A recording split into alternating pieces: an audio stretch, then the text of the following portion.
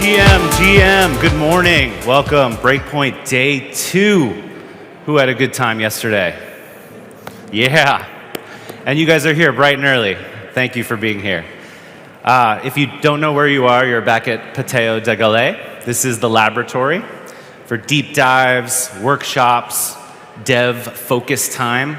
I see a couple people already with the silent disco noise canceling headphones, which allow you to focus on the content up here on stage with all that's going on out here in the crowd. So thank you. If you need to pick those up, they're at the front. Borrow them for the day, return them on your way out. Once again, just like yesterday, we're going to feed you. So there's food all over the venue, breakfast, lunch, enjoy. Bathrooms over on this side. We've got an incredible slate of content for today. Some really wonderful workshops. If you were here yesterday, it was impressive. The lineup of speakers, panels. I learned a tremendous amount, and I'm not a dev. But by the time this 3-day period is over, maybe that will change. Watch out, colleagues. I'm coming for you.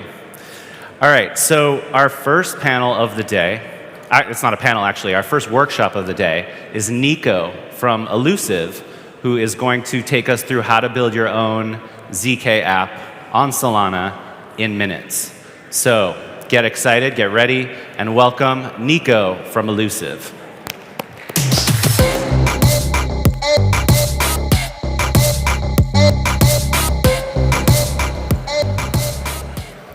All right, so good morning from me again. I'm, as you mentioned, Nico from Elusive, and what we're going to be talking about today is how to build your own ZK privacy app on Solana in minutes. And yeah, as mentioned, it says ZK there, but we're going to be focusing more on the privacy aspect of it today. And so if we're going to be talking about this, probably a good question to answer first would be, why is privacy even important in the first place that we're dedicating a whole workshop to it in Web3?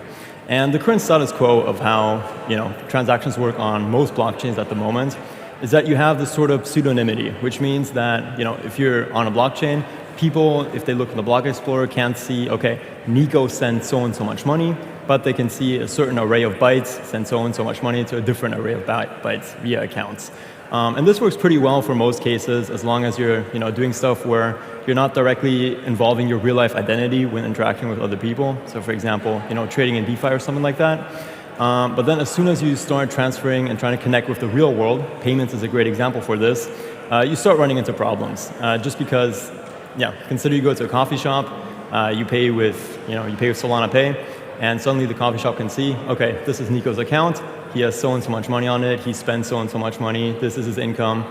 Information that most people wouldn't even be comfortable sharing with their close friends or even family is suddenly visible to everyone in the world without the other people even asking if they're allowed to see that information. So for that reason, privacy is just incredibly important if we want Web3 to go mainstream. And simply to have a more similar UX to Web2 and get more normal users on board aside from just general crypto users. And the first use case, as mentioned, is already simply that most people aren't really comfortable sharing all this information with everyone in the world. But the second use case is, of course, that can actually bring significant dangers with it if you don't have that privacy built in. Again, coming back to the example of the coffee shop, assume you go to a coffee shop in the morning, you buy yourself a coffee for $5 with Solana Pay.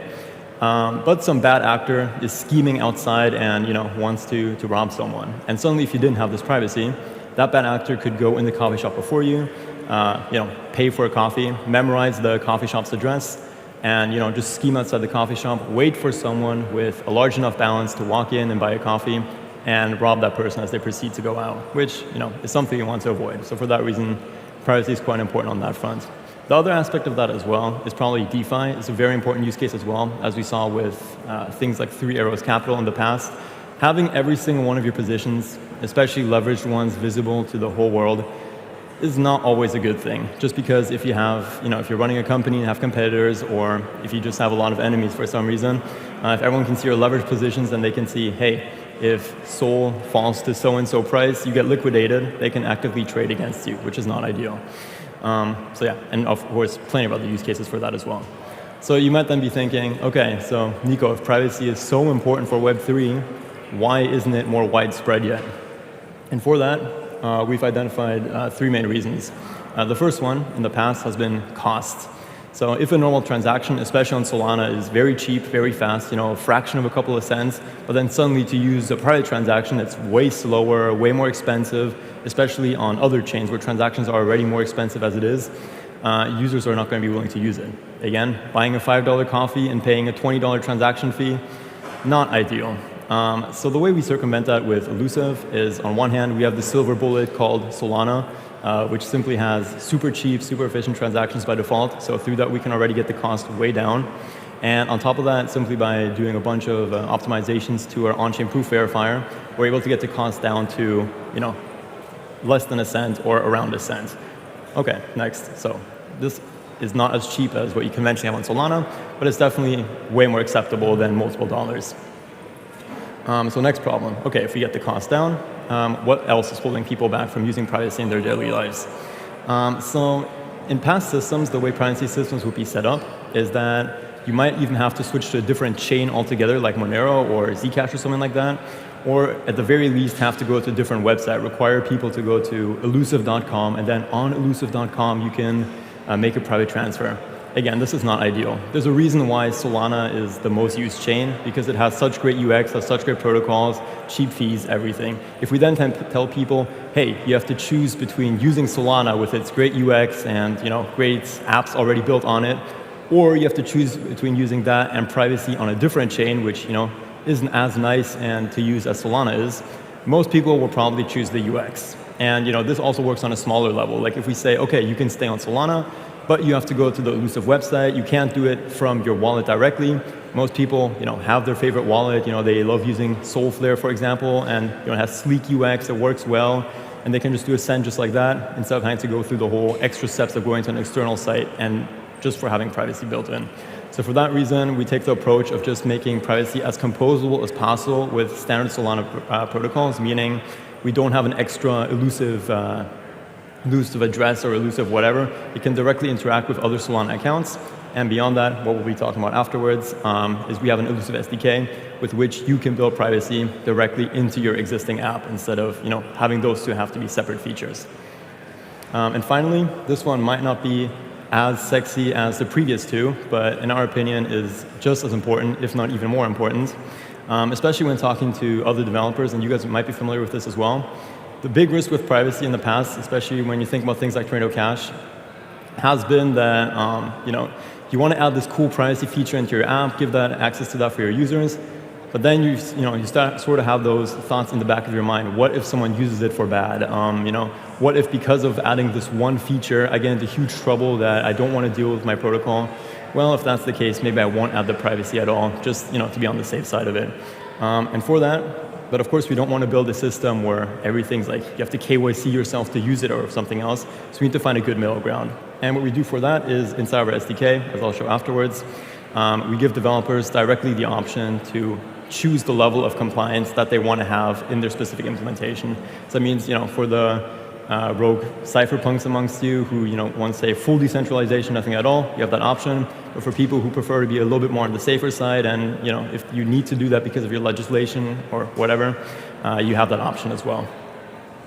So yeah, before we get into the coding side of it, I think what might be interesting to think about a little bit as well is just for those of you who might not be as familiar with how these privacy systems work, it's just a quick overview of like how can we add privacy to a chain that's not private by default. And the way we do that is with a two-step process. Basically, you have your normal Solana balance, which anyone can see, and you have a private balance that's stored on-chain and managed by the Elusive program. And the way you add to your private balance is simply you generate a couple of secret values that only you know, that you don't share with the world, and you hash those to a certain cryptographic hash. Then you take that certain cryptographic hash along with the amount of money you want to top up your private balance with, and you send that off to the Elusive program saying, okay, I want to top it up with 2 Sol, and I want to have it linked and managed via this specific hash. Cool. So now you have a private balance on chain, but what does that do for you? Well, the most interesting thing you can do with it is send money to someone else, obviously. And the way you do that is using a zero-knowledge proof, which is just, as most of you probably already know, a mathematical argument with which you can prove knowledge of a certain value without actually revealing what that value is. In this case, obviously, the idea would be is you have these like commitment hashes stored on chain, which are hashes of secret values, and you want to prove to someone else, the program in this case, that you know what these secret values are without actually revealing them to the world. And for that, you use zero-knowledge proof. And then once you've generated that zero-knowledge proof, you send that off to the elusive program. It verifies the proof. If it runs smoothly, it says, OK, I now know that those funds belong to you. And because of that, I'll allow you to send 2 of your 10 SOL in your private balance to someone else. One thing that might come to mind at first, if you think about this, is like, wait, so that means if I go to the block explorer, what you'd see is Nico topped up his private balance. Nico submit a zero-knowledge proof, which led to 2 SOL being sent. In that case, you wouldn't have gained any privacy at all, just because everyone can see I submitted that zero-knowledge proof. So for that reason, what we actually have is a little intermediary step, which are relayers, which means when I generate my zero-knowledge proof, I submit that zero-knowledge proof via HTTPS to a relayer. He encodes it in a Solana transaction and submits it for me. And because of the way zero-knowledge proofs work, he can't actually adapt any of the values inside of that proof without making the proof fail. So through that, we've just achieved privacy, because in that case, if you would check in the block explorer, you'd see, OK, Nico topped up his private balance with 10 SOL. And amongst all of these transactions, one of those probably came from me, but they all were submitted by relayer number 2, for example. So through that, we can, achieve privacy. So now into the more interesting stuff, which is how you can build privacy into your own app. You can do this with the Elusive SDK. And this is, rather straightforward. Basically, it's a 3-step process. And let's walk through what we do if we want to create the most simple app, which is just a little app with which we can manage an on-chain private balance and send funds to someone else from our private balance. So the first thing you do is you generate your elusive instance here, which has the last 2 parameters I think will be familiar to everyone. The standard connection, use your favorite RPC, and the key pair that's supposed to be the owner of that. The first part of this, the seed here, is what we actually derive those secret values from. So you can think of this sort of like how on a wallet you have a little pin or something like this. This is similar to that, just a little cryptographic parameter from which we can derive values that should only be known to the user. OK, so now we create our elusive instance. What can we do with it? Well, let's create a private balance with it. So what we do is we call the build top-up transaction. We say how much money you want to submit and what token you want to submit it with. We specify what token we want to submit it with, because currently Elusive supports 3 tokens, which are Lamports, or SOL rather, USDC, and USDT. So you just specify how much you want to top your private balance up with, and how much you want to send, and what type of token you want to send. Sorry. Then you sign that transaction, and simply call elusive.send elusive transaction. And with those 4 lines of code, suddenly you've just created an on-chain private balance from which you can privately interact with the world, which is pretty cool. Next, what can you do with your on-chain private balance? Well, the most straightforward thing that you can do is send money to someone else. And again, pretty straightforward as well. You have your elusive instance here. You build a send transaction. You specify how much money you want to send, who you want to send it to, and what token type you want to send it of. Between those 2 steps, it does all the ZK stuff, generates the zero-knowledge proof, encodes your data, all that stuff. You get a nice little package out called send data, and again, you call elusive.send elusive transaction, send it off, and you can add some logic afterwards as well to verify your transaction I went through. And if all of that works, you've just created a private transfer with which you just privately send money to someone else. And all of that in 5 lines of code, which is pretty cool. We also have like some other smaller features that might be helpful as well if you're integrating this inside of your app, because your users probably will want to know what their current private balance is. And there's the top-up feature with which you can top up your private balance. Maybe someone wants to withdraw from the private balance, so you can build a withdrawal transaction. Same interface as always, elusive.send elusive transaction. Pretty straightforward stuff. And again, so if you do all this stuff, what you'll basically have built is a simple private sending app. And that would qualify for the 2 criteria I described at the beginning. This would be, low cost, just because it's on Solana and because of the systems running underneath. And it would be, quite composable and easy to use, just because it's quite easy to implement and, implement your own specific app. But it doesn't satisfy the 3rd constraint I specified yet, which is compliance. Like, you might build this, but then, before you deploy it to mainnet, make it go live, integrate directly in your protocol, you're like, what if, someone uses this for bad and end up getting in trouble for this? Or maybe not, but just in case. And so for that reason, we have compliance systems in place. And you can think of this as sort of a compliance ladder, so to say. We have the lowest level, which would be the ground, basically, where you just ignore the rest of this talk and just ignore this part and simply just do, you're happy with the first part. But if you want to have a little bit of compliance, the lowest step, the lowest rank we can provide for you is ownership proofs. And the idea of an ownership proof is, as the name basically describes, is given a certain send transaction that you can see on chain, you can generate a proof, if that transaction came from you, obviously, that you're the person who submitted that send transaction, which under the hood, basically all you're doing is you're generating the proof, again, that you own the secret values that created the commitments that were used for that specific send transaction. And the interesting thing to notice about this here is you're just proving ownership of a specific transaction, but you're actually not leaking any information about your private balance or, more importantly, of the public key that we used to create this private balance. Which is good because that means you just prove ownership of a specific transaction. But also has a slight drawback, which is why you might be wondering why there's like some date time stuff in the constructor there, which is since it only proves ownership of the transaction and not much more than that, if I would generate that proof and give it to you and you would give it to someone else, you could just pretend that you're me, just because the person would be able to verify, okay, this guy, since he generated this proof, he must have been the owner of it. And since we want to prevent these imposter situations, what we actually have encoded inside the proof as well is a time at which it was created and a time at which it should expire. So that means when you create this ownership proof, you might say, okay, I want this proof to be valid for 1 day, or I want this proof to be valid for 1 hour, something like this. And then when the verifier then, verifies this proof, he has to specify the current time it is by him. And when the proof is then verified, it checks, okay, is the time that the proof was created with smaller than the current time, and if that's the case, then the proof passes. Otherwise, it says, sorry, expired proof. And yeah, note this is something that's encoded inside of the zero-knowledge proof, not inside of our top-level SDK, obviously. So that means if someone were to use some other proof verification system, it would still not work. You wouldn't be able to get around it so easily. But let's say, the second case, your counterparty is a little bit more strict. They don't just want proof that a certain transaction came from you, but they want they want to know what the public key behind it was, what your private balance at that time was. In that case, we have the second rung of the compliance ladder, which would be the viewing keys. And the idea of the viewing keys is somewhat similar. It's the idea that you can generate a viewing key, as the name implies, for a certain on-chain private transaction. And you can generate that viewing key and pass it to someone else. They can use that viewing key and simply put in the transaction that you told them belongs to you.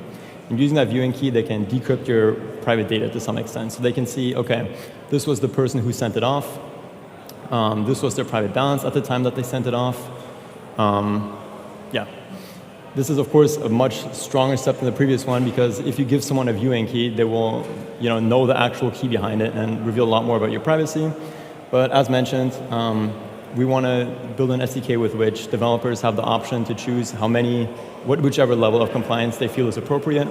And in some cases, this level of compliance is more appropriate or is needed. And the final level of compliance, sort of the peak of the ladder, so to say, is what we call trusted third parties, TTP.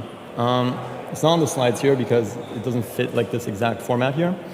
But basically what you might have noticed about these two is that both of these require the user's seed, basically. So that means only the user is able to generate these ownership proofs and these viewing keys if he so chooses yourself. So that means if you're the owner of the protocol, you can't actually force your user to generate this unless you hold his private keys, obviously, and his seed.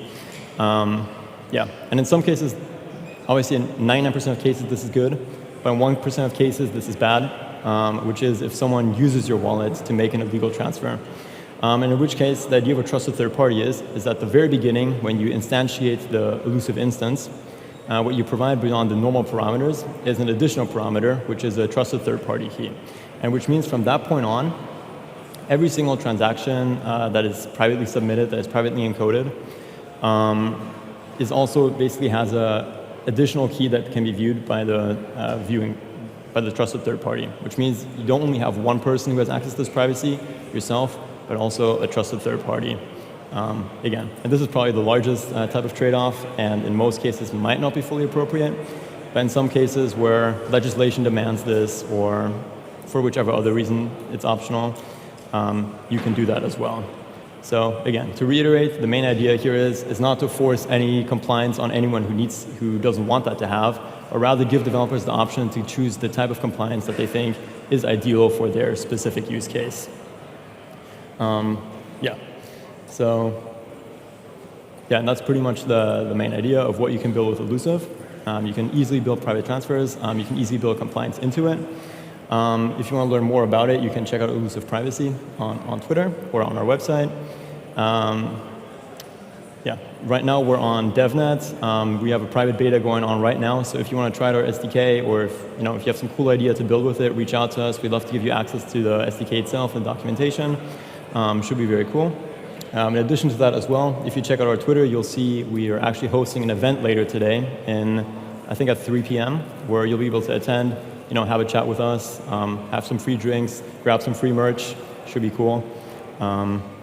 Yeah, and so for the remainder, for the next 5 minutes, also quick Q&A, what any other questions you might have about Elusive or privacy on Solana in general.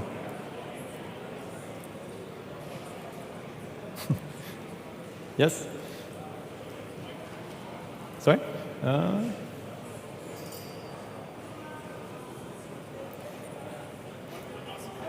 transaction that you have shown, how much time blocks do they take? Okay. Okay, excellent. Hello. Hey. Thank you. That looks amazing. I'd like to ask how much does it take to actually do a transaction? Like you had a weight there, but what is behind there? Like maybe 100 transactions or something like that. And also generating the data for a transaction, is it like a hard task? And can this be done on a mobile potentially? Thank you. Okay. If I understood your question correctly, the first part of your question was like how many transactions does it actually take to do the private send, and the second part is can you do that on mobile, right? Okay. Yeah, so for the first part, how many transactions does it actually take? So for the top up, that takes about 5 transactions. And for the proof verification, for the actual sending, that takes around 30 to 40 transactions. The reason it's 30 to 40 is because we optimize our proving system in a way that, depending on the proof parameters, it might take a few transactions more or less. But the cool thing is that the way we have our SDK set up is that through this relayer system, you don't actually have to worry yourself about submitting all those 30 transactions and making sure all of them actually went through and all that stuff. The idea is really that you leverage the relayers for that you send one transaction, your zero-knowledge proof, to the relayer. He takes care of submitting the initial transactions to initiate the proof verification, and also making sure that the further 30 or 40 transactions actually go through, and your proof is actually verified and your private send goes through.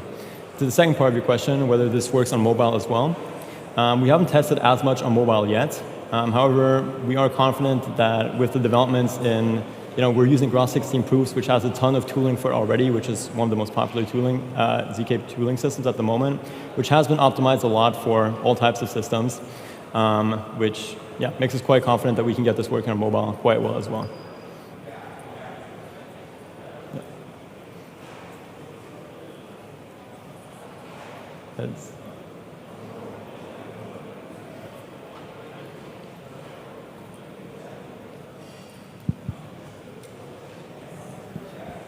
Hey there. I was wondering, is the code open source, and can we go check it out somewhere? Could you repeat that? I didn't quite understand your question. Yeah. Is the code for the contracts and everything open source, and where can we learn more and sort of look at the code and stuff? Is the code open source was the question? Yeah. Okay, sweet, yeah. So the code for this is currently not open source because, we're closed beta. We're currently on DevNet, and we will be launching on mainnet end of the year. But at the moment, when we will be launching on mainnet, all this code will be open source, and you'll be able to check it out simply on our GitHub. Yeah.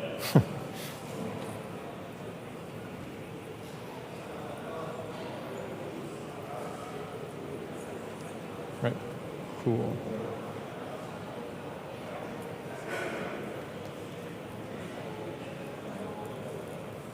I don't think I see any further questions, or am I missing someone? Let me ask one more then.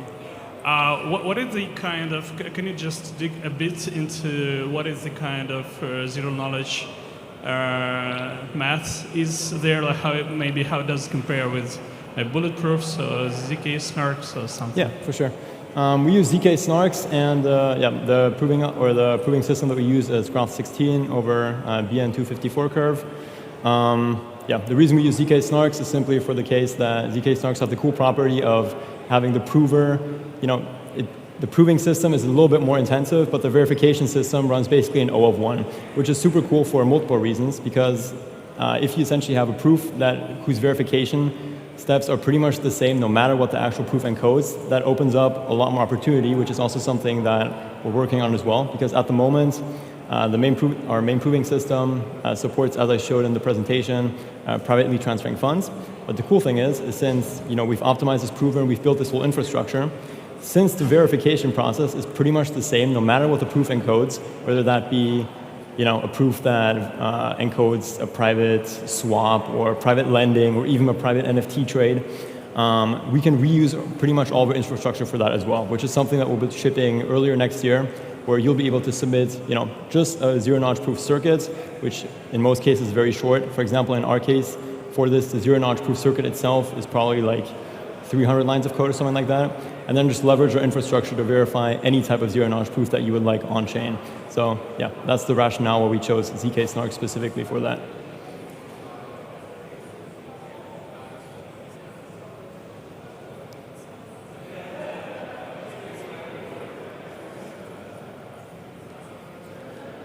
All right.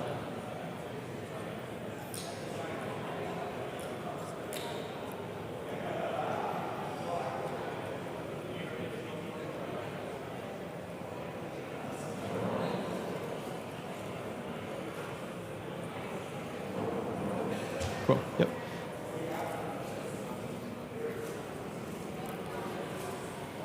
So would I be able to use this to build something like Dark Forest, like the game Dark Forest? Could you use this to build something like a game Dark Forest, you said? Yeah. Yeah. Yeah, for sure. So you would be able to use this. Again, at the moment, the main process is for basically just privately sending and receiving funds. So you would have to do like some extra, hacks around it, so to say, to build something like Dark Forest. But yeah, as mentioned earlier, at the beginning of next year, we'll be shipping general-purpose zero-knowledge proof verification VMs, which will basically allow you to, define what the zero-knowledge proof should encode and simply use our infrastructure to verify it. So I think in that case, with that specifically, building Dark Forest should be very straightforward. Yeah, or not very straightforward, but definitely possible. Yeah.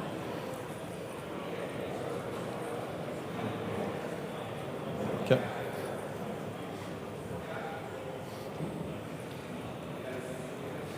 How do you, or what are your plans for the trusted setup for the ZK snarks?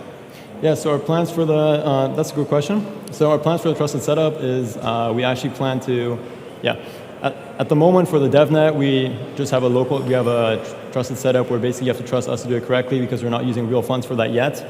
But beyond that, it's simply going to be, again, when we launch on mainnet, we'll allow anyone who wants to sign up, participate in the trusted setup, and yeah, be a little piece of elusive history and contribute to the trusted setup.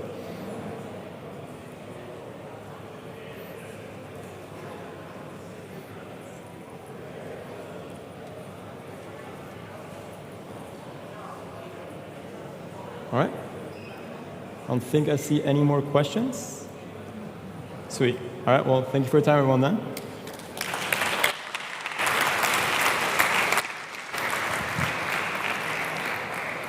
Thanks, Nico. That was awesome.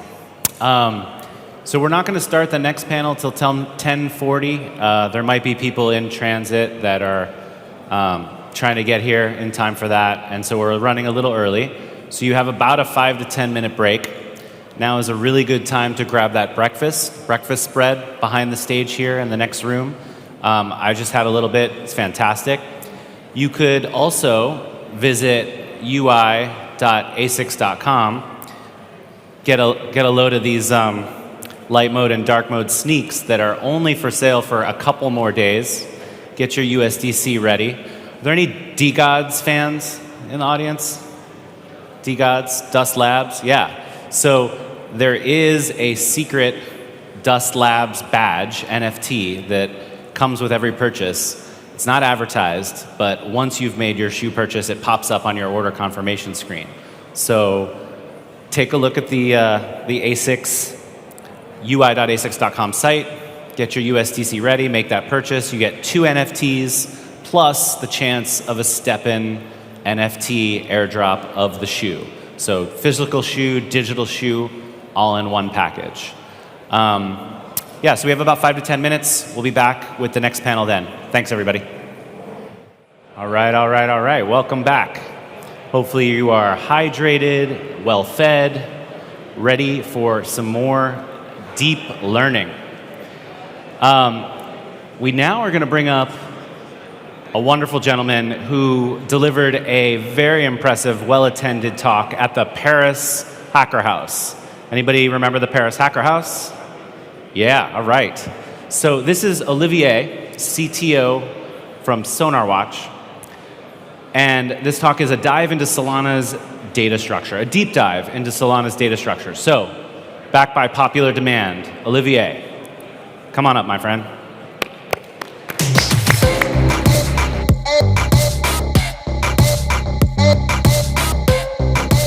Hello everyone, Olivier from SonarWatch, and today I'd like to talk with you about the Solana data structures. So let's dive in. Okay, first thing first, if you are not really familiar with the Solana blockchain, what we call programs are also known as smart contracts on other blockchains. So as soon as I will speak about program, it will be kind of a smart contract. So on the Solana blockchain, we have 3 kinds of accounts. The first one is the data accounts that will store all the data that you need to run your programs. The other type of account that we have is the program account that will store the executable code. So basically, the program accounts are the smart contracts. And then we have the native accounts, but the native accounts is for the Solana blockchain working well, so we don't really care about it right now. We are more focusing about the data accounts and the program accounts. So below here, we have a program account. Any program account, so a smart contract, is owned by the system program of Solana.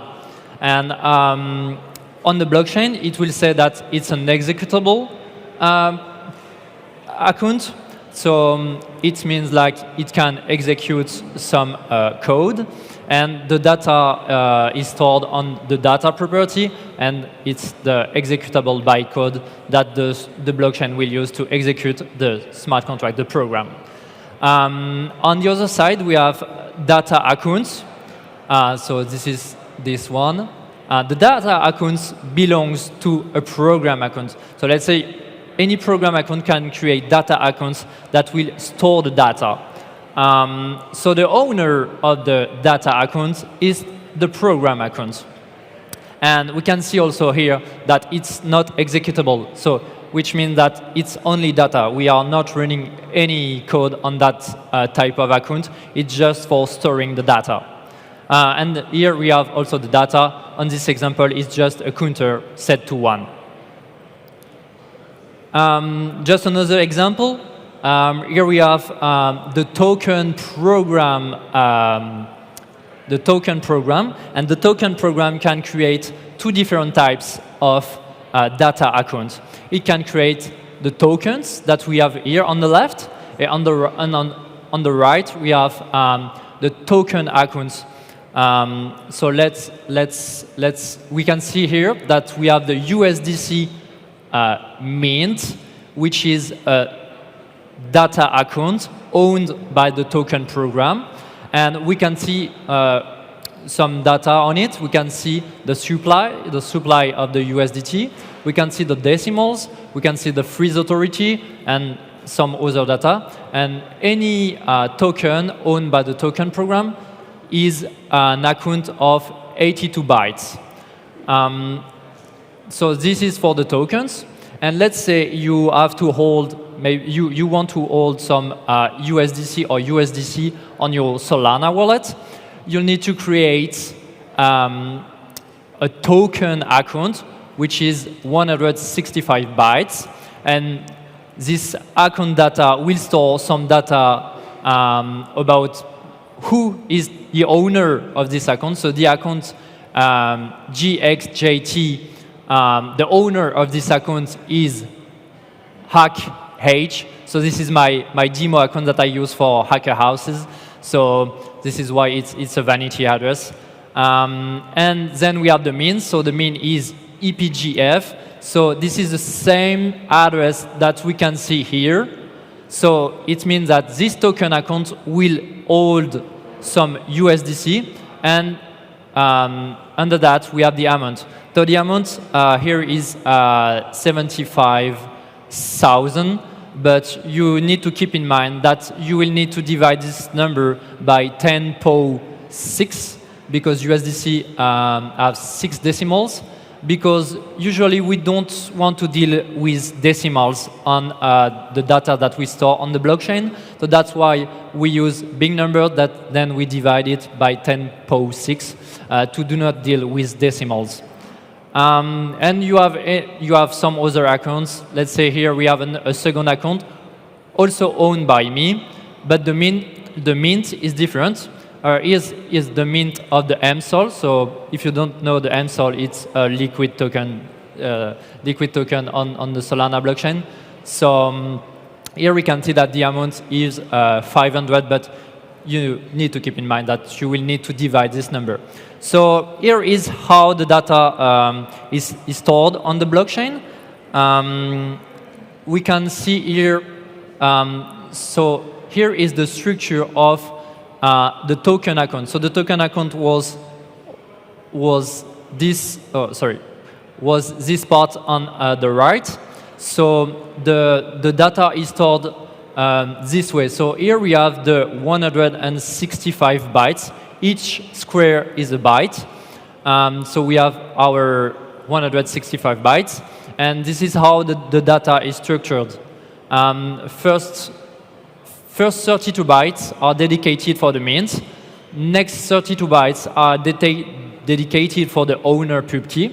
And then we have the amount. We have also some other information that we don't really need to understand right now. But we have the mint, the owner, and then the amount. So this data use the Borch, here, the Borch standard to be encoded and decoded. So yeah, you need to keep in mind that all the data are stored on the Solana blockchain. You need to use the Borch standard to decode it. And if you want to put some data on it, you will need the Borch standard to put data on the blockchain. Yeah, so one tool that I really like to use is the Solborch decoder. It's a website that will help you to decode the data that you can find on the Solana blockchain. So you will paste the data account address on the website. It will show you the address. It will show you the owner of this data account. So here, GXJT is owned by the token program. And next, we have the data. So here it's a buffer. But the Solborch decoder will help you to decode this buffer of 162 bytes. So we are telling to Solborch decoder website that the first property is the mint. It's a public key. So a public key is 32 bytes on the Solana blockchain. So you are basically putting the same fields that we have here, and the Solborch decoder tool will decode this for you. Now we'll see some examples on how to directly fetch the data on the blockchain using the Solana Web3.js NPM package. So this is a bit more tech slides. But basically, what we have to do is to create a connection. The connection will handle the communication between you and an RPC server. Then you need to create a public key. This is the address of the token account that you want to fetch. And then you just need to use the get account info method from the connection object to get the data stored on the blockchain. And here we can see on the output that we have a data field, which is a buffer. And we can see here like the buffer starts with C6FA, and it's exactly the same one that we have here on the previous slide, C6FA. So yeah, this is, we can also see that it's not an executable. So it means that this is really data. It's not a program that executes code. It's only data. And we can also see the owner, which is the token account program. So this is how to fetch the data from the blockchain. But as you can see here, the data is not really usable because it's a buffer, and you would like to have a real object that we can use. So you need to decode this buffer. So to decode this buffer, you can use whatever you want, but here in the example, we'll use the Metaplex bit NPM package that will help us to decode the buffer that we had previously. And it will use the Bosch sender to decode the buffer. So we will create an account structure with the properties that we've seen before. And then we'll be able to decode our buffer. So this is here. So this part of the code is the same as the previous one. So we are creating a connection, fetching the account info. So here on this object, we have a buffer. And then we have a buffer on the data property. And then we use the token account struct that we just created on the previous slide to read the buffer. Here is the buffer. And basically, the parsed account will be this object. And here, we do not have a buffer anymore. We have a real object that we can use to trying to understand what's happening on the blockchain. So here we can see that the amount, as we've seen before, the amount is 75,000. But you need to divide it. This is what I am doing here. I divide it by 10^6 to have the real amount. And so yeah, that's a good example. But what we'd like to do is, on the previous slide, you can see that here it's the address of my account, and we paste the address here. But let's say you don't know the address that you want to fetch, because this address, like, it's hard-coded, and usually you don't know this address. So one thing that we'd like to do is, let's say, the token program have a lot of token accounts. And one thing that we'd like to do is maybe fetching all the token accounts belonging to a specific user. So let's say you want to fetch all the token account belongings to this owner. One thing you'd like to do is, okay, please, may I have all the token accounts of 165 bytes, and with the field owner set to this public key. So this is a thing that you can do by using the get program accounts method. And basically, you will be able to filter all the accounts created by the token program with specific keys and specific bytes. So I did create a workshop with some exercise and example to show you how to to fetch this kind of information. And so this is available on this link. You can also scan the QR code. And by following this workshop, you will be able to fetch any data that you want to fetch from the blockchain, and you'll also be able to decode this data. So if you are a tech guy and you really want to try to understand how the data works on the Solana blockchain, definitely you can go on the GitHub repository, try the exercise, and yeah, that's it for me. I don't know if you have any question. I think we have 5 minutes left. Yes.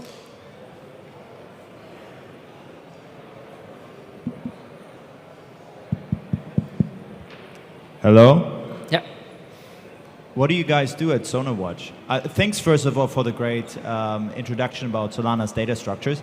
But I would love to know, in context, what do you guys do at SonarWatch? Yeah, so what we are doing at SonarWatch is aggregating all your DeFi position. So it's a DeFi dashboard that tracks all your DeFi position. So let's say you've put some tokens on any DeFi protocol, let's say Orca, Solen, Radium, or any protocol on the Solana ecosystem.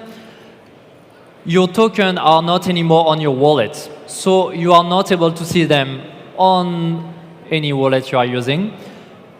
And it's really convenient to have a single web page where you can see all your DeFi investments. So that's what we are doing. Instead of having, let's say you want to track your investments on Solen, Orca, Radium, you'll need to open 3 tabs to track your investments. So what we are doing at SonarWatch is showing all the information on a single web page so that it's really convenient for you to track your investments and your performance on the DeFi.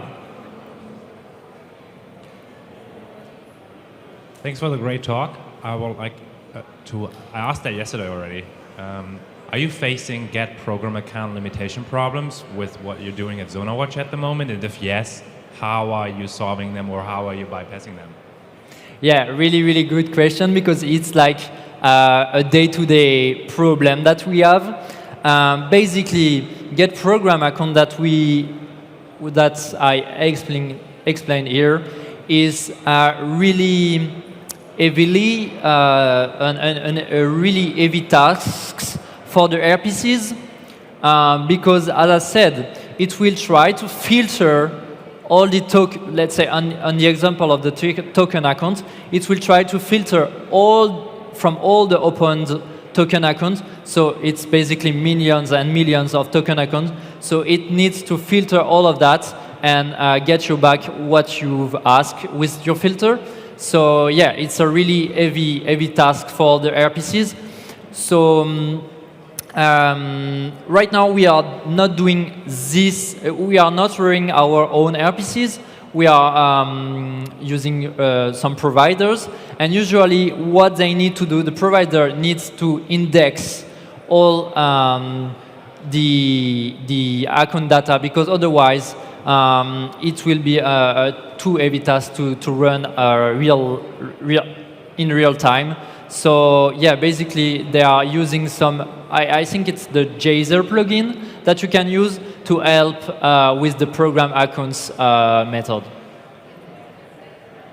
Oh, thank you. I would like to ask, how does the Geyser and Google Bigtable API change the game of querying this account data?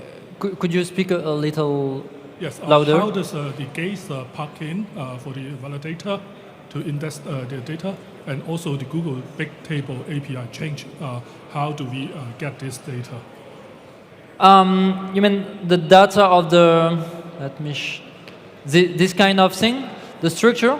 The structure, like for the token accounts, the structure is open source. Yeah, it's a really good question, because to decode the data, you need the structure. So for the token account, it's easy because the code is open source and the structure is available for everyone. You just need to check the GitHub repository.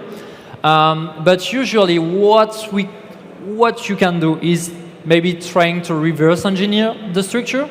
But otherwise, if the program is using Encore, you can generate a file known as an ideal, and the ideal will gives you all the structure that you need to use.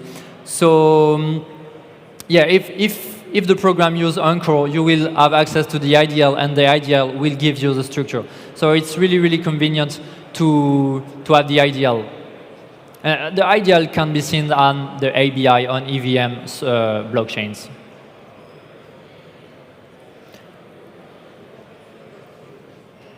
I think that's it. Thank you very much, guys, for listening to me.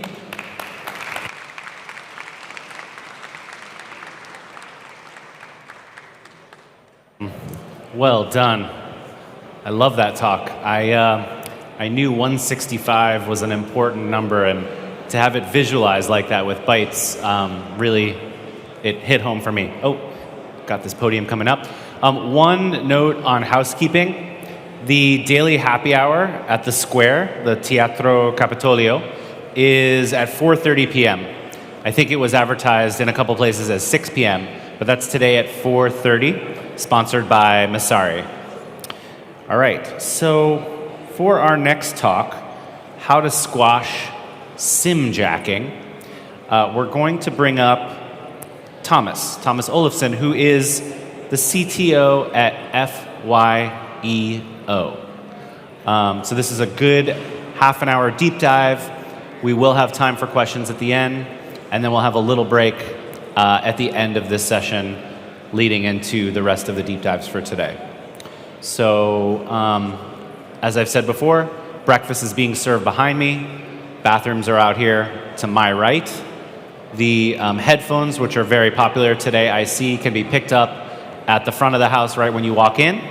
If you want to be able to just hear the presentations and the speaker mics very, very clearly. I know there's a little bit of echo in here.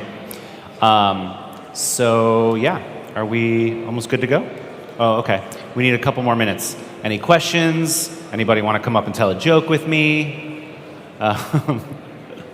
Anybody want to know more about these beautiful ASICs GT 2000 shoes? They are limited edition. We're only going to make as many as you guys buy, and there's only 2 days left to get them. This is the best possible souvenir you can have from Breakpoint this year. No, I mean, really why we did this partnership with ASICS was to demonstrate the power of Solana Pay. So if you weren't able to see my talk yesterday with Joe, the director of Web3 at ASICS, this is a global distribution. USDC on Solana is the only way to pay for these shoes, and it really demonstrates the power of what can be done when you have a global brand, a global, fast, cheap payments network, and everybody aligns on a vision for what the future of commerce could look like. So give that a chance, ui.asics.com. Honestly, the more shoes we sell, the more we can prove to the world that Solana Pay and payments on the blockchain are here to stay. So no pressure, guys. All right, I think we're good. Everybody's set up, tech's all working. Thomas, give Thomas from FYEO a very warm welcome. Thank you.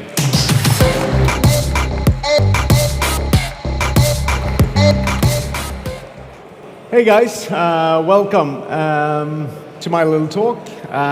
We did this demo a couple of weeks ago for Black Hat, the Normal Security Conference. This day's talk is going to be a bit more Web3 focused. And I'm going to explain to you how the bad hackers have managed to pull off quite large heists against some of the largest crypto exchanges, including Crypto.com, Bitfinex. Everyone has been hit by these attacks. So basically what we did at Fire was to try to understand how do we protect against these types of attacks by actually researching how did they break in, how did they take over accounts, and how easy is this to actually do. So you, from a builder perspective, can actually protect against these attacks. which are happening a lot lately. So, a bit about myself. My name is Thomas Olofsson. I'm an ex-hacker that I've been working with protecting the computer systems for a very long time by actually breaking into and hacking them actively.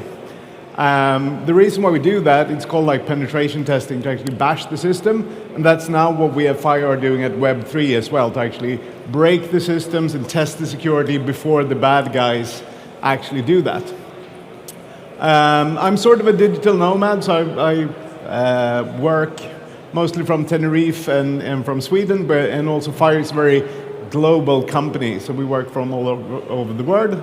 I'm also founder of sect.org, which is a large Scandinavian computer security conference, which teaches this. And I used to do capture the flag games, which is like legal hacking, so also won capture the flag in Las Vegas a couple of times. And CTFs are actually a very good way to actually get into hacking without ending up in jail, because you can actually go there and hack stuff legally and earn a lot of money. So, except for that, I'm into climbing, diving, and all other safe sports, motorcycles. And my current interest in Web3 is actually going into decentralized identities. I think that's one of the space after DeFi. So just a quick bit about what we do at FIO. So we do basically three things. We do domain intelligence and protection of domains, as well as Web3 security audits and security checks. But what we're here to talk about today is that text message or two-factor authentication. If you don't want to see more of the talk, you can go now. It's broken. It's totally broken. But I'm going to try to prove that today by showing you guys how you actually can send your own text messages and do all of this, proxy and bypass everything, and actually, because everyone's like, oh, you have to have 2FA. If you have 2FA, you're safe.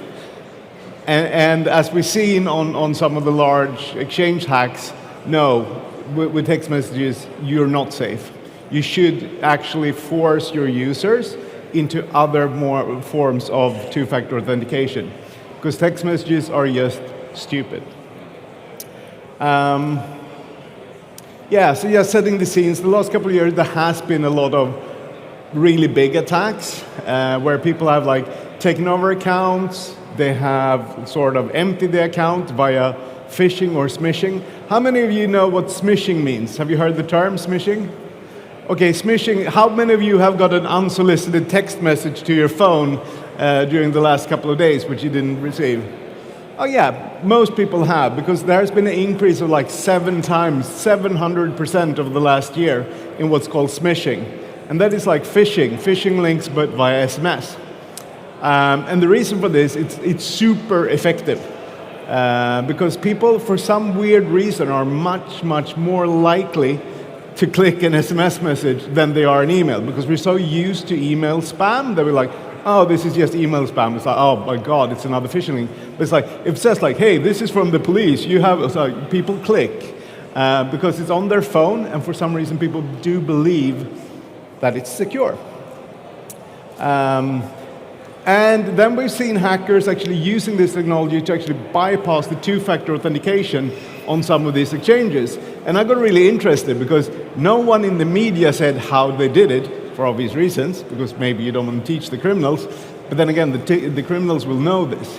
So we actually went through some of the larger hacks and actually looked at the evidence files and found out how they did it. And I mean, basically, we want to research how did they do it, what were the attack vectors, what do you need to do this? Is it an expensive operation? Do I need to buy a small country to pull this off? Do I need to hack a telco operator, or can I do it with small means? And then again, how can we help other builders like yourself protect against this? So one of the biggest one was Crypto.com that we saw getting targeted by this. Their 2FA bypass exceeded 30 million in withdrawals from accounts that bypassed their forcing, of course, refunds from Crypto.com. But again, not only Crypto.com has been targeted by this. Most exchanges have. Most exchanges have now implemented controls against this, because obviously it's a bad thing. So basically, SMS phishings, we are seeing a lot of them. As I say, there's a 7 times increase. And the reason for this, it's really hard to verify the integrity of the sender of the messages. People just assume that you can only send messages from your own phone number. However, that's not the case. If you're looking into the smishing attacks that we were investigating, less than 35% actually realized that the text messages that they clicked were not from the right sender. So most people that get targeted by smishing attacks don't even understand that they have been targeted by a smishing attack. They think that their text messages are legit, even though they've been hacked. So they're like, hey, why is my Binance account empty? It's like, they don't expect that the SMS messages were not from Binance, because we're so used to that being a security. And the reason for this, as I said, is that for some weird reason, it has higher implicit trust of looking at a SMS message that comes through than your emails are, because you never trust your emails. And we have seen a much higher success rates in these attacks. And the mobile functionality. I'm going to do some demos of this, so we're going to see how the actual mobile works. And the mobile providers, they've been really good at picking up these text messages. So they will actually autofill them for you. So I'm going to demo that later on. But if I spoof a text message, the browser will pick it up, autofill it for you, and just log you in. It's super nice. Oh, and then we want to research, how do these hackers find my phone number? So we actually did a lot of research together with Michael Byström to actually find a lot of phone numbers online. So we have indexed about 22 billion leaked passwords in our database. But now we also started looking at the telephone numbers. How many telephone numbers can we find? So we have found 1 billion telephone numbers leaked online that we can tie to an email address. I'm going to demo that as well. So that's how the bad guys are like, saying, this is just a very, very targeted attack. No, it's not, because like we have your telephone number, your telephone number, your telephone number. We have like maybe a third of all telephone numbers that are active in the world are already leaked on the darknet or in data dumps. So that's like a source that just keeps giving. So basically, to do this research, we did what you can call like digital dumpster diving. So we're looking through the really nice places on the internet where you really want to go, like the Russian hacking forums, the leaked database trading files, where a lot of hackers online actually trade in this stolen data. The stolen data has become like a commodity online, and there's so much of it that they nowadays like give it away for free. If it's less than like 3 months old, it's not worth anything, so then you just publish it for free. So if you're into like digital dumpster diving, there's a lot of funny stuff you can find. And also we have all the ransomware, so we generally go and hang out where the bad guys hang out. Especially ransomware sites, they're like people that get hacked, like local governments. They don't have a very good IT budget, but they do have your phone number, etc. And they get hacked and they can't pay, so they just publish all their data online.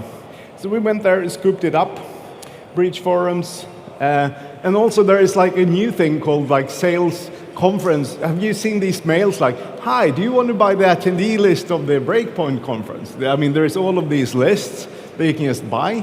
I have no idea how they get the data, but we did buy them.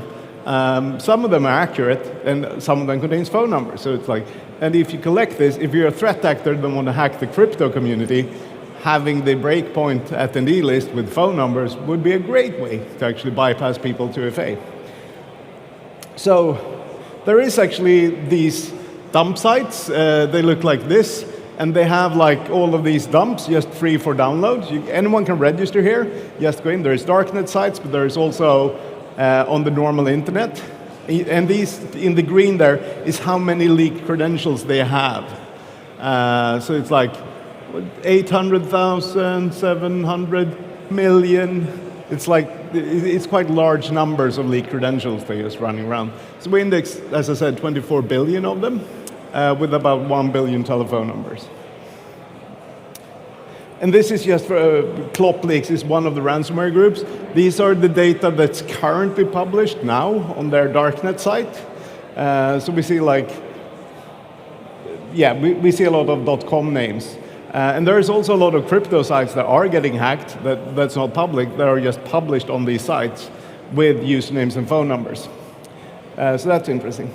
So one of the biggest things when we indexed this, Facebook.com was a good give. They got hacked and they leaked 509 million, which we could extract 139 million phone numbers from Facebook. Verifications.io, 68 million. US extended cell phone feeds, 90 million phone numbers that we can tie to email addresses. People Data Labs, LinkedIn, and then we have like Breakpoint where we found 16,000 phone numbers. So I mean, these are the sources that we're looking for when building this database. So basically, all your numbers belong to us. So I am going to do a demo of this. As you see, we're coming into demo space now.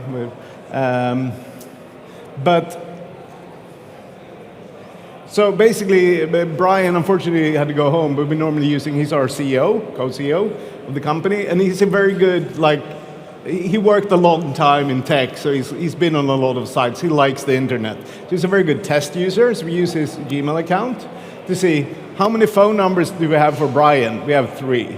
And this is just also for GDPR perspective on user Brian because I have his permission to use him. But this is how much data we have on people, and this is how quickly it is to get his phone number.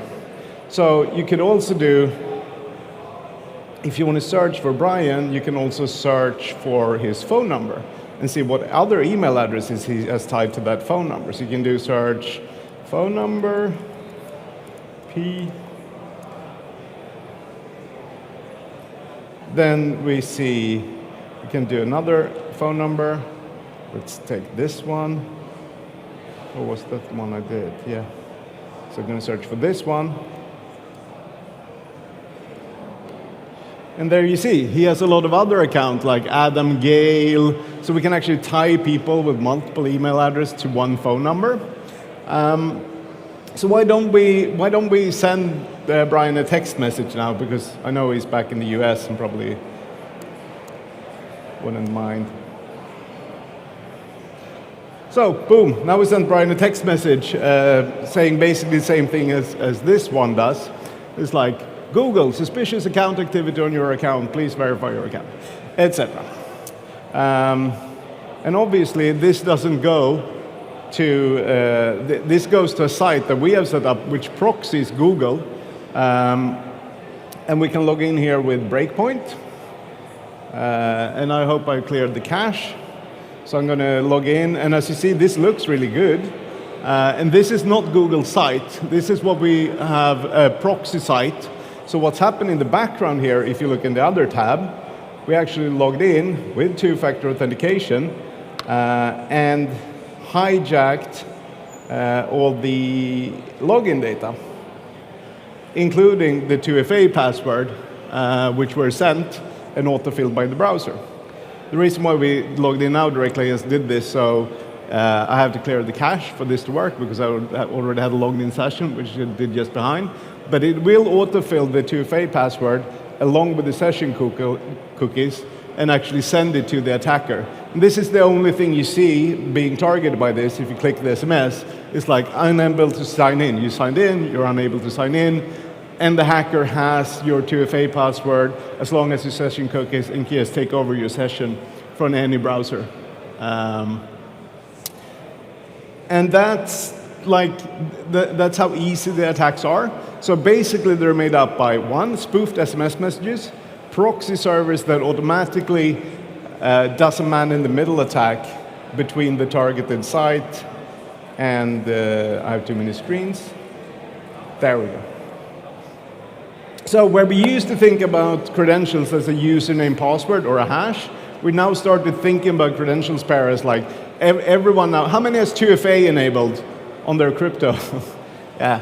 So today we need to start thinking about credentials and leak credentials being username, password, and telephone number. The problem is not only us doing that, the attackers are doing the same. So if you have your username, your password, and your telephone number, you can still do these things by redirecting you and sending the telephone numbers to the sites where you know you've been leaked at. So we're currently able to detect 1 in 10 email addresses and tie that to a phone number in our research.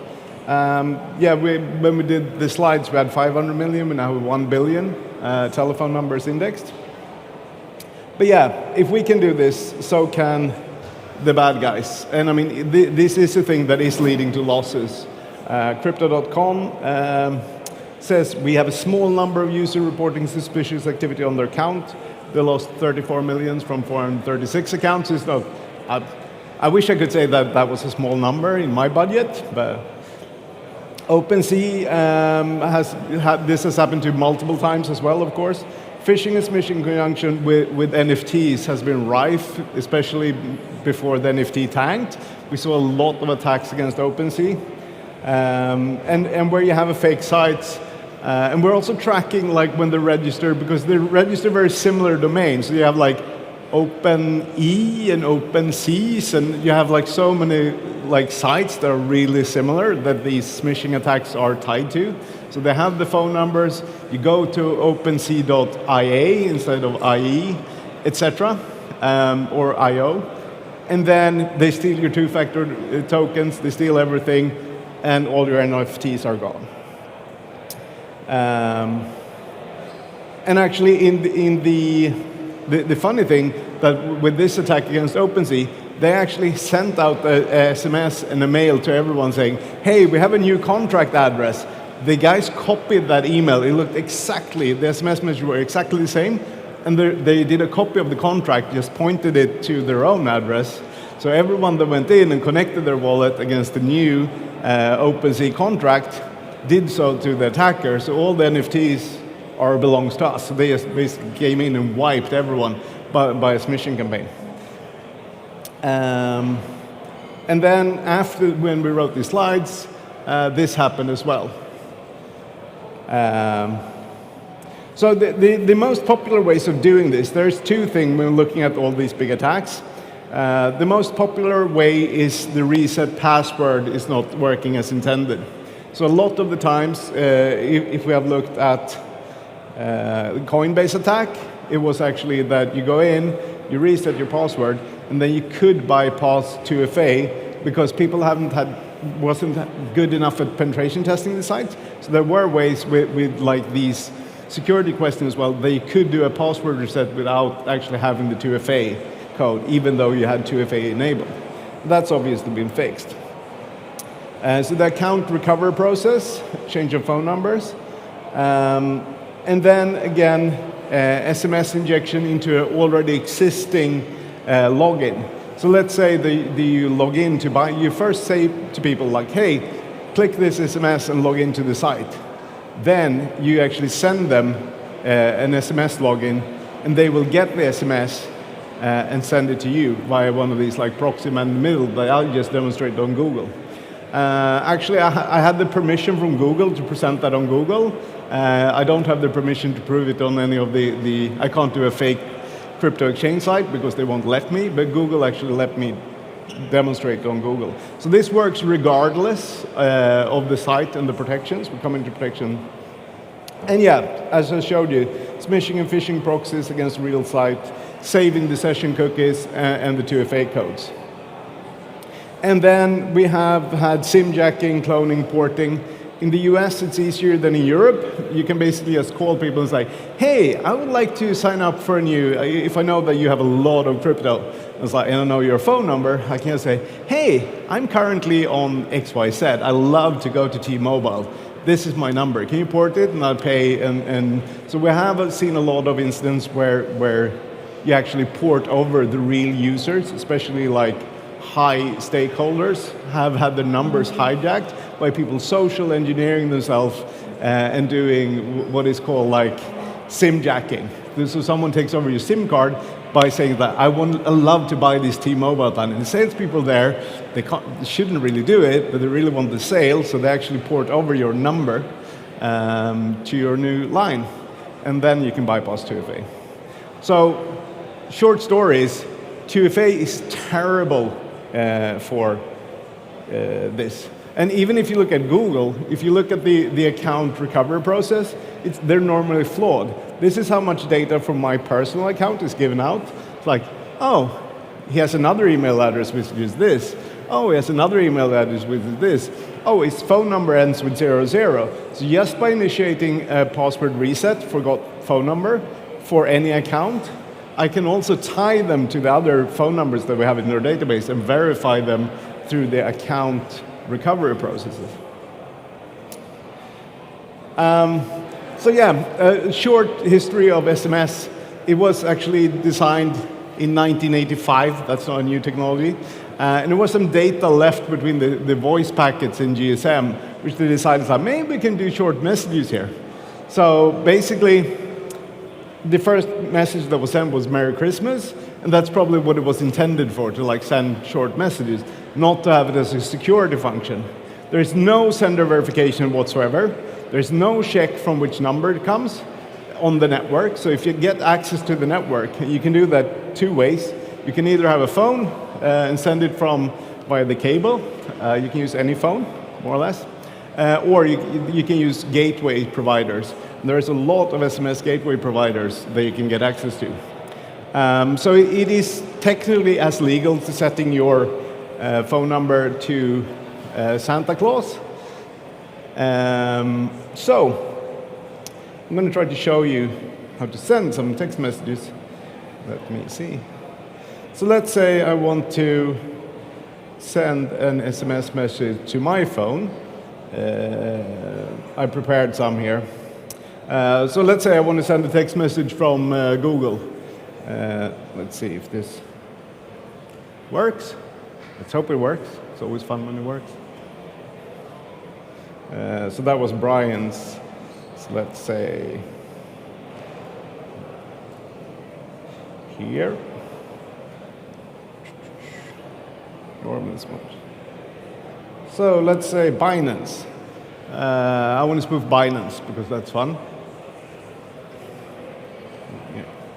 And here we go. Binance, your account has been blocked. And this is, of course, the funny thing is this shows up, as you can see, I do have Binance. And this shows up in my real Binance log of messages, including my 2FA real 2FA codes that actually come from Binance. So it's very hard as an end user to see that this is fake. Okay, now the domain that I've done is like demo.smishmash.net, and smishmash is what we're calling this technique. So of course this is going to be fake, but still it's very hard for you as a user to actually see that this is not from Binance, that this is actually from a fake account. And boom, if you go there and actually log in to, I have another one which is called like crypto something, which actually points right.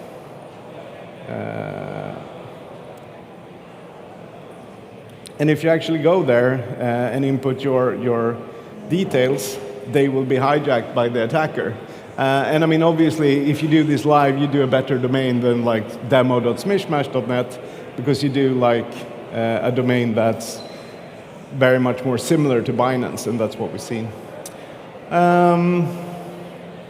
So yeah, can you send basically from any? So we have developed some tools, and these are published as well on a public repo, so you can play with these tools as well. So you can, as you say, just put the sender to anything you want here, and just send SMS from any sender. That's how easy it is.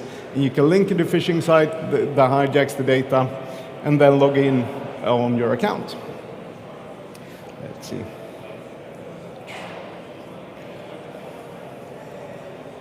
So, and then it's like when we're looking at this, if the guys that are doing this professionally, they don't use like just one phone that I'm using.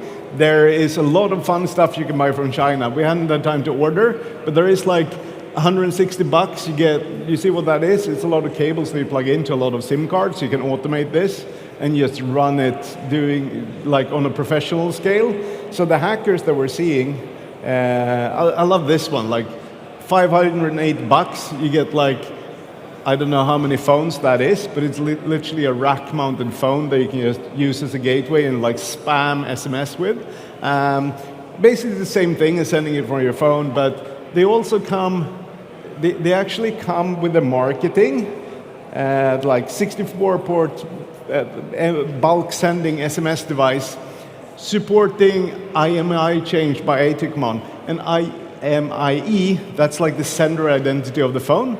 So these are Chinese devices that you can reprogram to send from any device ID, none whatsoever.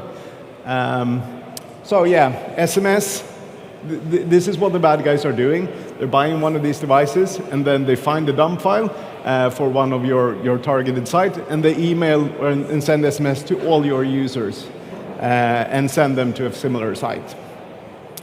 And this is quite funny, because actually, this is on the sales side for these devices. They have like, your Google verification code is. So this is actually on the marketing material for these sites. They're marketing them as like, this you can do illegal activity with. So how this works in reality is you have a phished user, you have an adversary in the middle that is pointed to by this, that has the decrypted password, as I show you on screen, and then goes to the real website and actually injects and steals all the 2FA codes and the session cookies. So we already done the demos. So thank you. I have 1 minute left for questions and answer. But I'm just going to talk about protection really shortly. There's 3 major ways that you can protect against this if you're running a B2C exchange, etc.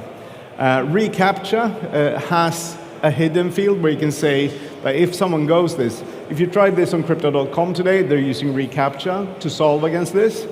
There is also CloudFront cookies that will mess and show that the site is being man-in-the-middle attacked, because as you saw on the sites, there is no certificate. Everyone's like, oh, but HTTPS, that protects me against this. We set up servers that in real time request all the new certificates via Let's Encrypt or free enrollment services. So there's basically no way to see this unless you have the reCAPTCHA or the CloudFront, and you could sort it with course headers. But unless you protect against these, your end users will not see that they're not on the real site, because the proxy servers are so good today. Thank you very much for attending.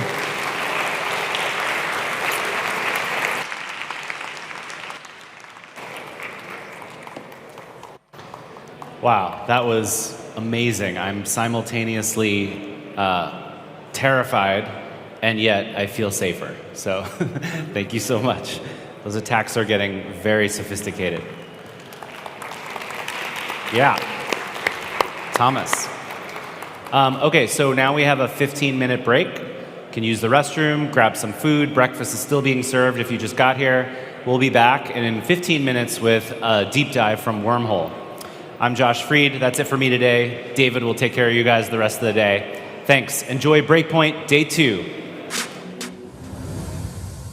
Everyone, welcome back. Excited to be here again at the workshop stage for Day 2 of Breakpoint. I was here yesterday. My name is David. I work on the grants team at the Solana Foundation, so working with a ton of projects in the ecosystem to support public goods on the network. And so I'll be your MC this afternoon, and really excited to keep the programming going. It's been an amazing day and a half with some incredibly insightful presenters. The one tip I'll give you, I noticed a lot of you have these headphones that you can pick up at the back of the audience here.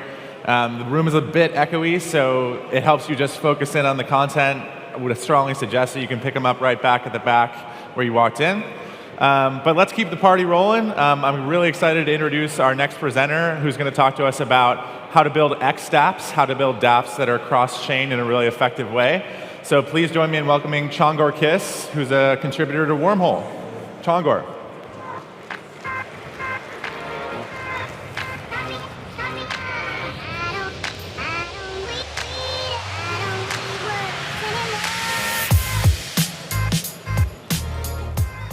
Hey everyone, I hope you're having as much fun as I am. My name is Chongor Kiss, and I work at Jump. I'm a core contributor to Wormhole, and today I'm going to be talking about XDApp frameworks. Actually, so just go back to the title. So the first question is, what is an XDApp? So an XDApp is an application composed of smart contracts that live on multiple chains, and this doesn't sound very profound, but actually it has a lot of implications on the way you want to design your smart contracts. Because, you know, if you have a dApp that lives in a single chain, you have a lot of nice properties that are guaranteed by the smart contract runtime on that chain. But the moment you start going cross-chain, there's going to be, you know, asynchronous communication, all kinds of different synchronization issues.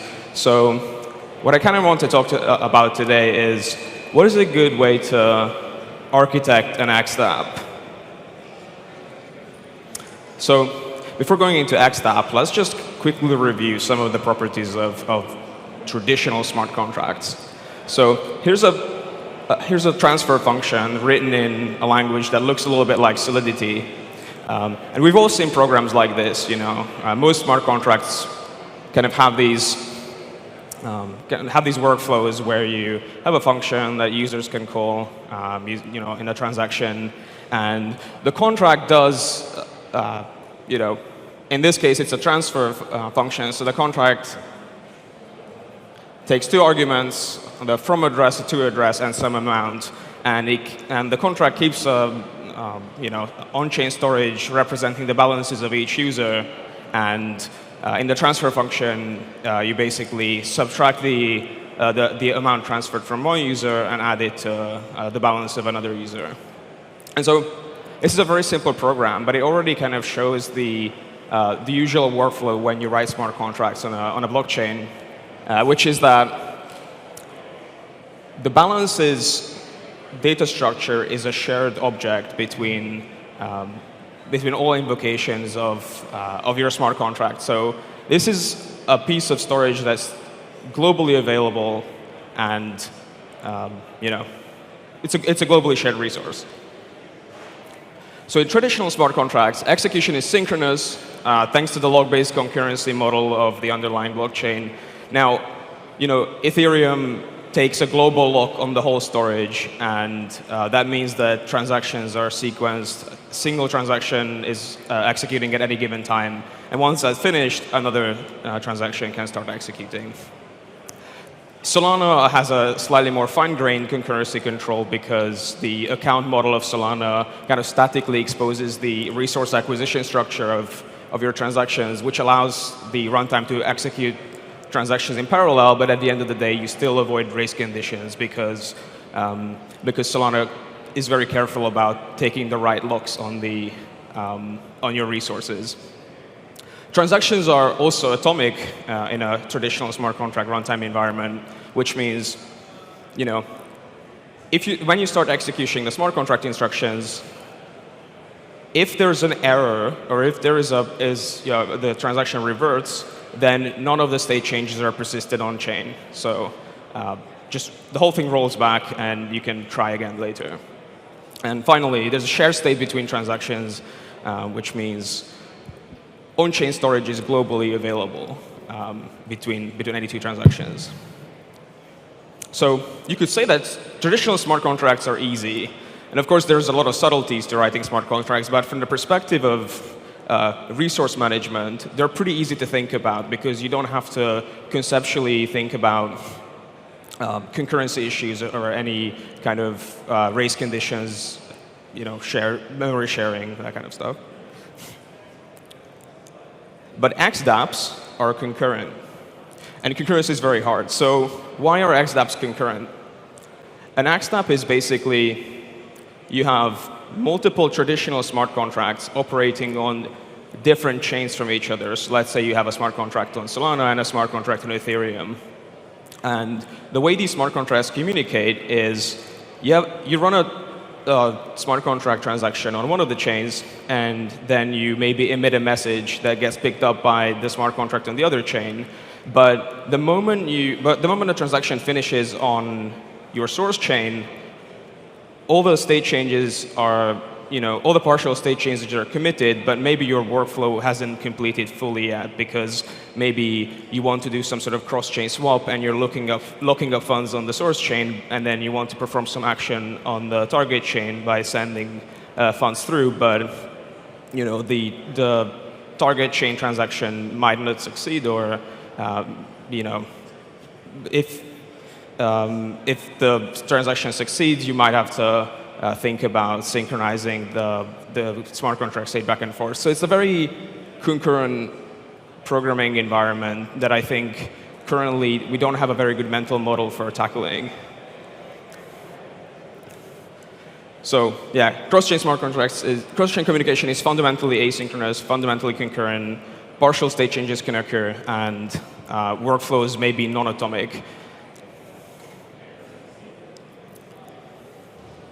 So then the question is, are there any frameworks that can help us build safer XDApps or like more principled XDApps?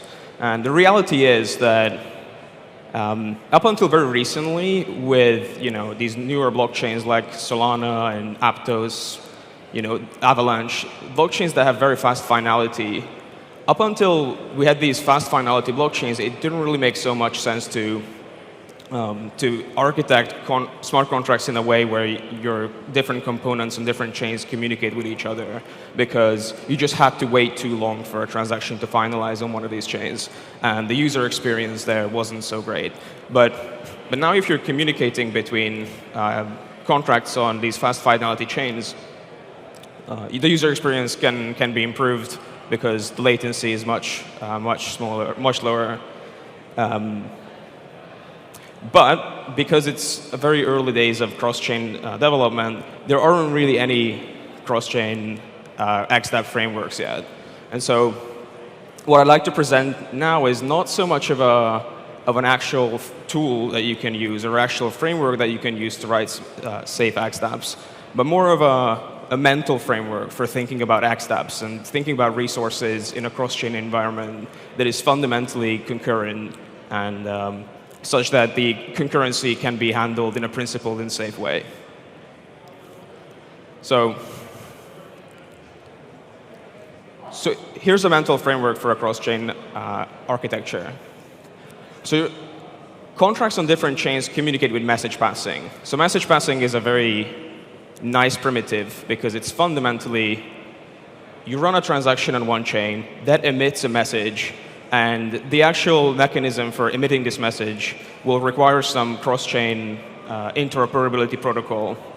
So Wormhole is an example of a cross-chain protocol that supports message passing in a generic way, which means your application can emit a message with some arbitrary payload targeting another chain, and the Wormhole will then take care of taking that message and delivering it to the destination chain of your choice.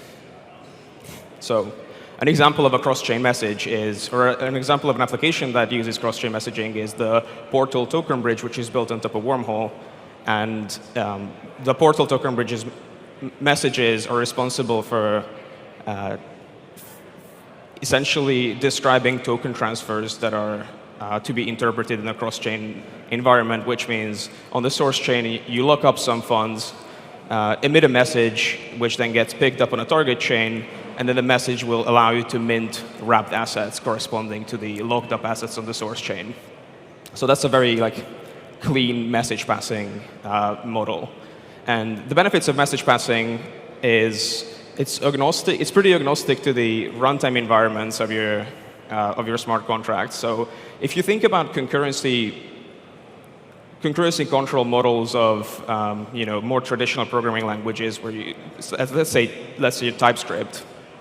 In TypeScript, you have async await style concurrency, but the problem there is that it kind of assumes that you're operating in a sort of homogeneous computation environment where you can execute some action and then wait on the result in the same computation context. Message passing is more agnostic to what's actually happening on the receiver side.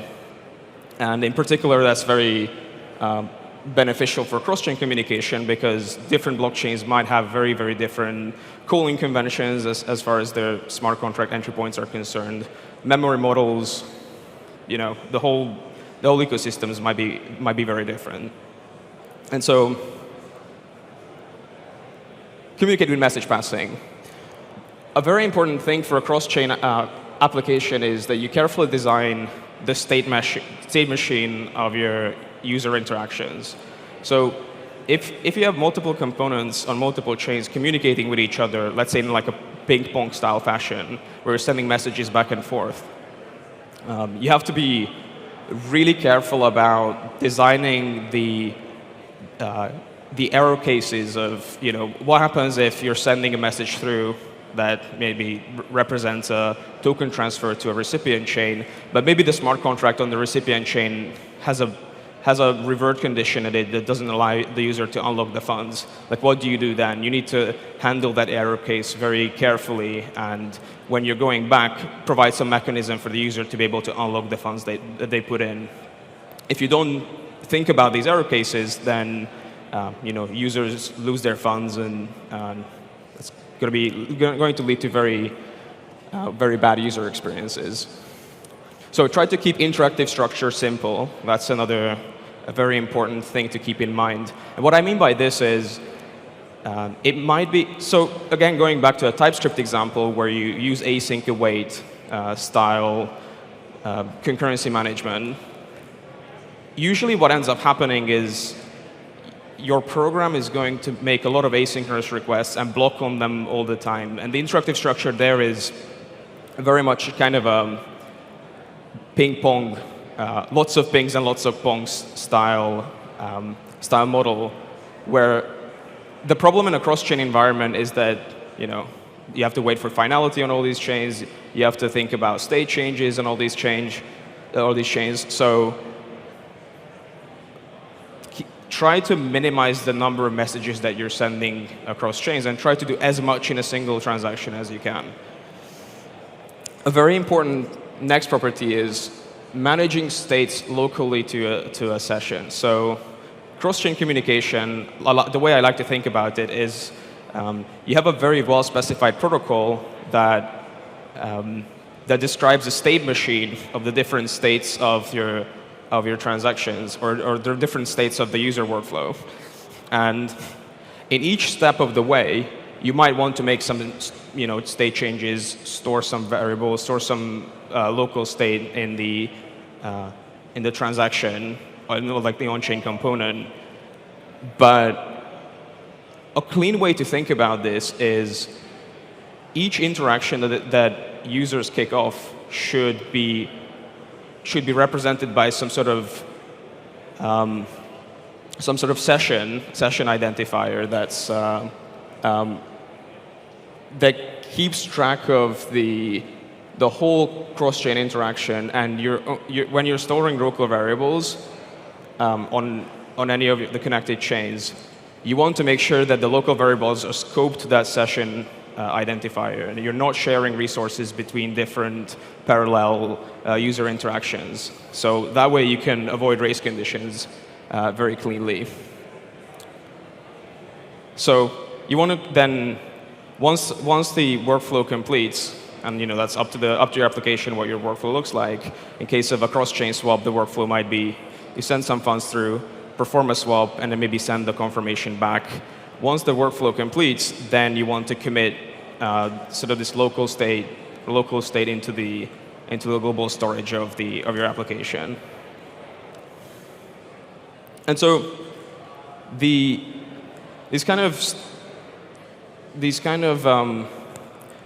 framework that I described is a nice conceptual framework, but it actually corresponds nicely to a principled concurrency framework that's called the actor model.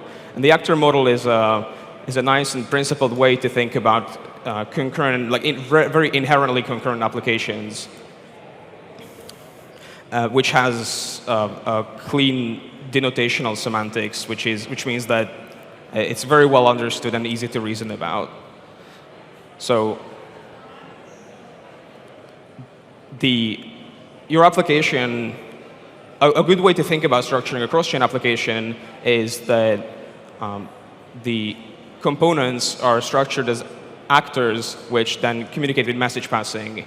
Actors have internal state that's private to them, and they handle errors gracefully. So a programming language, for example, that has an actor model built in is Erlang or Elixir, and these programming languages have proven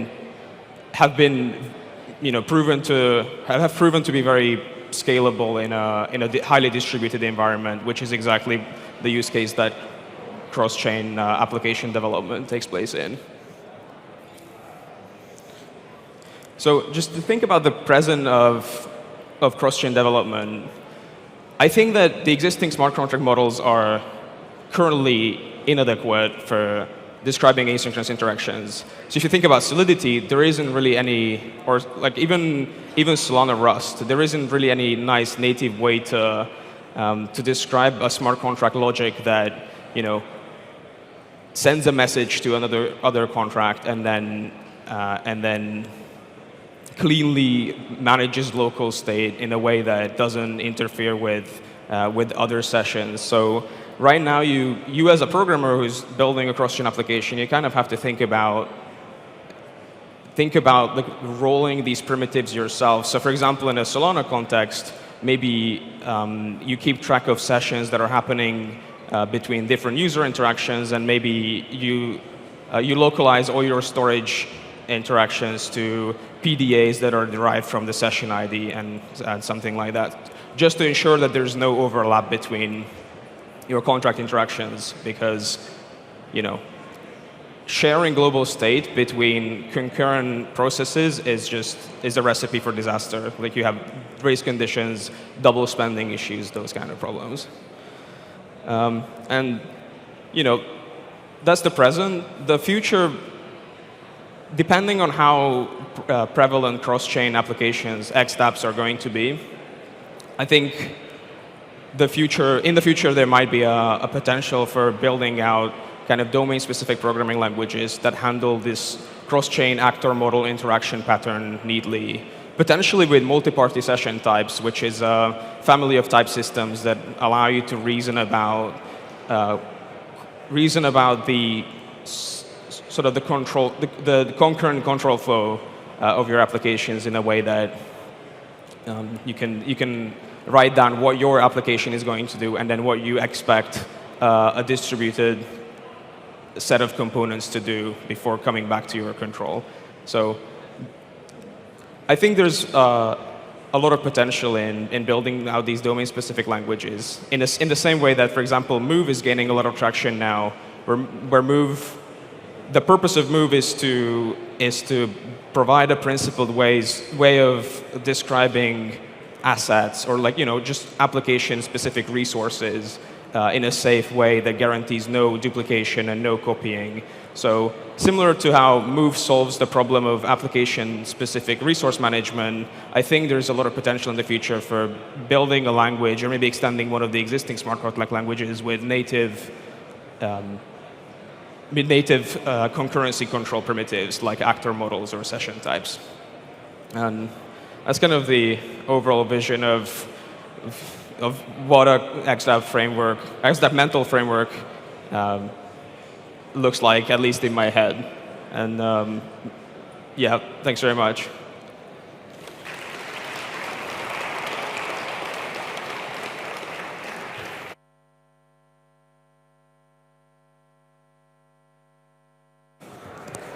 Thank you very much. I think building cross-chain is something that every single project talks about and thinks about. So it was amazing to get that framework from Chongor. So we're going to keep the train rolling really quick here. I'm really excited to introduce Josh from Anchor to talk about, again, a really important topic, which is optimizing nodes. So please join me in welcoming Josh.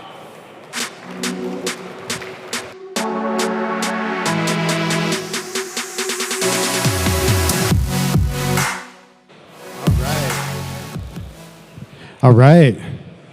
Good to meet you guys. My name is Josh Neuroth. I work for a company called Anchor. We're going to talk about nodes today. So I want to do a quick audience poll here. How many of you have ran a Solana node yourself? Okay, good amount, good. And how many of you are just curious, like how nodes run, some of the challenges, maybe you don't know that much? Awesome, okay, great. And then I'm just curious, how many of you provide node service as like a commercial offering. We got a few of those guys. Awesome. Okay, great. So we're going to talk about optimizing nodes here and what really peak performance looks like in our experience. So let me give you a little background on Anchor. We're an EVM-based RPC provider. Since then, we've expanded into liquid staking. We were first to market on Ethereum liquid staking, compete with Lido on that. We do gaming SDKs, a lot of developer tools. And last year, we got into, we had a lot of clients coming to us in 2021 asking us to support Solana. And so we started this journey of figuring out what it would take to build on Solana at scale and offer that to our developers. So we've begun to do that, but it wasn't an easy journey. So we have an RPC for Solana. It's the fastest growing. Was pretty. We had a lot of errors early on it, a lot of bugs. But recently, we've grown like 500% over the last 3 months because we fixed a lot of the issues that were on our RPC. And that's kind of why we got invited here to do the talk today. We do the mainnet, the devnet, archival support, and we focus on geo-distribution, and we're lowest latency in many emerging markets like Brazil, India, etc. So that's what we do. I'm going to talk a little bit about like Solana and what are some things we need to consider as a community here. So as you guys all know, Solana is really probably the fastest layer 1 out there right now.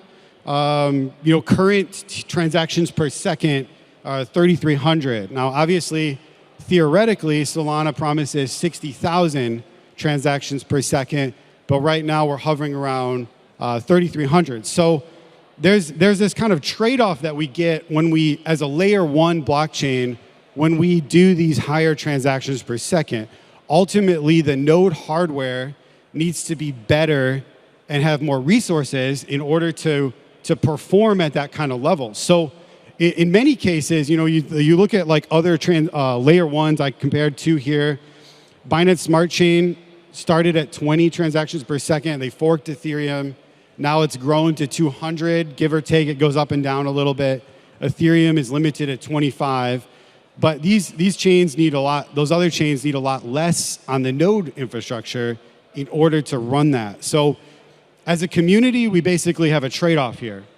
By having that higher transactions per second, we need a lot more resources on our servers in order to support that kind of high transactions per second. So there's like this whole debate that many of you are aware about right now over like how much decentralization do we need, should we have? But ultimately, there's some challenges that kind of come into this play because if the nodes are harder to run, they use more resources, right? They get a little bit more, less people are going to run them effectively. So like, Ethereum, you can run from a Raspberry Pi basically, right? You'll never run a Solana node on a Raspberry Pi, as many of you guys know here. So talking a little bit about that. So generally, Solana hardware needs about 7 times the hardware that like other EVM chains need, which introduces a lot of complexity. So last year, as Solana started booming, all the DeFi, the NFT summer, all of these kind of movements started really putting a lot of traffic and a load. And I think a lot of you remember the RPC issues that we saw as a space last summer in 2021. I mean, like a year ago last summer. And since then, it's gotten better, but there's a couple reasons it's gotten better. It's by no means perfect. So the first thing is that the Solana server program was really a game changer for this community. So I want to talk a little bit about that and recognize them because it was helpful for us and was helpful for other RPC providers. So effectively, because of the pandemic, there was a huge chip shortage, which still is somewhat in effect right now. But it was 2021, it was really, really bad. If you were trying to get a server that met Solana's specifications, you were looking at like a 6 to 8 month lead time minimum, right? So what the Solana Foundation did is they went out and they worked with all these different data center providers to make servers readily available to this community, right? So they went out, they signed long-term contracts, they worked on getting the right specifications, and then they made those available on a month-to-month basis to RPC providers like ourselves or individual developers, right? So I think that this single-handedly really changed the game, not just for Solana, but for many other different chains, because up until this point, a lot of the data center providers out there, even the cloud providers, were really, really skeptical of Web3 use cases, because miners for a long time had really abused, server providers, right? So recently, you probably heard about, this happened a couple days ago, the whole situation with Hetzner banning like the validators, which they had long talked about doing, just not that many of us are paying attention to it. But that's really because they got abused from the Chia protocol on their disks, right? And so a lot of these providers were these bare metal server providers, these data center providers were very, very skeptical of working with any Web3 companies. But this program really made them pay attention to the size of the market for us, right? And so what I started seeing kind of after this program was launched, after Solana started getting these servers for the community, is all these other providers started coming into the market and building specific Web3 teams to address Solana and other chains as well. So it's really, really amazing opportunity. These are just some of the logos. I've talked to all these providers. We personally work with Latitude a lot. They're great. ZenLayer's VP told me that Web3 is the fastest growing for them. Same with Vulture. OVH now has a Web3 team. They're all trying to figure out how to support the needs of our ecosystem, which has been really amazing that they're giving that kind of focus, right? So let's talk a little bit about the hardware, and then I'm going to talk about optimizing software here in a bit. So if you're not familiar with these components, this is like a standard server. The Solana official documentation, you can see the official docs here, 16 core, 256 gigs of RAM, NVMe, 1 gig network, pretty common for a server. But that was really based on 18 months ago. And since then, the needs of the hardware to really optimize your node have increased dramatically, I'd say. And so now we're looking at an even bigger set of requirements. So I want to talk through these here and give you guys advice, especially if you're trying to run a node, maybe work with an RPC provider. These are all things that you need to know. So generally, like on the CPU, we see Intel and AMD are usually the most common options. We tested Intel early on. It does have the performance. It does work. But we saw dramatically better performance with the AMD third-gen CPUs. And it's not saying that Intel can't be better than that, but for the kind of the cost-performance trade-off, usually in our experience, AMD was really the way to go. The other thing is, too, the clock speed is very, very important. So I would not run Solana on anything less than 2.8 gigahertz. That's really like a bare minimum. It needs to really be more like 4, to be honest. But you can run it at 2.8. And then the multi-core is very important. So if you're familiar with other chains, like EVM chains, they run mostly on single-threaded. But Solana does benefit from the multiple cores, the multi-threading. And then with the RAM, we started out at 256. You might be able to still boot a node at 256 gigs of RAM. But if you're doing any kind of high traffic, you're going to need up to 1 terabyte, right? So 512 is kind of the new minimum, and that's going to keep growing over time. So all these tests are done at 650 requests per second over not just one client IP, but hundreds, right? So that's kind of what it looks like for an RPC provider, or if you're building your own node to support this network. And then on the disk, you absolutely need NVMe storage. You need at least 2 drives. You could maybe get away with 1. We use 4 in RAID 0. I'll talk about in a second about why that's important. But the actual network stats, I just pulled these off our monitoring portal. Receiving 200 megabits per second, sending up to 300 megabits per second, within that 1 gigabit per second recommendation there. So if you look at these requirements, the average person is really not going to be able to run one of these nodes in their home. And that's what we see on other chains, right? The decentralization, you could run, I wouldn't recommend it, but you could run an Ethereum validator right from your house. I know some people that do. I don't personally do that. But you really need to be running these kind of requirements in a professional data center or some cloud provider, right? And so that kind of, what we need to think about as a community is like, what things do we need to do to improve the decentralization? So if people are not able to run these in their homes, how can we work with managed service providers, data center providers, cloud providers, to really improve that decentralization to get more nodes on more networks in more places? All right, so to kind of go into the network side, where you host your Solana node matters a lot. In fact, a very lot. And there's a couple reasons for this. So as you guys know, blockchain is peer-to-peer technology. So the nodes, both the validators and the RPC nodes, are all talking to each other in the peer-to-peer protocol, right? And so because, as I mentioned here, you need that 1 gigabit per second kind of connectivity between to the network. That starts mattering a lot when you're using your node. All right. So if you think about it, a node that you operate needs to talk to a node that someone else operates through that system, and that receiving and sending of the bandwidth starts to factor into that. So what ends up happening here in the BGP and the layer 3 internet services is if you're next to a cluster of other Solana nodes, you get a lot of benefit from that.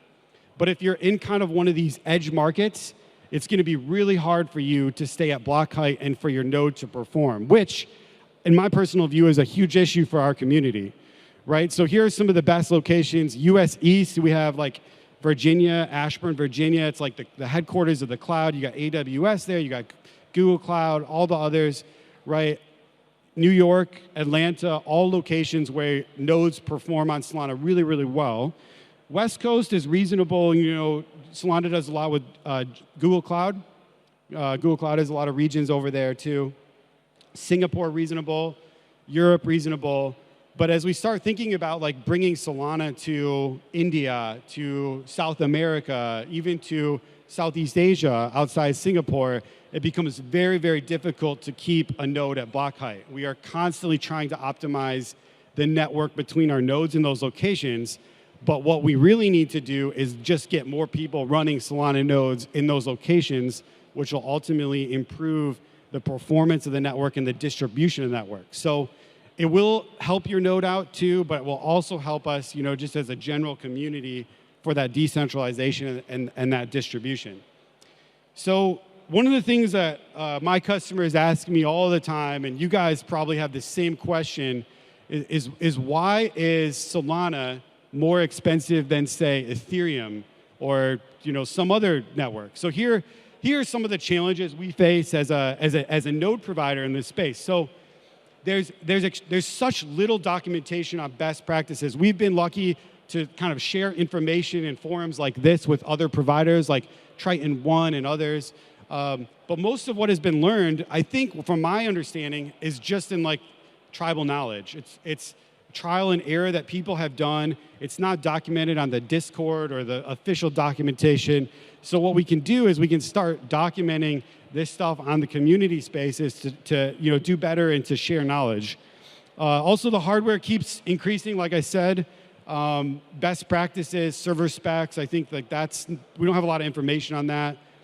There's also issues. Solana, for its archive data, for its historical data, the Solana Foundation uses Google Bigtable, which is great, but there's some issues with connecting to that.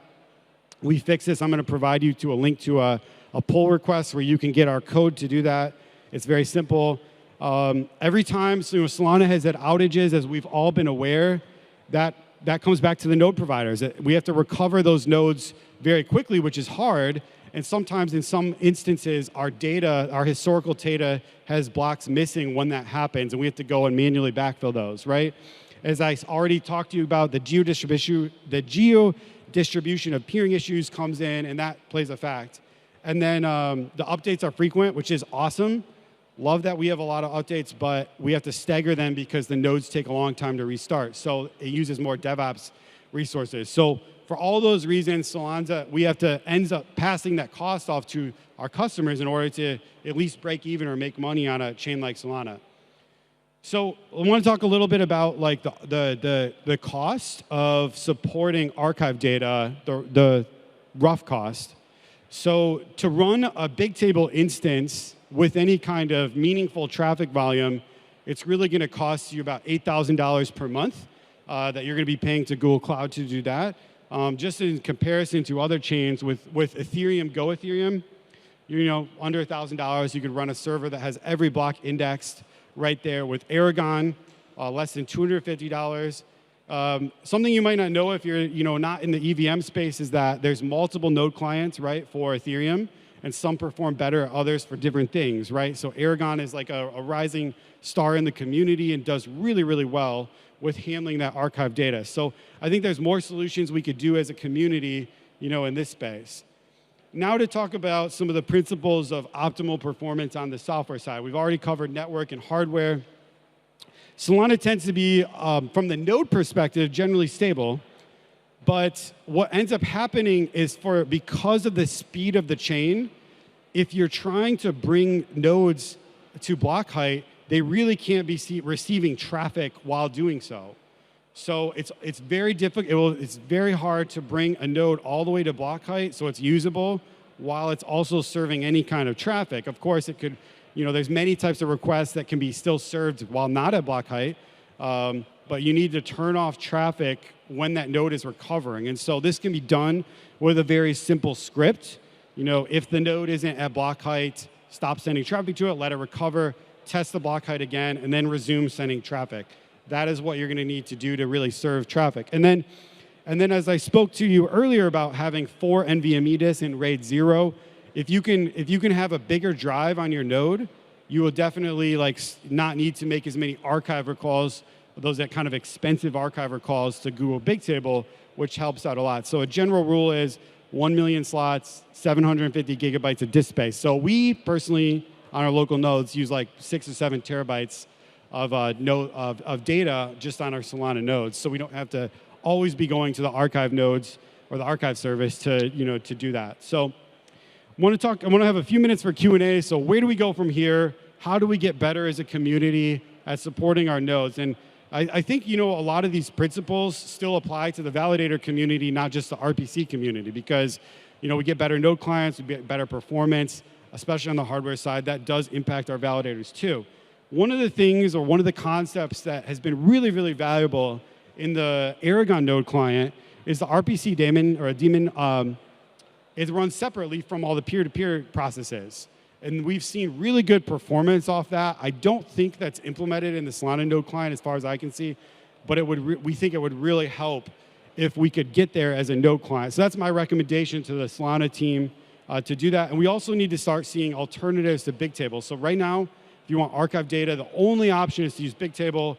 I actually love Bigtable, but it's using 80 terabytes, which is costing us $8,000 a month. And we'd love to be able to run that locally, without having to query Bigtable.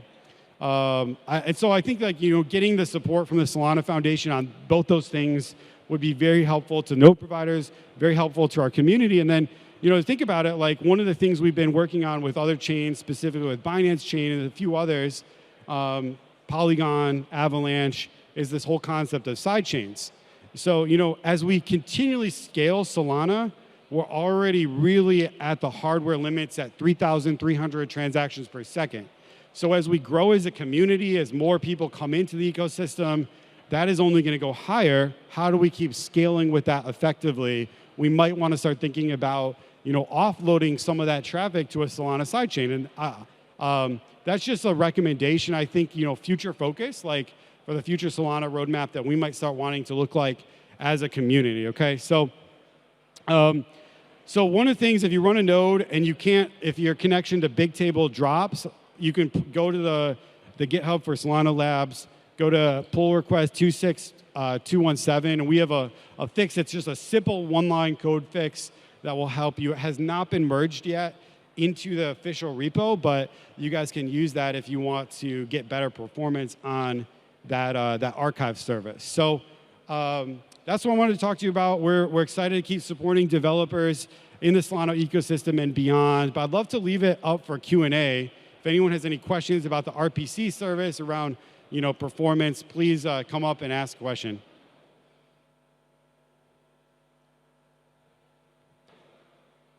You can. I think you have to go to the mic.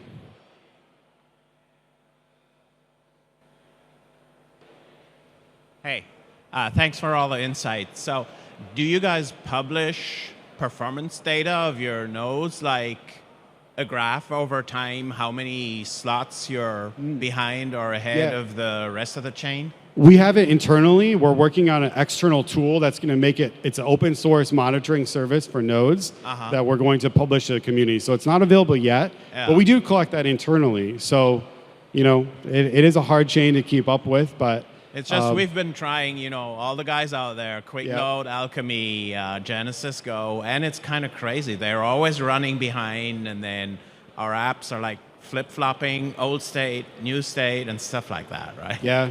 Yeah, like I said, there's a lot of issues that, you know, as node providers, we're all dealing with. So I think the recommendations here can help us get better as a community.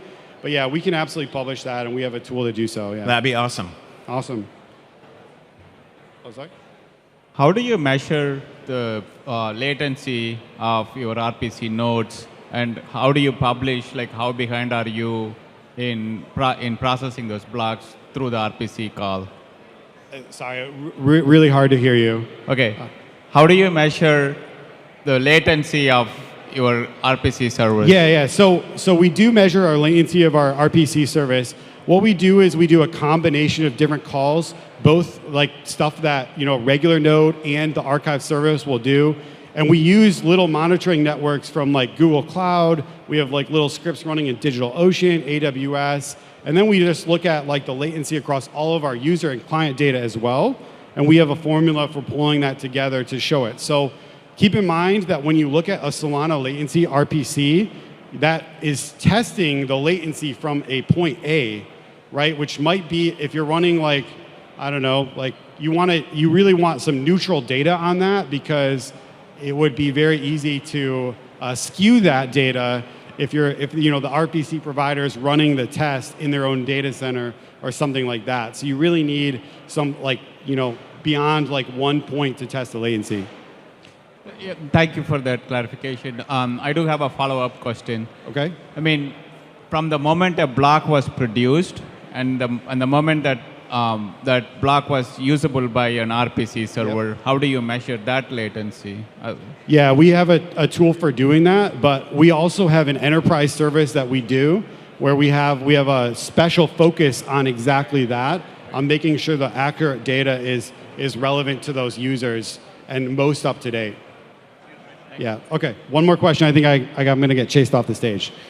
Yeah, thanks first of all for this presentation, and I really appreciate that you were emphasizing the problem of decentralization. And I would like to have like a sense of the future that you can imagine. For example, you were like saying that we can use side chains like afterwards, but could it be like possible in the future to, like if there is like a problem of decentralization, that to lower down like the requirement for like running a node, so that I can run a node at home, for example? Is that possible to imagine or not? It would require, so the question is like, what is the future of a potential sidechain? So one of the things we've been working on with Polygon is the supernets, Avalanche with the subnets, and then Binance application sidechains, which we were the majority contributor to. So really what the concept of sidechains is we might say NFTs are going to be broken off into their own sidechain, gaming traffic broken off into its own sidechain, and then those sidechains will have a set of hardware that can run those. So what we would want to look at is, can we bring down the hardware requirements on the sidechains, and that would really help us with that decentralized effort. And on the main chain, is that possible? I'm sorry? On the main chain, like on the... It's going to be hard. I think, you know, a lot of re-architecture, but probably not for the foreseeable future. All right. Thank you all so much. Enjoy the conference.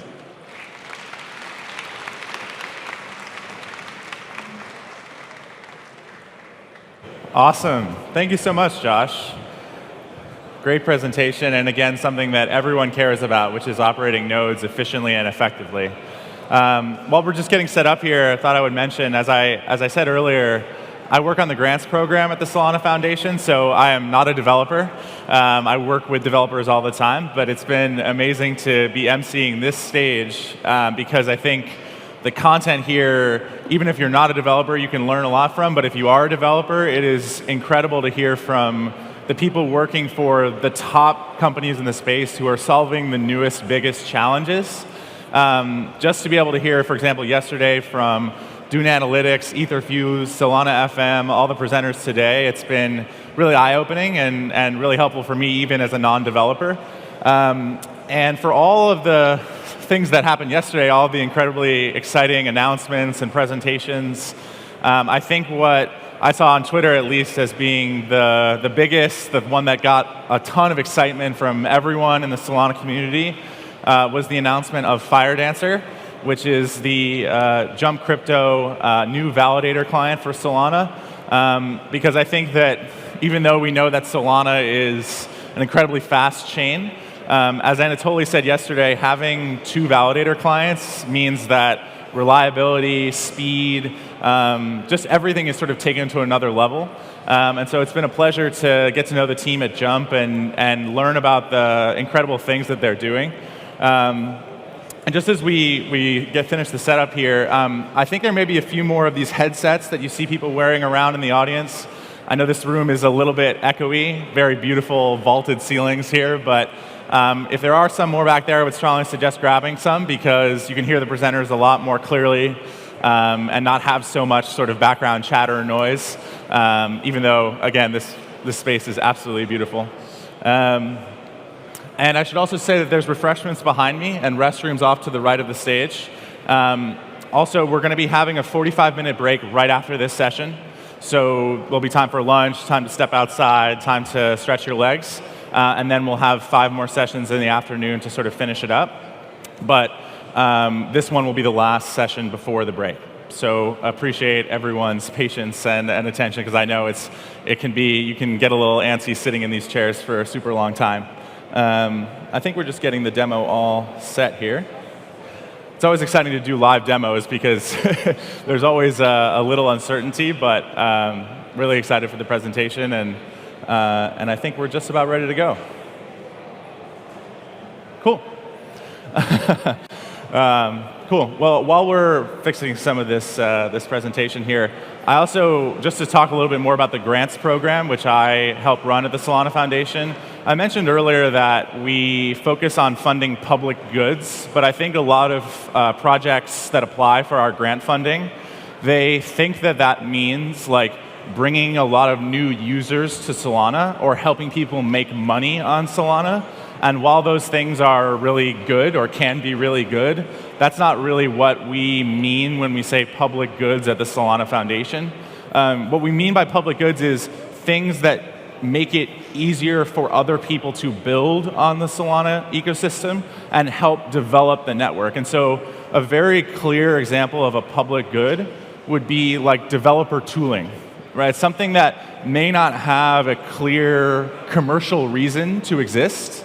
So no one's going to pay a ton of money for that system to exist or that tooling. But if it did exist, it would really help a lot of developers do their best work and help everyone develop. So when we're giving a grant, we're not just giving a grant to that specific recipient, but we're giving a grant that is going to have an exponential effect. And so the way that we actually do that is by giving out milestone-based grants. So if we're going to give a $100 grant, we're going to give like $20 or $25 up front, and then the rest over the series of a completion of milestones so that we make sure that things are mutually beneficial for the ecosystem and for the foundation. So if you're interested in grants, just please find me afterwards. I'll be right off by the stage over there. Happy to chat with any of you about our grant program. But I think we're all ready to go. So it is my pleasure to introduce Kevin Bowers, the Chief Science Officer at Jump Trading, to talk about FireDancer. Really excited for it. Please join me in welcoming Kevin.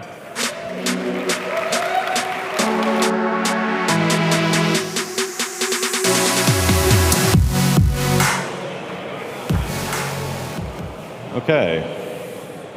So I'll just wait here for a second while the slides get ready. This is going to be a continuation of the presentation we did yesterday. This is a deeper dive into FireDancer. And like we said yesterday, the overall structure of this will be to give a little bit more about the structure of it. Then we'll do a demo of the current progress thus far on the FireDancer implementation. Then Philip will come up and talk a little bit about progress we've made on improving block packing within the ecosystem. And then Kaveh will come up, talk a little bit about some of the efforts to hardware accelerate critical portions of the path in the Solana validator, and also do a live demo there too. So this is a slide I presented yesterday. FireDancer is a new independent Solana validator. The goals are to document, standardize the existing validator, to improve the ecosystem robustness, improve system performance, and it's under development at the link above. You can look at any of the code I'm about to show today, so there won't be any tricks up my sleeves. And like I also presented yesterday, we're treating this, from our perspective, it looks a lot like a production trading system, where packets come in from the outside world in a production trading system. They go to a strategy that thinks about them. They go through an order execution. Off to the side, there are some infrastructure that captures incoming packets. There is some replay infrastructure, so you can do various kinds of offline analysis and testing and debugging. And if you look at a Solana validator, you see the exact same structure too, where we have the packet ingress on the front end, we have the runtime, which thinks about the packets that have come in, and then we have a consensus algorithm to essentially make those things real. Exact same patterns that we see overall in the kind of conventional trading world. And our approach for doing this is to approach it layer by layer at a high level, where there's 3 components to this development. The first component is optimize the packet ingress and replace that. The second component is to do an optimized implementation of the runtime. And then the last component we expect to get to is start working on the consensus algorithms, and along the way we'll pick up the captures and the replay kind of for free. And this led us to the concept of a Frankendancer. We didn't want to go do this project as one giant big bang project, where we come out and say, hey, we're going to go away, put our heads down for 2 years, you won't hear from us, show up with a new validator that may or may not be compatible with the existing validator. So we know Solana is still under active development, changing things. We want to keep in sync with that while not introducing too much friction between the organizations. So we are planning on just modularizing the existing validator and then replacing components as we go, which introduces the concept of a Frankendancer, where we are stitching in to the existing validator the components as we develop them to speed them up. Now, kind of a side effect of this is that we expect the early developments, even though they may be very high performance, they'll be interfacing with an ecosystem that is not very high performance yet. And so it will be like putting a sports car in the middle of a traffic jam, but we do expect that the performance and the robustness will continue to grow as we get more and more components replaced and improved.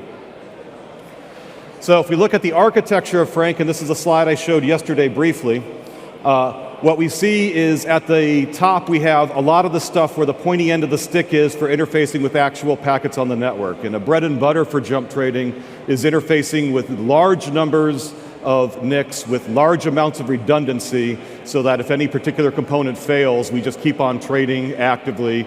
And all of these are very high bandwidth. Like described yesterday, a modern exchange looks like a distributed denial of service attack that never ends, with constant line rate bursting of multiple cross connects at the same time, and you have to keep up with it to stay alive.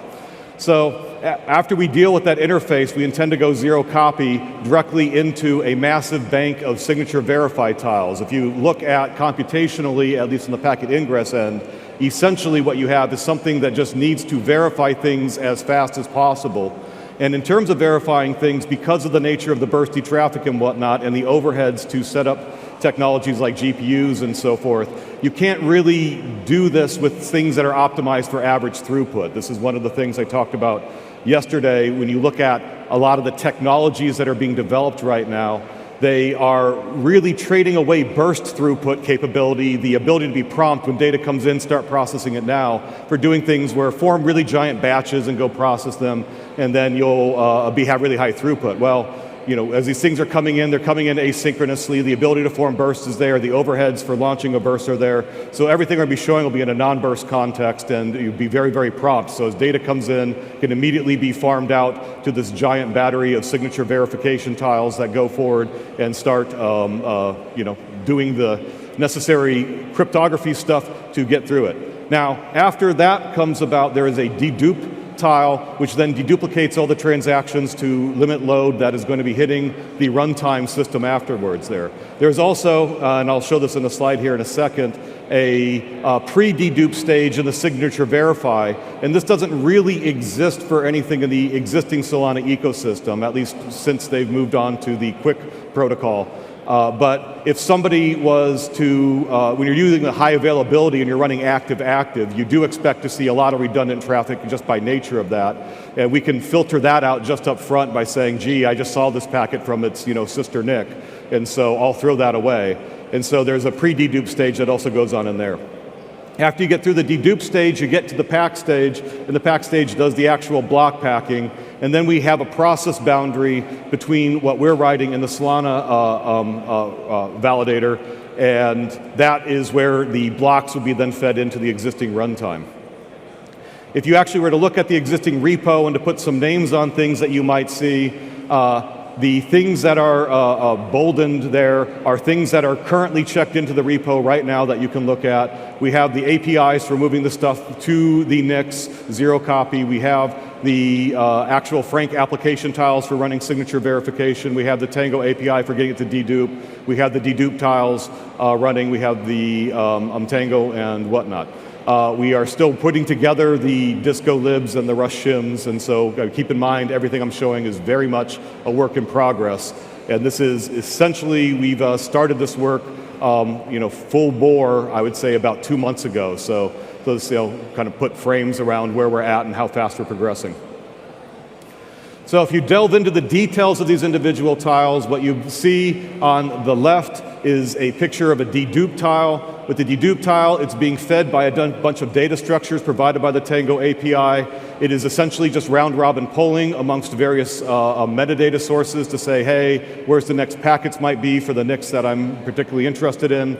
Then it goes through actually for the dedupe tile, this would be after the signature verify.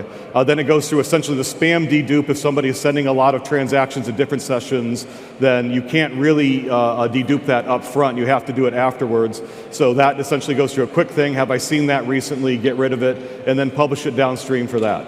On the right, we see the sig verify tile structure itself. Similar overall structure for how the communications work. Poll various ones, do a parse of the packet. We want to parse because this is parallel. We expect most packets to pass parsing, and parsing's pretty lightweight, so we might as well parallelize it and pick up the throughput. Do the really quick high availability dedupe on top of it, then start doing the SHA-512. As part of the SHA-512, generate a hash that we can use for various kinds of really fast deduplications later without having to do full packet comparisons. Go into the actual elliptic curve cryptography tiles using the exact same signature verification algorithms. Our current implementation is very, very fast, but we've also been very slavishly imitating the internals of the OpenSSL library for this. So as it stands right now on like a 3.3 gigahertz Ice Lake, we can do the SHA-512 and elliptic curve cryptography in about 38 microseconds to get through all of that. We think there's still some slop in the implementation improvements. In particular, we have a lot of people who are very, very familiar with elliptic curve cryptography and have looked at the algorithms and said there's a lot of room for algorithmic improvement. And so our next phase to try to push down the sig verify costs there are to essentially break away from imitating OpenSSL and get very, very optimized on the more algorithmic side of the algorithm, and then hopefully maybe get another 10, 20% in performance off that for software. If you look at the overall costs, the dominant costs are those SHA-512 and the ED25519 algorithm. I'd say about 10x is in the ED2. Let me think of how to phrase this. I would say you have about low to mid tens of thousands TPS per ED25519 per core that you can run. It's actually a pretty tight implementation, and it's tight enough that you can use hyperthreading with it to get some additional boost. The hyperthreading doesn't necessarily give you a 2-to-1 speed up because it is tight enough on the scheduling that it you'll see some speed up, but not a straight linear scaling. You see about the rest of cost, essentially SHA, and every other piece of infrastructure has performances that's in the millions or tens of millions or more in terms of transaction handling per second. Now, also looking at this, we've made some suggestions on the Solana Discord and whatnot and potential directions. There's a lot of areas here where we look at these algorithms where we can see how they could be more optimized if you really wanted to improve performance. But right now, we are keeping this exactly compatible with what the existing validators do for that. But like when you look at these algorithms, I think the most common thing that you see is they never met a sequential dependency they didn't like, and processors aren't good at sequential dependencies. And so any way you can restructure these algorithms to exploit more parallelism, be they core parallelism or ILP within the instructions, or as we'll see with some of the stuff Kava will present, parallelism with hardware, then you can get really dramatic speed ups and reductions of area. But right now, if you look at these things, you see these pipelines that are hundreds and hundreds of stages deep, and they look superficially hardware friendly in that they use operations like XORs and rotates and so forth, but they are actually really quite hostile because of all those sequential dependencies, and there's other ways to structure them for performance.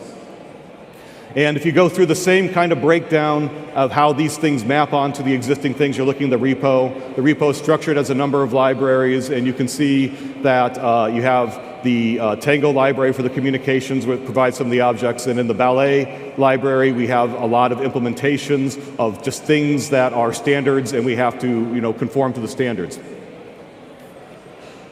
So I'm now going to transition to a software demo here, I hope.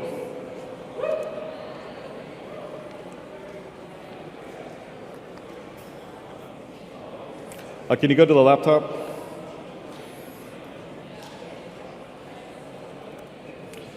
I have a sneaking suspicion that this went to sleep and it lost my connections to GCP. Yep.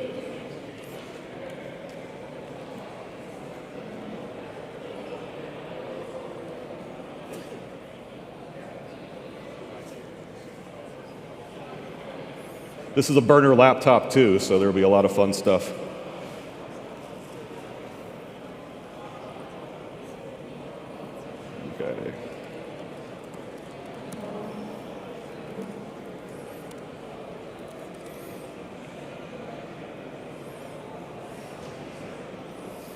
Okay, so this here is FireDancer. This has been checked out on a really vanilla GCP cloud instance in Madrid. We picked it in Madrid for hopefully low latency in this presentation and a reliable internet connectivity.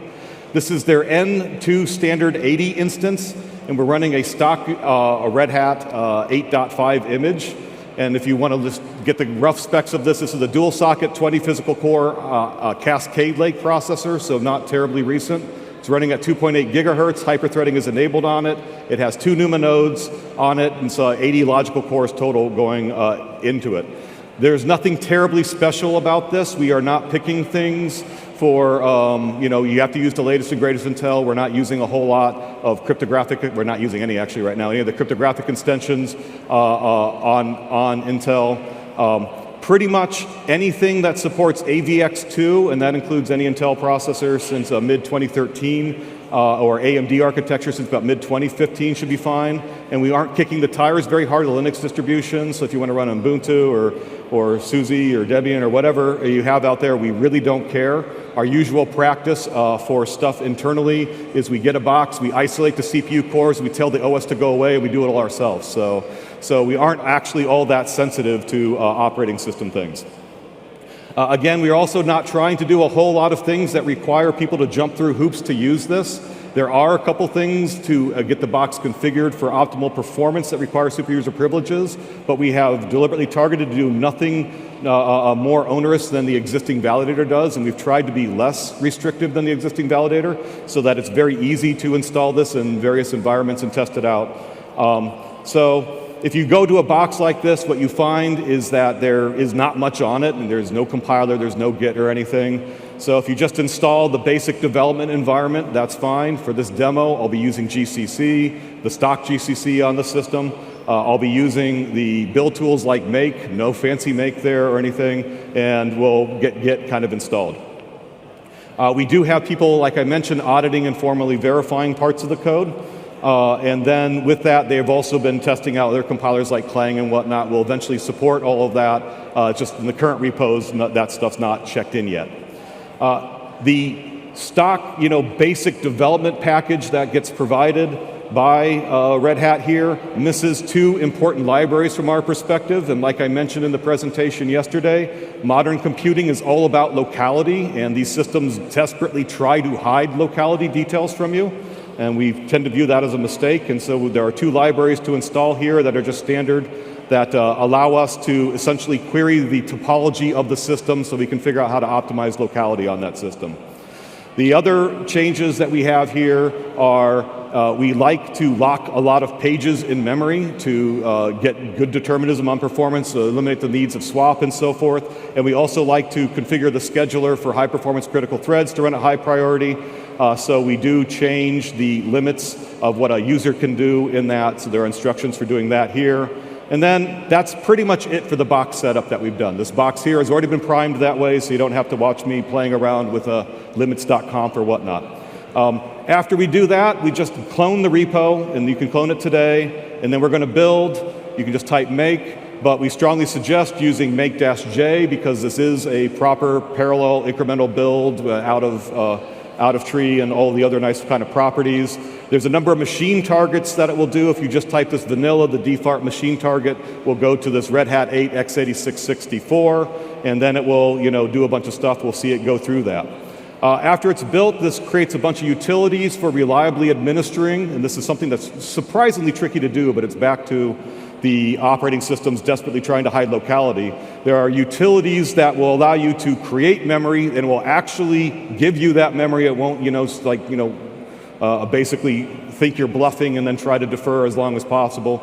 It will bind it in various places, so you could just very reliably say, I want some memory here, and I want it to be backed by this kind of page for TLB efficiency. And so, the configuration I've done on this box is this exact set of commands over here, and it will reserve some pages. I've already done this. And then we also created a sandbox. Because we are doing this with inter-process models, there's a lot of stuff to set up, all the shared memory objects and so forth. And so we could also do all the asynchronous starting and restopping of applications. And so over here is a command to set up a little sandbox on that. So just to go, not used to typing standing up.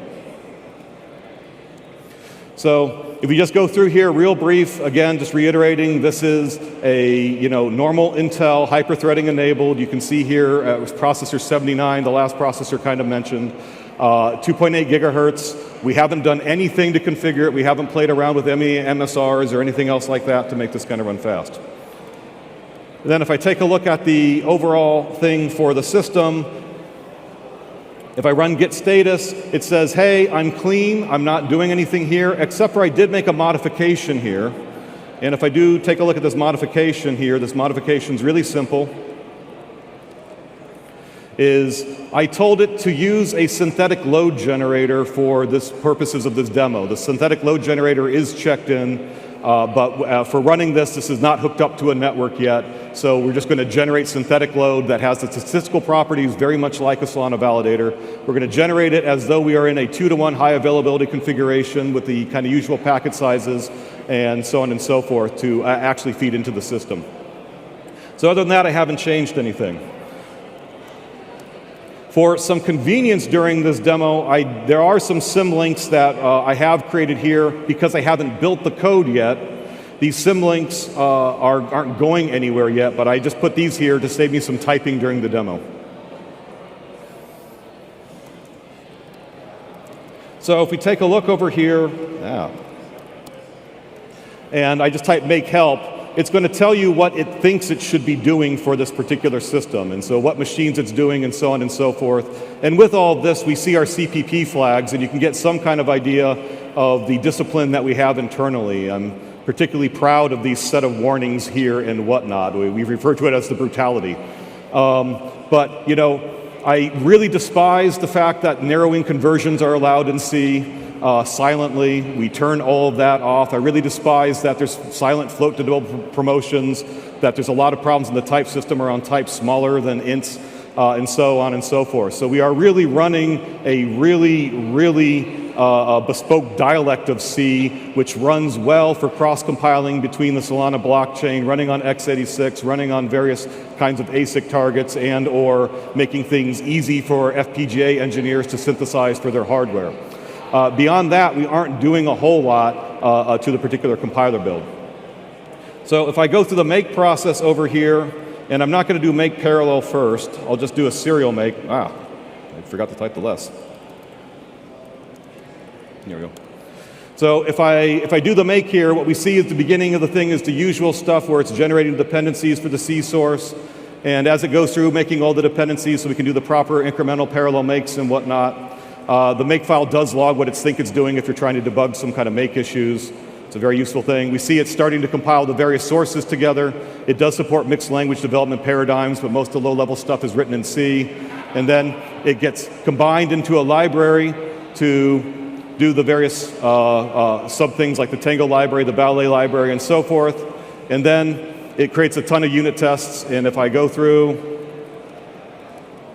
and I just do a build from scratch, what we're going to find here at the build from scratch is that, this will just take, we are real sticklers for quick build. We've just built everything from scratch. So we're done with that. If I then go look in the unit test directory, there are tons and tons and tons of unit tests. Everything is extensively tested at levels most people aren't used to seeing. So pretty much we use a very interactive development philosophy where you write a line of code, then you update the unit test. We keep iterating back and forth. It's one of the reasons why we're really sticklers on really fast build times. We almost use these things, big scale systems interactively. If you go over to the bin directory, there's a bunch of things in the bin directory that have appeared. And these are the actual applications that we're going to start kind of playing around with. So if I go over to the shared memory configuration stuff, almost everything here has a little help description, which will give you the kinds of commands and powers. I won't demonstrate every single one of these. But if I go over to the query over here, what we have is like I mentioned, already primed the box by allocating some gigantic pages on each NUMA node and how they're being used. And we've already set up a sandbox for all these shared memory objects that are permissioned for me. And we'll use these to create various kinds of stuff. So with this, we can start initializing the Frank instance. So we're going to type Frank init. It's going to tell me, hey, give me a name to the validator I want to run. Tell me where you want to optimize all these objects for locality. I'm going to say put it near core 0, which is also NUMA node 0 on this box. And for now, I'll just say let's do one verifier on it. And I'm going to tell it put all of the build stuff over here in this directory. And this is going to go off, and it chattered to itself. And in this chattering, what we see going on is that it has made a bunch of objects in shared memory. You see it talking about the objects that it's doing, and it's recording how it laid out the shared memory and formatted it. And so if we go down to the bottom here, this is the actual actual layout. We can then look around, and we can see that in the sandbox that we have, that suddenly this thing that's gigantic pages has appeared called Frank Workspace. And the Frank Workspace is where all of our toys for running the Franken Dancer have gone. So I can go maybe a little bit further on that. There's a bunch of tools to further inspect a lot of this so you can expect real-time the state. But let's take a look at what's in the Frank Workspace. And in the Frank Workspace, it's basically saying, hey, there's some stuff that's been allocated. A lot of this looks like file system tools, and that's not entirely unexpected because what people don't realize is modern x86 is not an x86 processor anymore. It's a network of x86 processor emulators, and memory isn't memory anymore. Memory is actually a distributed file system that emulates DRAM. And so most people aren't used to thinking that when they touch some memory, it's actually equivalent under the hood to essentially resolving a symlink to a inode, and then opening a file, and then reading the entire file, then modifying the entire file, then closing it.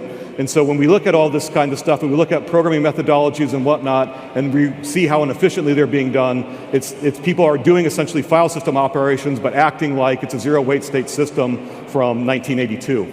So over here, we see that we've already partitioned up this thing for all the various objects that are sitting around. And with all of this, let me go transition windows. And since we closed a window, I'll have to open up a new one.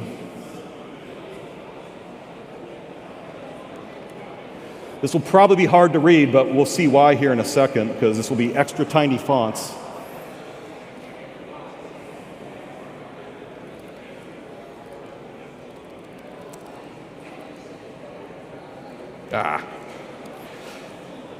Okay, so FD. So one of the things we have here is the ability to monitor it real time from all these processes. So over here is the Frank monitor. So at the Frank monitor, I just ran it. It told me, hey, tell me the Frank instance that you want me to look at. And when I run this, this has gone and inspected that shared memory region and has pretty printed what's going on inside the Frankendancer. We haven't actually started it yet, so this is just here to kind of show the monitoring stuff in a very limited sense. And so what we see over here is there's monitoring of the individual tiles in the Frankendancer instance. So here we have the main application, we have the packing, we have the deduplication, we have the verify tile. Since they've been created, nothing's happened. You can gauge how fast I'm talking based on the time here. They're not heart beating. They're in a state waiting to be booted. All of the counters are green. You see that there's a lot of counters for, are these things being back pressured by other parts of the system? Are the sequence numbers increasing? How much transactions are hitting them? How many are unique? How many are failing signature verification? Is anybody overrunning me due to misconfiguration? So on and so forth. So we have complete visibility of essentially every single link in a lot of detail. And this is actually only a subset of all the things we have, but we can just do all this kind of non-invasively. So with this, I'm going to run the monitor. I'm just going to tell it to run over here, basically printing out a snapshot every second.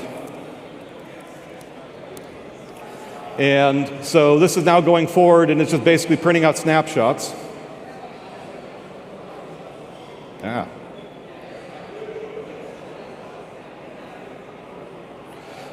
So now with this, let's say we want to run the Frankendancer. And we're only going to run validator right now. But that will just kind of show some of these features over here. And so when I say like Ben Frank run, like we saw before, it's going to ask me, hey, what's the name of the instance I'm supposed to run so I can figure out where all these objects are and connect to them. And then I'm going to say, I'm going to use CPUs 1 through 3 on here. I'm going to essentially set aside CPU 0 for operating system stuff, and later CPU 20, because that's the other NUMA node on this box, for operating. And I'm going to say, just run on 1 through 3. So now I'm running on 1 through 3, and then all of a sudden the monitor over here has gone live, and it sees that there's transactions hitting it going by. And as we look, what we are basically seeing is, all the tiles are in a running state. None of them are being back pressured by anything. The back pressure counts aren't ticking. We do see some failures on the signature verification, but that's deliberate in this test because we deliberately configured it to have about 1% of the transactions hitting it be wrong, just to stress out those parts of the system. We see that transaction sequence numbers are increasing. We see that the deduplication is seeing traffic. We see the verifier is seeing traffic right now. With a single verifier, we're getting about 30,000 transactions per second through one core. It is being deduped into about 16,000-ish, 15,000-ish unique transactions per core.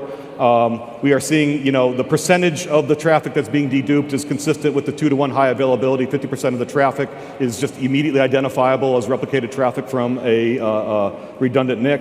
And then we also see over here that about 1% of the traffic is failing signature verification by design, and everything's working right. No one's being flagged as a potentially thing slowing down the system. No one is being flagged as being overrun due to a misconfiguration or bug or anything within the system.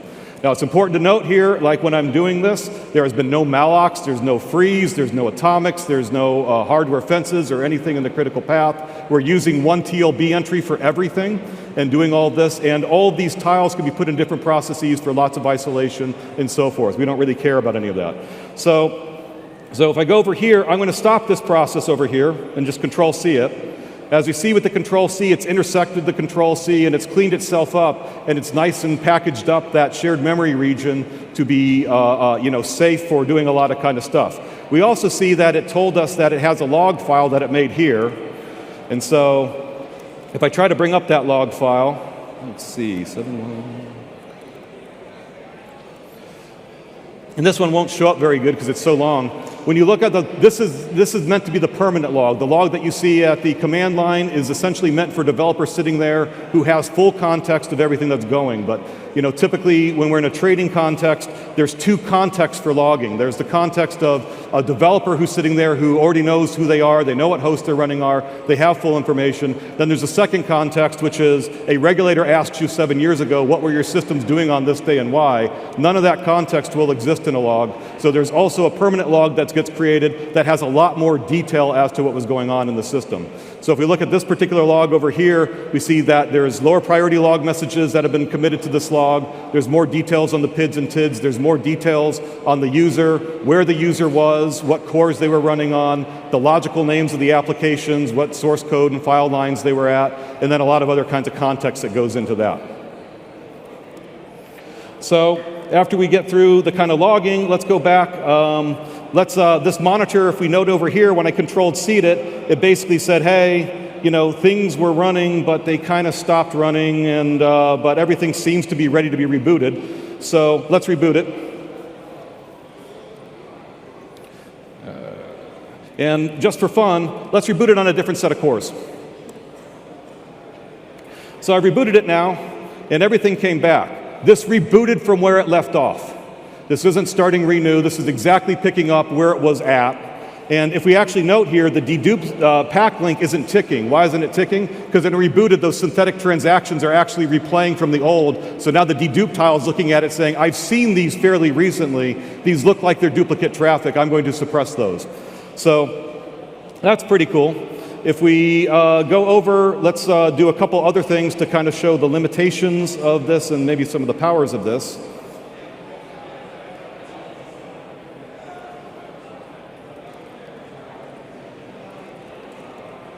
Yep. So with this, let me take a look at what the process ID here was. 617, 7, whatever. Okay, now I've killed it from a remote process, and everything was fine. It shut down normally, it intercepted, it cleaned itself up. I can then kind of come back, I can restart it again, move it around, do other things like that. So let's put it on 7 through 10, whatever. So it came back up, we're kind of going fine. I have a different process ID, 6. Where did that window go? Ah, here it is. So let's do a kill -9. And what was the rest of it? 63. So if I kill oh, maybe not. Here we go. Okay, so if I killed it now, kill -9 in Unix doesn't let you intercept and clean stuff up. So now this just got totally blown away in the middle. The monitor over here is going by and it's ticking and it's like, hey, the tiles think they're running, but they're not heartbeating. Things look a little bit weird. If I try to bring the system back up on top of that, the system will then come up and say, wait, this validator is not safe for restart or anything else like that. This is in a weird way. I'm not touching with the 10-foot pole. So with that, let's do something a little bit bigger.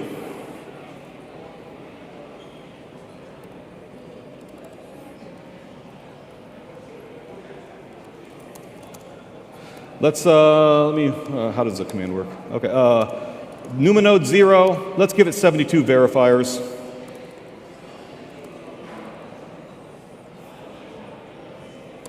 That should work. Okay, so we built it up. And now let's bring up the monitor for this, and then we'll see why we had such a small font before. So the monitor, it's not even going to fit on this kind of screen, but we have a ton of verifiers ready with all the kind of tiles kind of sitting around for all of this. And let's run it. And I need to remember the cores that I planned for this. So let's see, 1, 2, let's put a bunch of verifiers in here in the NUMA node, and let's put a bunch here on the other NUMA node. And let's put some here, and let's put some here. I think that might work. Okay, we see it coming up. It's actually a fairly slow bring-up process for this, not because it's actually slow, but because all of the synthetic transactions we're doing take a while to generate. And as these things are coming up, we see these things coming up. We see more and more transactions growing kind of going through the system, and we're also seeing nothing is straining under the load and so on and so forth. And so now we're basically fully saturated on top of running the system.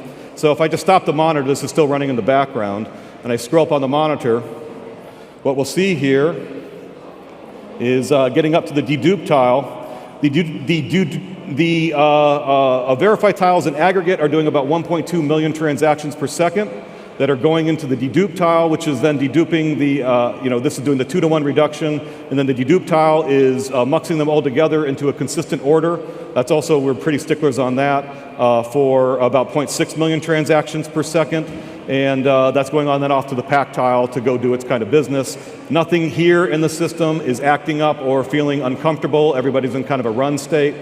And then to also give you some idea of some of the high availability kinds of features over here, I can bring the monitor back up, and this might take me a second, but if we, let me find somebody to kill.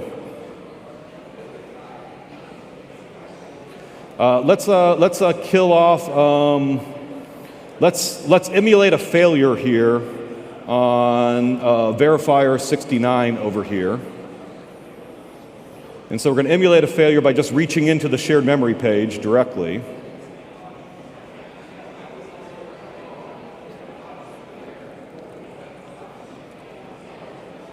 Am I in the right place? Yes.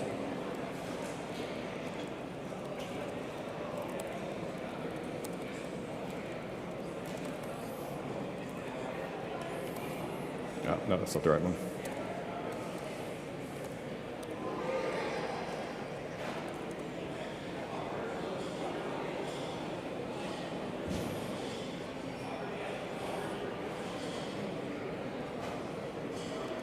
So here, I'm just going to go tell that individual command and control, just directly reach into it and tell it to shut down.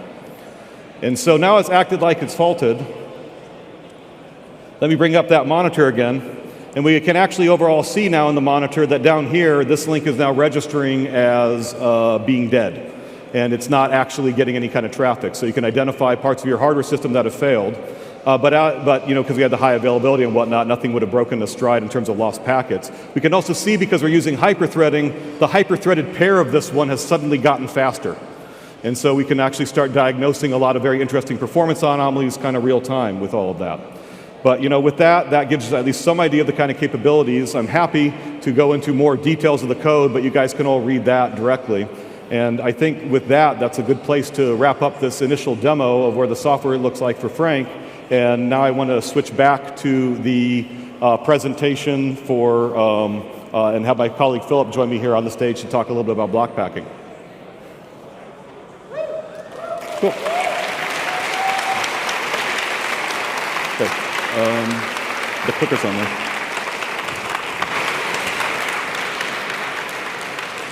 Thanks, Kevin. Yes, so as Kevin mentioned, I'm going to talk about block packing. And I'm actually going to talk about one specific piece of block packing, which is transaction cost estimation. Got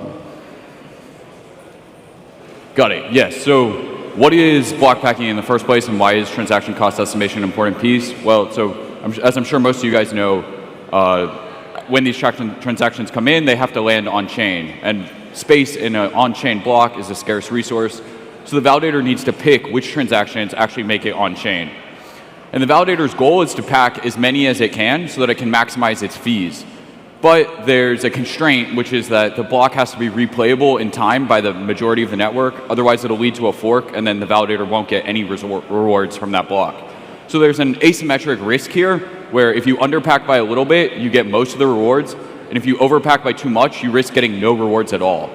So then this pushes the validators to a conservative packing, and it means that we're in the regime where the more information we have about the transactions, the better we can estimate their compute units costs, the tighter we can pack the blocks, and the more transactions can ultimately land on-chain.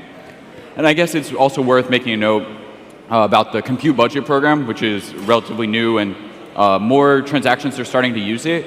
But until the vast majority of transactions use it, and even more until the vast majority of transactions are actually estimating their compute accurately, this is still a very useful piece of the block packing process. So for all these results that I'm showing, I'll have plots like this where I took a data set of 1,000 blocks just from some random day. It was like 2 million instructions. And I think these graphs maybe I downsampled a little bit, but there's a point on the x-axis is where the algorithm predicted it, and on the y-axis is the actual compute unit use. So what you're looking for is a sharp line around, like, slope 1, y equals x, and that means that we're estimating it accurately. So here, this is the current validator algorithm.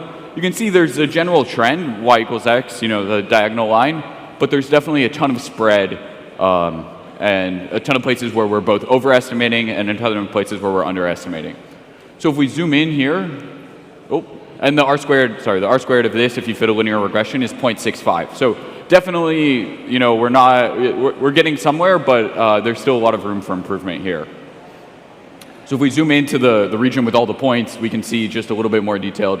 There is that clear trend line, but there's also a lot of spread. Okay, so then how is FireDancer going to do this? So I've been working on this algorithm.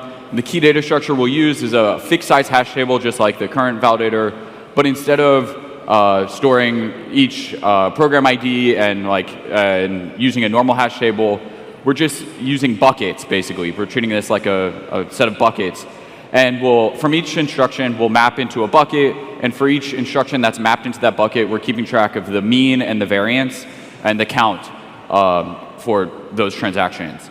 And so then when each instruction comes through, we'll look at the buckets that it maps to, add it up, and then after the banking stage, when we have executed the transaction, we know how many compute units it actually used. We go back and update the buckets with the new information. So in our experiments, we found just using actually one hash function that takes the program ID and the first byte of instruction data, which typically clues you into which instruction the program's actually executing, works. And for comparison, we use 1,000 buckets, which is the same as the current validator, although these buckets are actually a lot smaller. So if we did maybe an equal size memory comparison, we'd be, 4,000, 8,000, 16,000 buckets, something like that. And so you can see these are our results. Immediately, this is the zoomed out view. It's a lot cleaner. The diagonal line is a bit more pronounced. But again, zooming in, our R squared here is 0.89. So from 0.65 to 0.89. If you look at it the reverse, we're making 3 times fewer mistakes. So big improvement. Again, zooming in, this makes it even more clear. So on the left, you have the current validator. On the right, you have ours. The diagonal line is a lot sharper. We're getting much better, much more accurate results. And even more than this, I would say our algorithm is simpler. And so I guess it also makes sense to kind of pull apart the two factors. One, we're using a better feature, as we'd call it, a better hash function. And two, we're changing the structure of the table. So if you take our new hash table structure with just the program ID, which is what the current validator uses, even still we get better than the current validator, although the difference is not as big. And plus, one nice feature of this is that we're getting standard deviations of our estimates for free. So we're getting a measure of uncertainty on our estimation, which is great because there are some transactions that, no matter how we do it, they're going to be hard to predict with high accuracy because they could be very data dependent on, a bunch of on-chain accounts. And there's no way we can go and look through all these. So for example, these ones that are circled in the red, you can see that sometimes we're underestimating or overestimating by maybe 25,000 CUs. But the standard deviation that we're getting from our table is about the size of the blue section. So you can see when we make one of these estimates, we know that the standard deviation is wide. And most of the time when we're overestimating or underestimating, it's by 1 or 2 standard deviations. So we have some way of quantifying that, which then feeds back into the block packing so that we can pack with less, make less conservative packings and fine tune those packings to get more transactions on chain. Okay, with that brief note, I'm going to turn it over to Kaveh, who's going to talk about some really neat hardware work. Thanks, Kaveh. Yeah. Hello. Good. Am I good? Okay. Hi, I'm Kaveh. I do hardware R&D at Jump. Thanks, Philip, and that was pretty good. So, is this it? This is it, yes. So in this quest for a second/faster validator, and we've already talked, Kevin already talked about all these components, and so these are the components that we've looked at, studied, and we found suitable for maybe hardware acceleration, and that's what I'm going to talk about a little bit, both from a theoretical and also from practical perspective. That's what I'm going to do today. I'm going to talk about what it takes to and what it means to accelerate these components, at least some of them today. And also, I'm going to show a live demo on an Amazon F1 of what we've done so far. So, OK, this slide is showing up empty. I don't know why. But so I'm going to skip that. And so when you start considering hardware acceleration, the first thing you have to consider is what form factor are you talking about, right? Like what form factor for your hardware are you going to consider? And the very first naive setup that you can think of is the old-fashioned, you have a processor in the middle, and you have your networking on one side connected through PCIe or newer protocols are coming. But usually you have that connectivity to your basically outside world. And then on the other side, you have your FPGA or hardware accelerator connected through, and again, some sort of bus, PCIe in most cases. Again, better protocols coming later. But this is what you use, right now, at least, you see in Amazon AWS F1s. And well, obviously, you can see it has limitations because any data that gets in and out of the FPGA, your hardware accelerator, has to go through PCIe, has to go through to your processor. So you're allocating a processor for at least one core to talk to the FPGA, and then you're limited by the PCIe bandwidth. You're constrained by the PCIe latency, all of that, right? When you're thinking about an application that is network-centric, right? It's distributed, and your primary thing that you do is communicate. Something like this makes more sense, right? Like if you have an FPGA that's directly connected to the network, and then so the data gets to your FPGA a lot faster without with fewer hops. And then there's a processor there for coordination. You always need that processor there, so someone needs to take care of the management of the system. But and then the communication between your processor and the FPGA is less of an important issue here, right? So you can rely on your direct connectivity here. And this is something that you see in Microsoft Azure. At least that's what they use themselves for their search acceleration. OK, so we have these different form factors that we can play with. Of course, that's dependent on the data center and all that. But we just wanted to have that out there, that the form factor and the configuration of the system makes a big difference in terms of how you can utilize your hardware accelerator. Now, looking at all of those components that we had, that Kevin also talked about, the very first thing that pops out is SIG verify. Like when you're receiving blocks, transactions, you have to verify them. And inside the SIG verify, the first thing that pops out is SHA-512. So that's what we decided to do. We decided to just take SHA-512, implement it on Amazon, and show how fast you can run it. So what I'm showing here is a typical danger. It actually says danger. Oh, there we go. We have a host on one side that communicates with our FPGA. This is our entire FPGA sitting inside the Amazon F1 through PCIe. And so we have synthetic transactions coming through. We store them in DDR for buffering purposes. They come back to the card. We have to do some padding because SHA. And inside our SHA unit, we have the block scheduler, and we have the actual rounds that actually do the computations. Kudos to Javier on this. And then we have the reorder engine that makes sure that transactions actually come out the same way that they came in, because the scheduler does reorder them a little bit. And then after that, we have this DMA engine that sends them back to the host. Now, we don't have to send them back to the host if we end up consuming the SHA within the chip. But for this demo, we decided to send them back to the host to validate, to see, did we do the SHA right? So that was important. But the numbers that I'm showing here is theoretical limits that you can get under some constraints. For example, here, the PCIe that Amazon advertises is 4 times that speed. But can you get that? Good luck, because the processor is just so damn slow, right? That's just the reality of life, right? So turns out around this, this is considering 4 blocks per transaction. So depends on what kind of synthetic data you're generating. You're going to get about 4 million transactions per second through this PCIe link. And then this FPGA, as we talked about, it doesn't have any network connectivity. But for the purposes of this demo, we decided to have an Ethernet emulator inside the chip that is capable of generating 24 million transactions per second, again, assuming 4 blocks per transaction. And so just for the demo purposes, right? So we're buffering all of those, pushing them into the SHA, and then what I'm showing here is theoretically, our SHA can sustain 250 million hashes per second.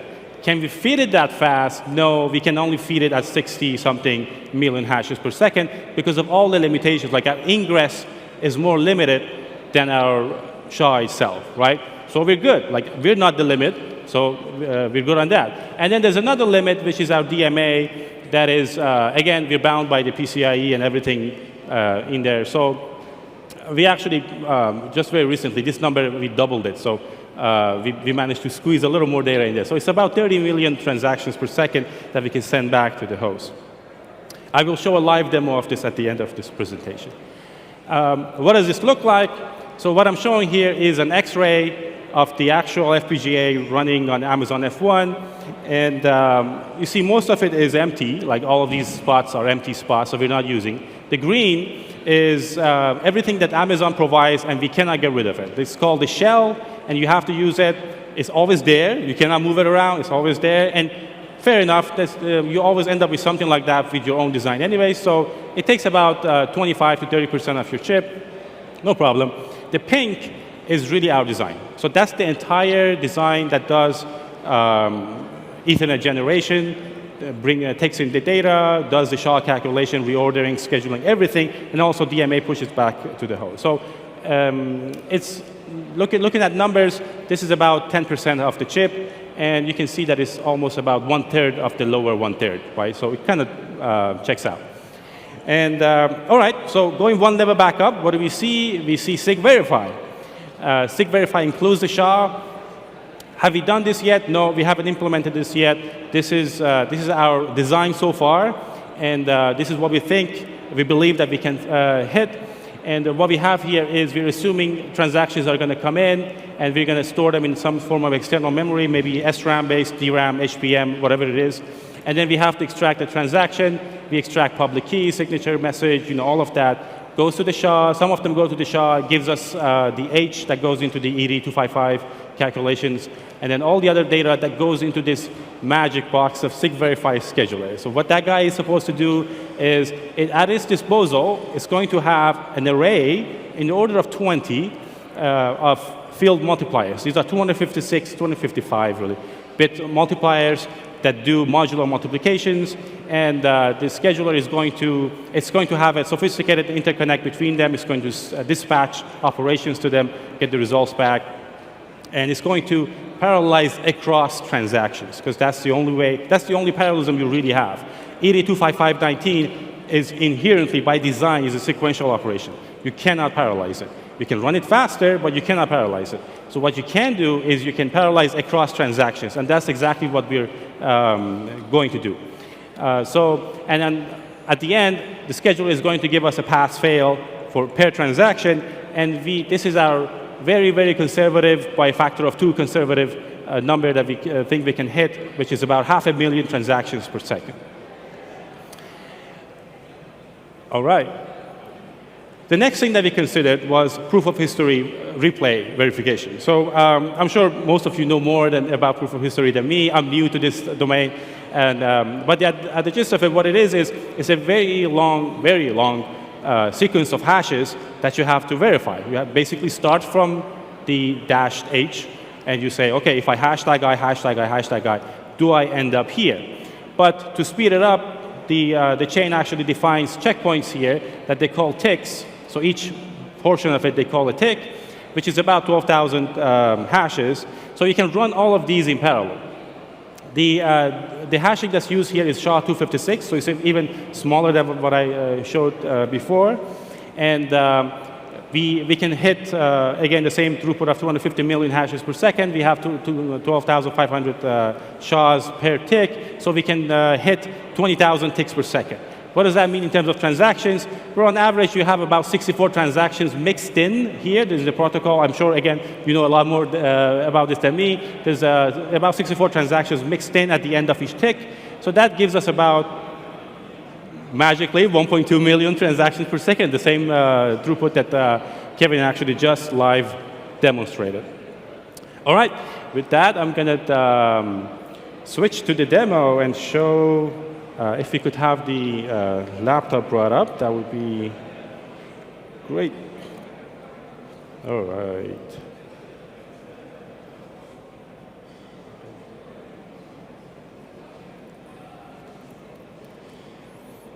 I got the password right. Yeah. All right.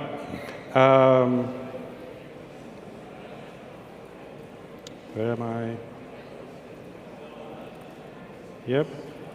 All right. So I'm just going to, what I'm basically doing, I'm setting up the AWS tools. This is an actual vanilla AWS F1 machine that I logged into. It has one FPGA in it, and it's like basically the cheapest, smallest FPGA capable device that you can get from EC2. And I'm just setting up the tools, and just standard AWS stuff. And what I'm going to do is, my script just moved me into the right directory automatically. So all I'm going to do is I'm going to run this process. So what I'm showing here is two components. I'm showing, by the way, all of these data is getting captured live from the device.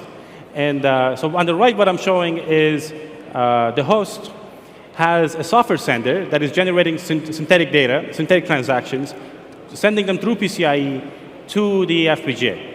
And what it's receiving is basically telling us, yeah, I'm receiving about 24, 25 gigabits per second worth of data coming in. This includes the overhead of the header and everything for the transactions, right? And it's basically telling me, I'm looking at the header and I'm seeing about 5 million transactions in there. That's translating into about 5 million. And then it's doing the extraction. After the extraction, you see there's a drop in the data rate because the header was just extracted, thrown in the garbage, right? So the data was just cut down, but these transactions are still the same. And inside, we also have the 100 gigabits per second Ethernet emulator. Well, it turns out we overshot it a little, and we're generating 128 gigabits per second. But no, not a problem. Our SHA can handle that. So that's actually coming out to about 80 million transactions per second. If you do the math, you're like, wait a minute, this is about 5 times, 6 times bigger than that, but this is way larger than that. Why is that?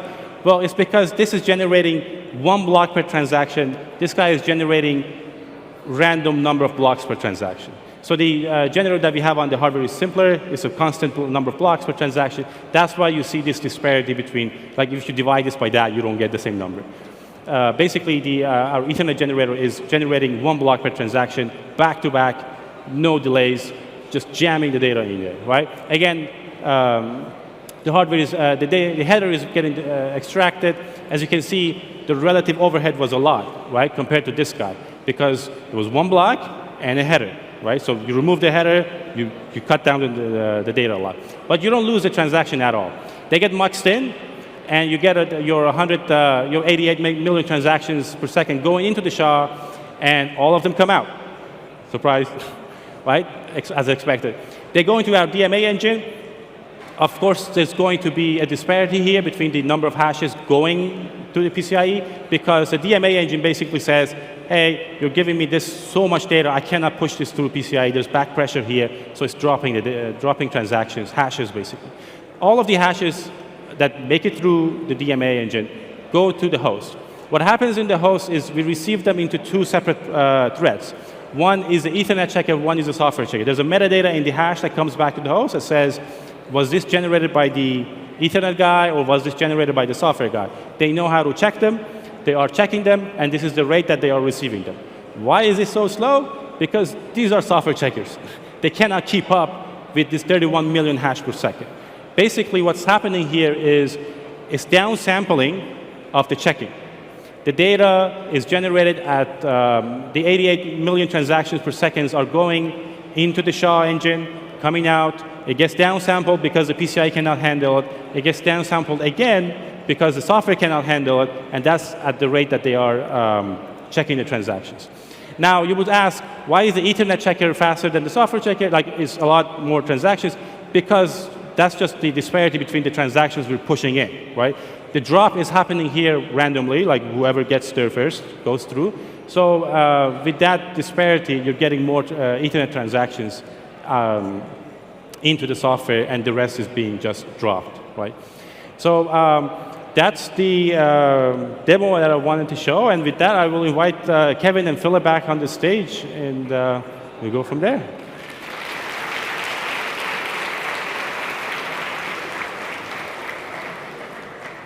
So where did the cool demo go? Oh, I think my mic, oh, okay, good, my mic is on. Okay, so we don't really have a whole lot more to say, at least formally speaking, but and I know we're a little bit over on time here, but we're happy to take maybe one or two kind of quick questions if there's any questions from the audience. Okay, no one's standing up. That's either really, oh. We have one, yes. Okay. I wonder if Fire Dancing will provide RPC interface like vanilla Solana client. Sorry, I'm not getting the audio so very much. Yeah. I wonder if Fire Dancing client will provide RPC interface like, or it will be only about validation and RPC providers cannot Did you get use that? it. Here, I'm just going to come down because I'm getting a feedback loop. Fire Dancing will provide RPC interface like vanilla. There's so much echo. Yeah. Okay, so the question is, will FireDancer provide an RPC interface like the Solana client? We intend it to be a drop-in replacement at completion for Solana client, so the answer to that would be yes. Go.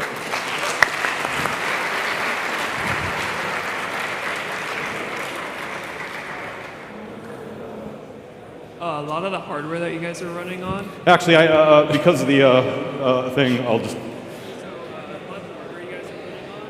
Yeah. They're slower clock speeds than what you typically see for like a Yeah.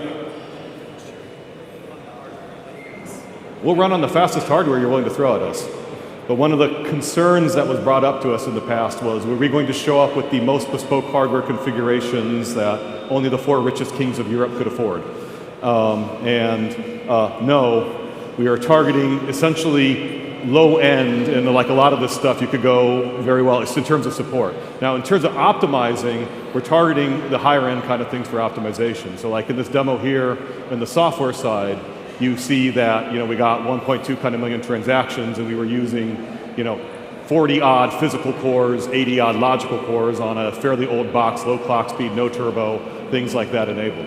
Now you come along and say, no, I've bought my Ice Lake, it's 40 dual socket, I've turned on the hyperthreading, and you go out over there, you can make all those numbers twice as big.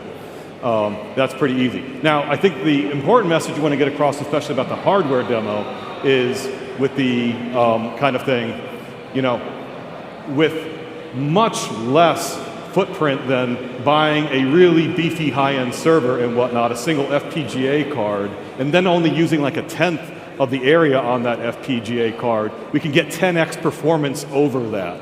And so looking at how expensive calculations like SIG-Verify are, that's why we're very strongly looking at the hardware acceleration.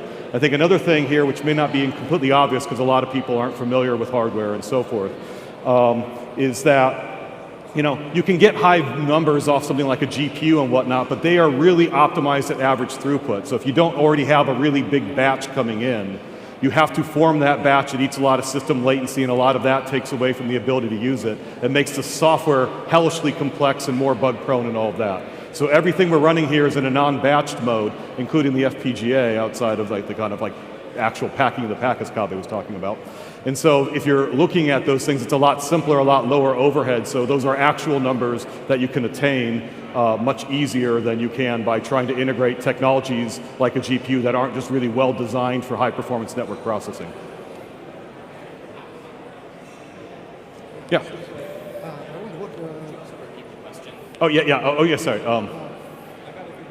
Okay, you got a good question.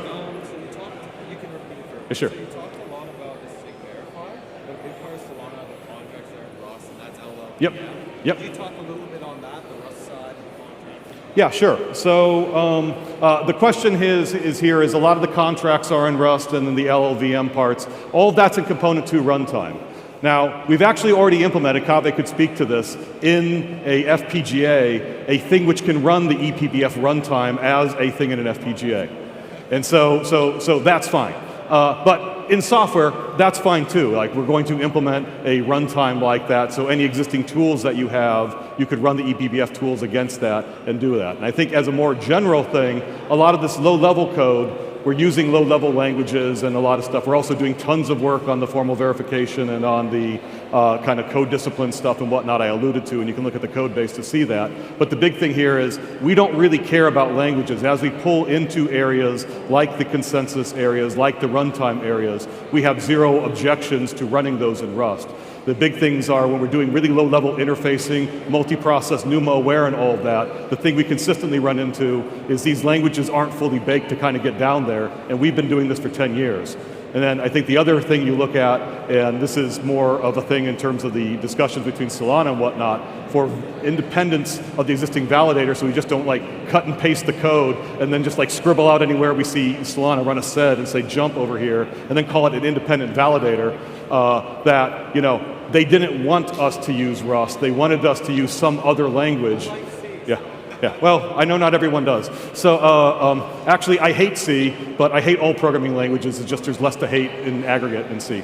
So, you know, looking at it, putting that together, it's like Solana approached a bunch of experts at high-performance C, C++ code development and said, you can't use Rust. So it's like, okay, well, that was not the hardest decision for us to make in the world. So, cool. Yeah, thank you. I wonder if you have performance bench test without NUMA and FPGA just to compare runtime performance of vanilla client and FineDesk. So FineDesk without. We do have a lot of other. The question is, do we have benchmarks to compare side by side for performance? The answer is kind of. And when I say kind of, a lot of that, like, I can look at the OpenSSL that we used as the reference. We're about, 5-ish faster than them, somewhere in that ballpark. If I run the same sig verify calculation, we can just swap out our implementation of it, put their implementation in, run it, and then see they're running at something for equivalent numbers at like the 160 microseconds, 120. It's a little bit difficult to give those benchmarks because, as per the other questioner, it's so computationally intensive, that thing, and so relatively memory poor, it really scales as clock speed. So if you're looking at it, you really care about clock speed. So you want to do apples to apples, you're saying like, okay, is the clock speed, is the turbo mode set up, and all those other things. But if you're looking at it, it's a ton faster for that kind of like micro benchmark side by side. Another one that's frequently used is Dalek. Dalek, we've gone through kind of line by line. We're kind of comparable. I think the big thing there when we look at it is there's some algorithmic differences. So in some circumstances, we've seen us be a little bit faster. In some builds, we've seen it be a little bit slower. But Dalek that's currently used in the libraries is pretty darn good as well. And we've been comparing against that and then looking at saying like, hey, are there any tricks that we can gain from this instead of just turning loose our internal cryptographers and doing it de novo? Cool. Okay. I got the time warning. So. Thank you very much. Give it up for the Fire Dancer team.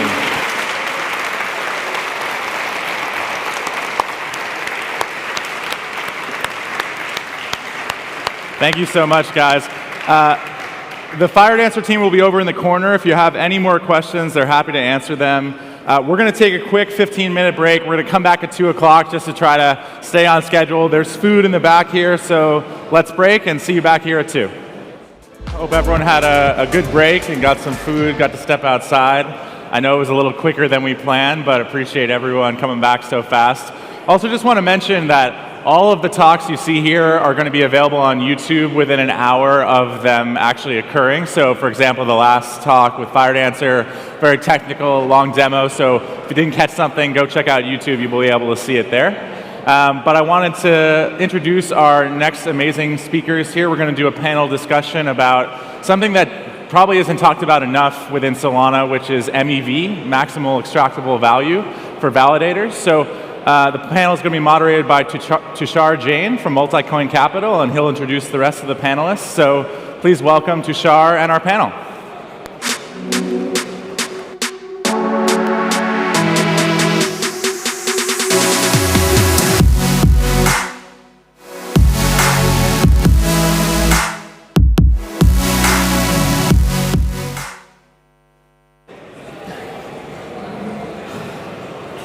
All right. Hello, everyone. I'm really excited for this panel today. We have an amazing group of people to talk about what I think is going to be one of the driving forces that shapes how blockchains evolve, which is MEV. So before we get started, I just wanted to ask each of you to maybe give a little background about yourselves and introduce yourselves. Yeah. Starting here. Awesome. So I'm the founder of DFlow, which is a protocol that's building decentralized order flow auctions. Spent a ton of time thinking about MEV, so I'm pretty stoked for this talk. And prior to this, I was a quant researcher at an HFT firm. My name is Lucas Bruder. I'm the co-founder and CEO of Geo Labs. We're building high-performance MEV infrastructure for Solana, help Solana scale to the next billion users. Hi, I'm Eugene Chen. I'm the co-founder at Ellipsis Labs. We're building a new limit order book decentralized exchange protocol on Solana. Previously, I used to do MEV research focused on PBS on Ethereum. All right, so today we're going to cover some of the thorniest questions in MEV, and we're going to get into the weeds of it. So we're assuming the audience has some context about what this is. Otherwise, there's a lot of resources online to learn a little bit more. But the first question I wanted to ask each of you is, what do you think of the various tactics being taken by L1s and L2s across the ecosystem to try and reduce or potentially, in their words, eliminate MEV? Do you think it's possible? Do you think there's positive or negative externalities? Examples of this include, the stance that Arbitrum has taken around how the sequencer works, or how Osmosis randomizes transactions within a block. Yeah, I'll start. So I guess, in terms of directional things, I think L1s and L2s should definitely try and eliminate MEV to the extent that it's possible. I think eliminate is maybe a little bit of an overloaded term. I think what generally people have come to somewhat of a consensus on is that you can sort of redistribute and move MEV around, but you can't necessarily just get rid of it, because it's just a human problem. Contention for state is essentially something that it boils down to. Yeah, I think that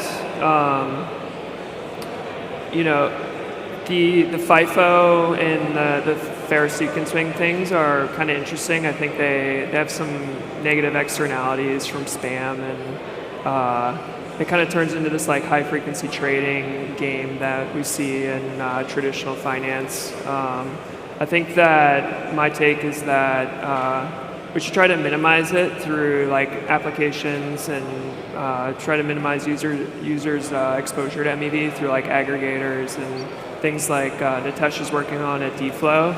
And for everything else, it should be efficiently extracted through state auctions. So, on Ethereum with PBS, and Flashbots is working on Suave now, which will be very interesting. You kind of have the highest payer bidding for state. I think that makes the most sense to me on Solana. Where on Ethereum, you're bidding for the entire block. On Solana, because of the way the account model works, you can actually have auctions for individual pieces of state, which seems to be the most efficient way to extract MEV on there. Yeah, when we see some of these FIFO mechanisms proposed, you often see them coming from teams running protocols that are completely centralized, where you do have full control over the ordering. I don't think FIFO transaction ordering is really possible in a decentralized, permissionless validator world, compared to something like Optimism or Arbitrum, which run completely, single sequencer, centralized.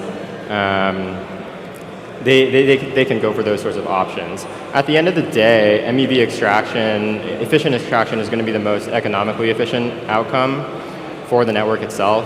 And I think it's up to DeFi protocols and other applications that are built on chain to build them in a way that is MEV aware, where the MEV surface that's exposed is as small as possible.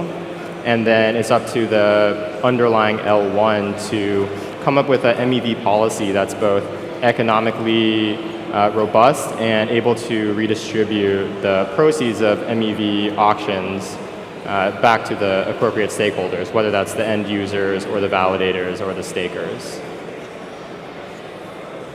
Yeah, just to chime in on that a little bit more, like, I think that these methods being used to try and reduce or eliminate MEV have a lot of negative externalities.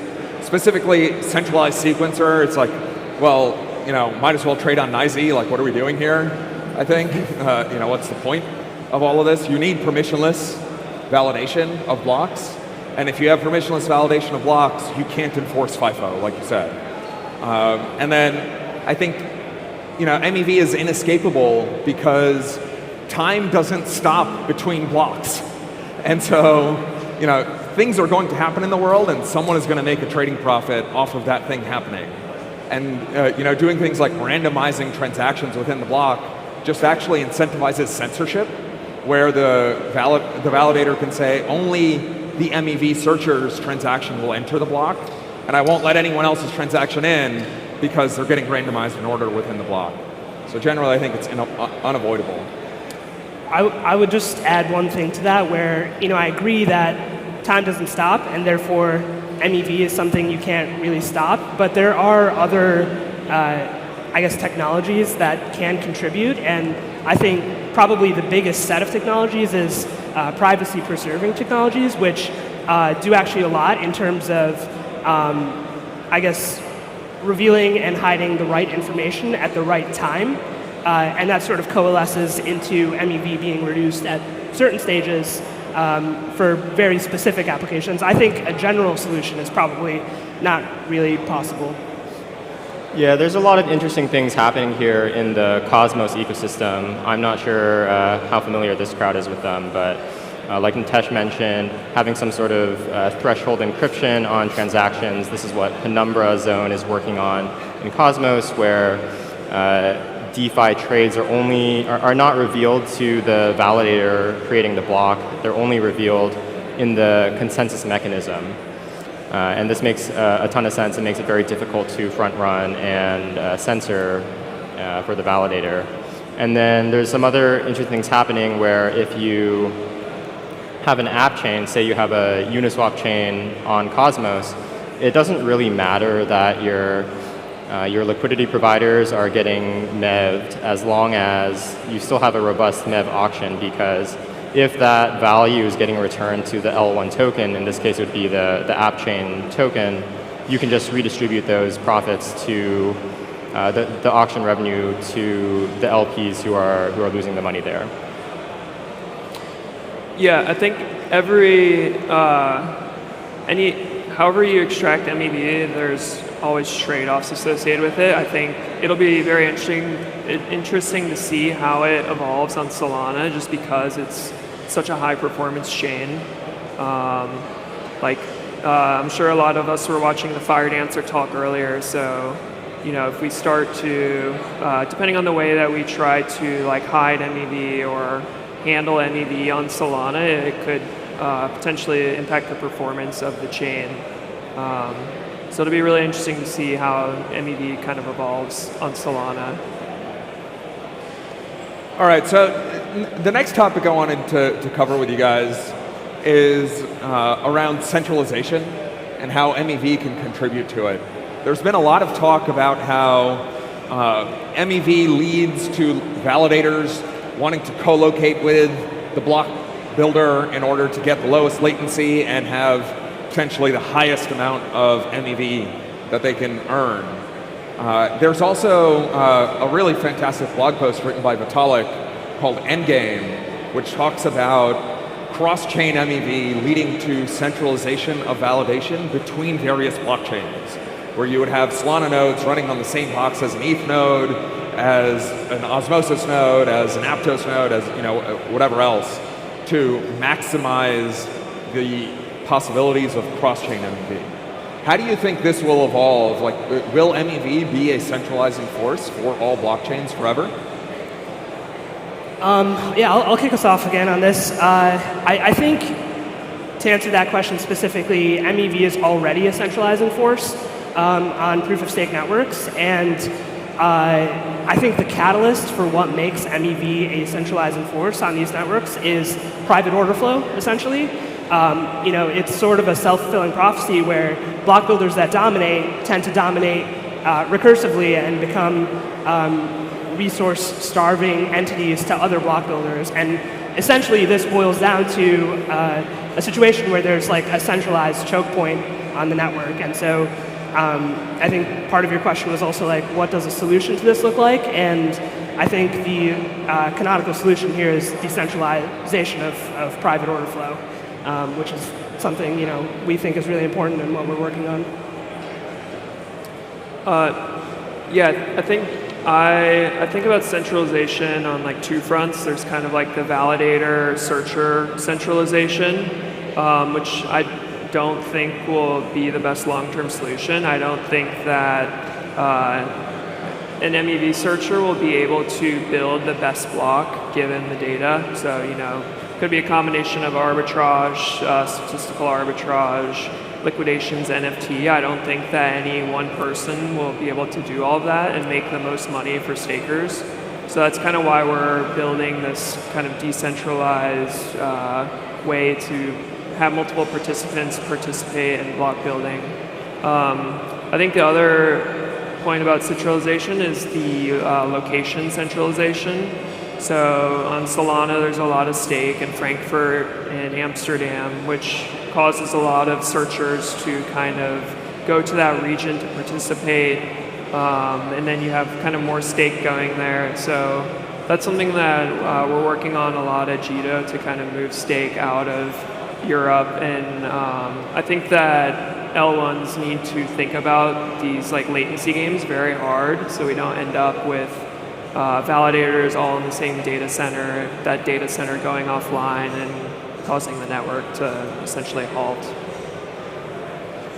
Yeah, I think I agree with these guys that MEV is naturally very centralizing. And I think this is a theme we see all across the ecosystem where decentralization is often trading off against economic efficiency. And so you need to push for decentralization wherever you can.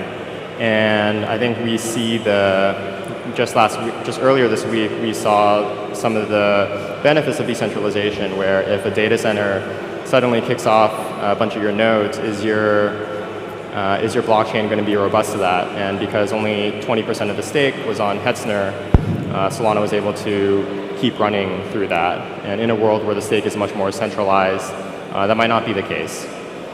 With MEV, assuming you have no infrastructure for extraction whatsoever, it's very centralizing because validators that can more efficiently extract MEV, which is a high-scale game, they're going to be able to offer better returns to their stakers, so they're going to be able to accumulate more and more stake weight, which is obviously pretty centralizing to the network. There's many other forms in which MEV causes centralization, even when you have democratic access to MEV extraction infrastructure, such as Jito. In Ethereum today, a lot of people in the MEV world are worried about centralization caused by latency advantages. And this is in a world with 12-second blocks, where if you're a block builder on Ethereum and you get to see just a little bit more of the mempool than someone else, or the fair price on Binance just a little bit better than another block builder, you're going to be able to build a slightly more efficient block. And these effects are much more pronounced in Solana, where block times are significantly faster than 12 seconds. And especially when you cut up a block into smaller slices, these forces are very real. At the end of the day, we're not going to be able to depend on the benevolence of a few centralized actors to maintain decentralization for the sake of the network. We need robust economic systems that mean that decentralization is actually the most efficient outcome, where no one is incentivized to defect and centralize. Do you think that proof of stake can be that economic motivation where stakers realize it is not in their best interest or the network's best interest to have all of the validators centralized in the same data center, or other types of centralization around block builders, et cetera, and so the stakers actually force the decentralization because that's maybe short-term economically irrational because they could earn a higher yield, but long-term economically rational because the network is more resilient and more useful?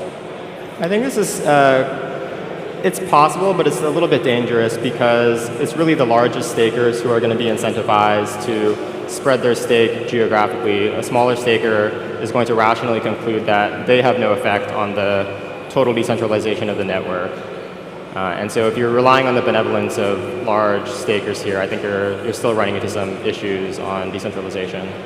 I think stake pools are pretty popular on Solana, and there's reference bots that are available that let stake pools move stake around depending on some criteria. One of which is you have like the ASN centralization or location centralization, and I think stake pools are really good about kind of handling this for the user so that they don't necessarily need to know how to decentralize it. They kind of trust the stake pool to do it for them. But ultimately, the nice thing about proof of stake is that if you don't like what a validator is doing, or you think that you can go earn more money elsewhere, or you don't like what this validator is doing with MEV, then you can just de-stake and move it in like 2 days. I think it's fun to be optimistic that stakers will be sort of moral about not going to these toxic validator nodes on the network. But I think the right approach is for us to design a system where we have economic incentives that prevent that. And I think Lucas is right. Stake pools is a good example of that. Doing things like completely decentralized state space auctions and order flow auctions is how we avoid that sort of killing crypto. Got it. So on that same note, I wanted to ask you all about the various types of malicious MEV that exist in the world. Everyone has heard of these like sandwich attacks, which are basically a front-running attack where someone sees a transaction in the mempool and they try and front-run that transaction. What do you think is the long-term equilibrium here? Will the validators that facilitate malicious MEV be the winners because they earn slightly more yield and people will stake to them, and so they'll continue to accrue more yield? Or will there be a different equilibrium, maybe where stakers are exercising more discretion in order to protect the users of the network? I think stakers will probably go to where the highest yield is at, assuming that the validator is like not totally messing with the network, like doing time-banded attacks, changing history, things like that. I think as these systems evolve, we can't continue to let people get sandwiched on chain, and I think that better app design and having apps consider what they expose their users to with respect to MEV will play a very important role in removing how much it happens. If you go on Orca or something and you set your slippage to 10%, it will warn you that you're going to get front run, or you could get front run. So I think apps need to handle that more, and I think users will go to where the highest stake is. But as I said earlier, stakers can move their stake wherever they want. So I guess we'll see what happens on the long time horizon.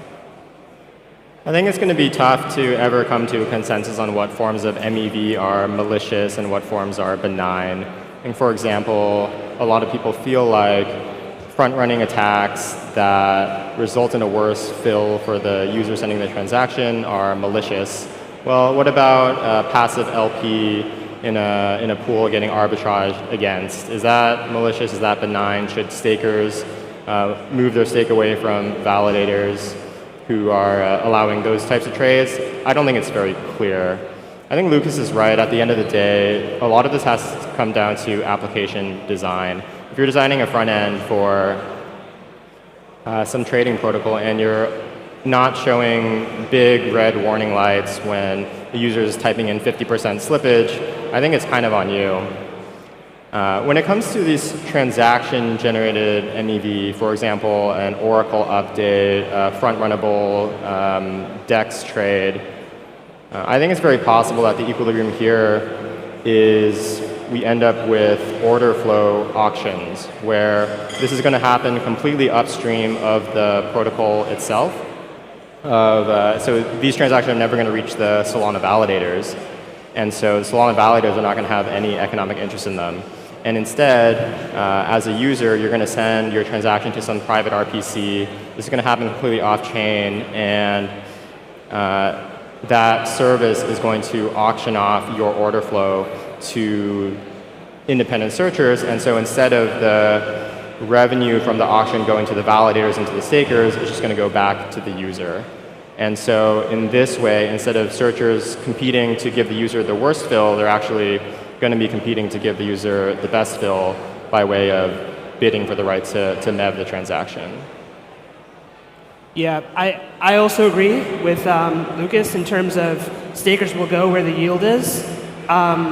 It's just, it's sort of up to us to create, like the community, to create incentive systems that economically reward stakers more than handshake deals between people you know or people who know each other can reward those. So like we just got to get to a point where who you know isn't an edge anymore in things like financial applications, NFTs, just everything. And once we get there, I'm optimistic that stakers will go to the place that is least toxic in terms of validator nodes. Got it. What are some more things that you think apps can be doing to more intelligently design to reduce harmful MEV to their users? You mentioned a couple like big red warning signs when you put your slippage to like 50% on the AMM pool, or order flow auctions, which I think make a lot of sense. Yeah. Do any other ideas come to mind? Yeah, I think like aggregators are really good about reducing MEV.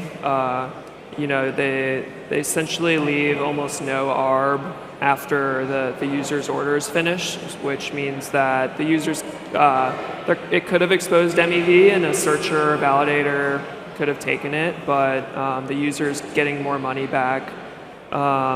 I think one thing that I'd like to see is like if you're aping into some coin and you set the slippage super high, having that reset on you after you kind of ape into it.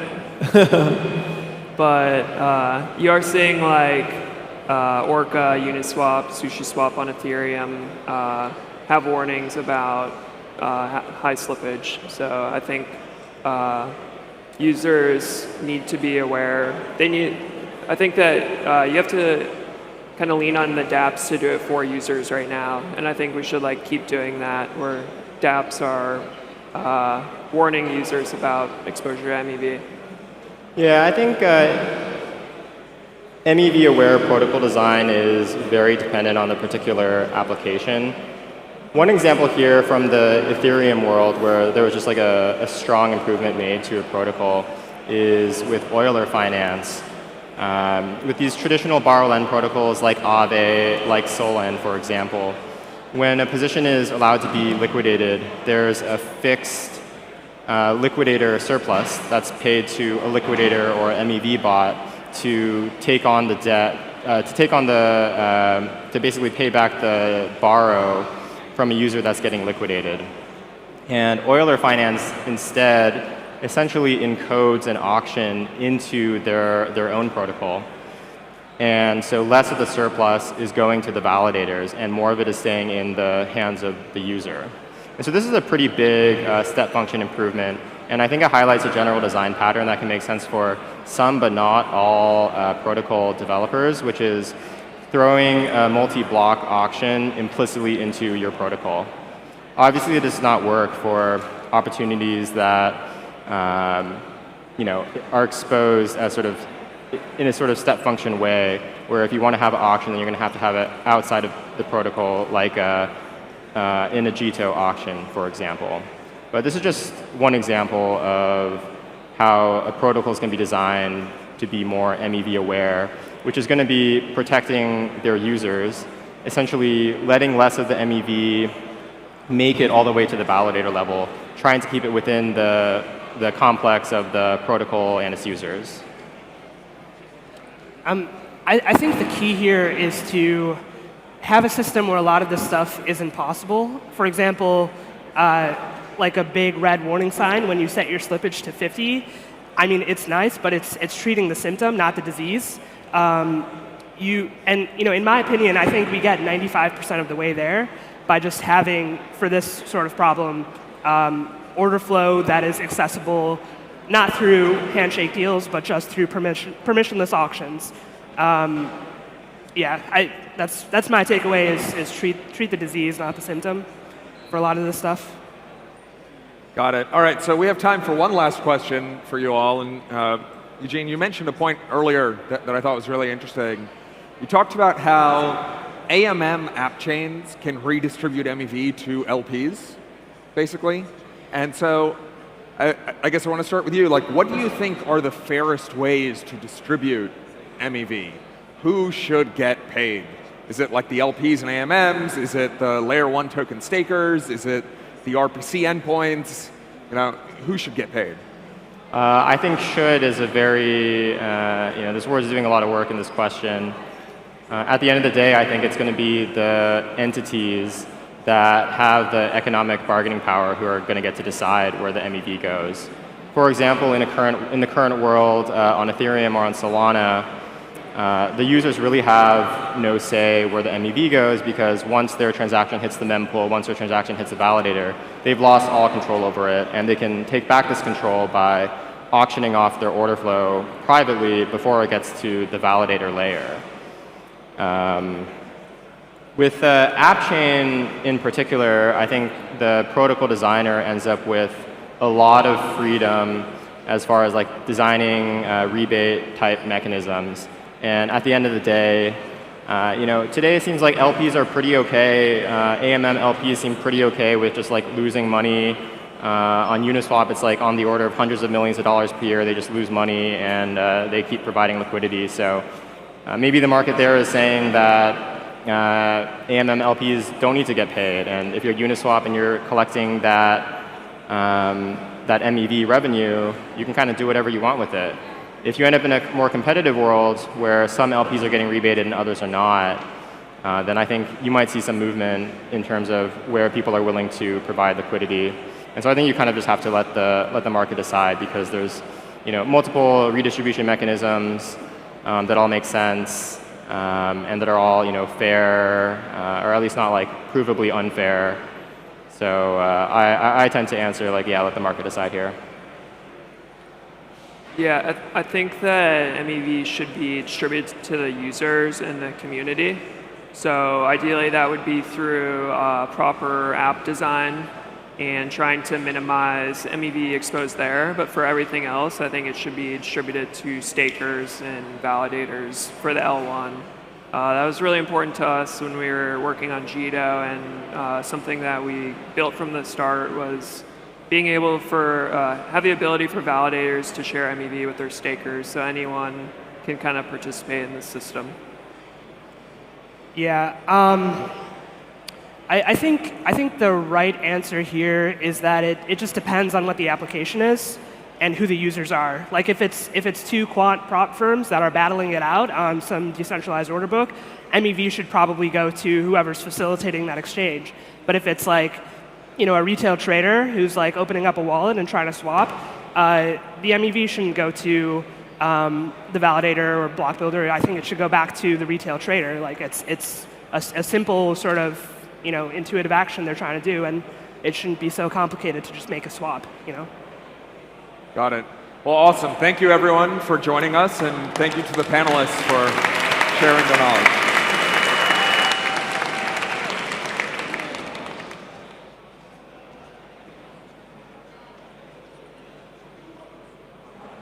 Thank you very much. What an amazing panel. Definitely learned a lot about a subject I did not know too much about. But while we get the stage set up here, our next speaker is Stephen Lucier from Solana Labs. I had the privilege of going to the Vancouver Hacker House a couple of months ago, my first Hacker House, and if you haven't been to one, I strongly suggest going to a Solana Hacker House. The schedule just got published and it's on the monitors around here. Going to be doing them all over the world next year. But Stephen is from Vancouver, and it was amazing to see how he was able to work with so many different types of projects to just help them understand mobile much better. And if you heard Anatoly speak yesterday, he talked about how mobile is such an important focus for Web3, for Solana. So I'm really excited to introduce Stephen to talk about how you can develop on mobile. So give it up for Stephen Lucier.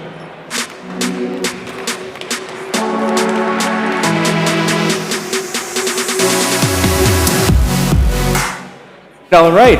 Thank you so much for being here, everybody. My name is Stephen Lucier, and I work on the core team that's building the Saga phone at Solana Mobile.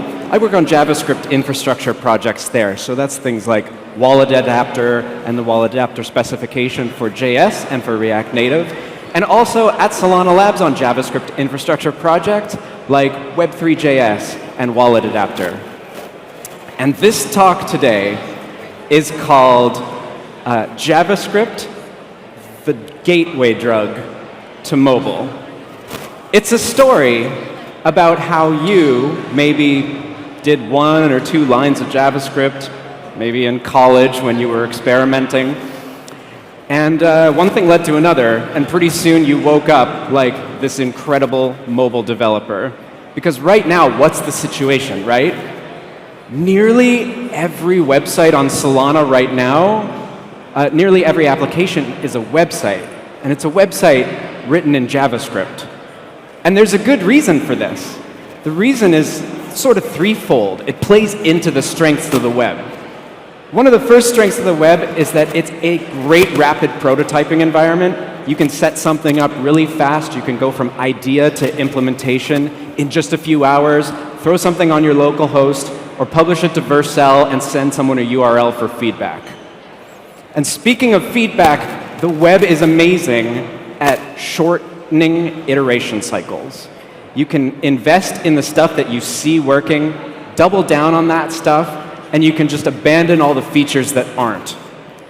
And it's also the ultimate zero install distribution platform. You can just send someone a URL. You can just send someone a URL, and users always get the latest version of your application with all of the latest features. So I think that the hypergrowth cycle of apps that Solana has enjoyed for the last little bit has been in large part due to the strengths of the web. But I have got to believe that the next hypergrowth cycle is going to owe itself to the shift to mobile. And it's going to owe itself to a shift to mobile, not for the same reasons as the web, but for rather different reasons. First reason out of 3 I want to present to you is that people have got these things. They have phones, and they've got a lot of them. Let's do some statistics. This is focused on the United States, a place called the Pew Research Center. The percent of US adults who say that they own a cell phone is all the way up to the wall at 97%, as compared to folks who report owning a desktop or a laptop computer, which is only at 77%. And if we get a little bit more nuanced about that and take another slice and say, okay, well, how many own just smartphones? It still exceeds desktop ownership. Now, you're looking at this and you're like, I'm not convinced.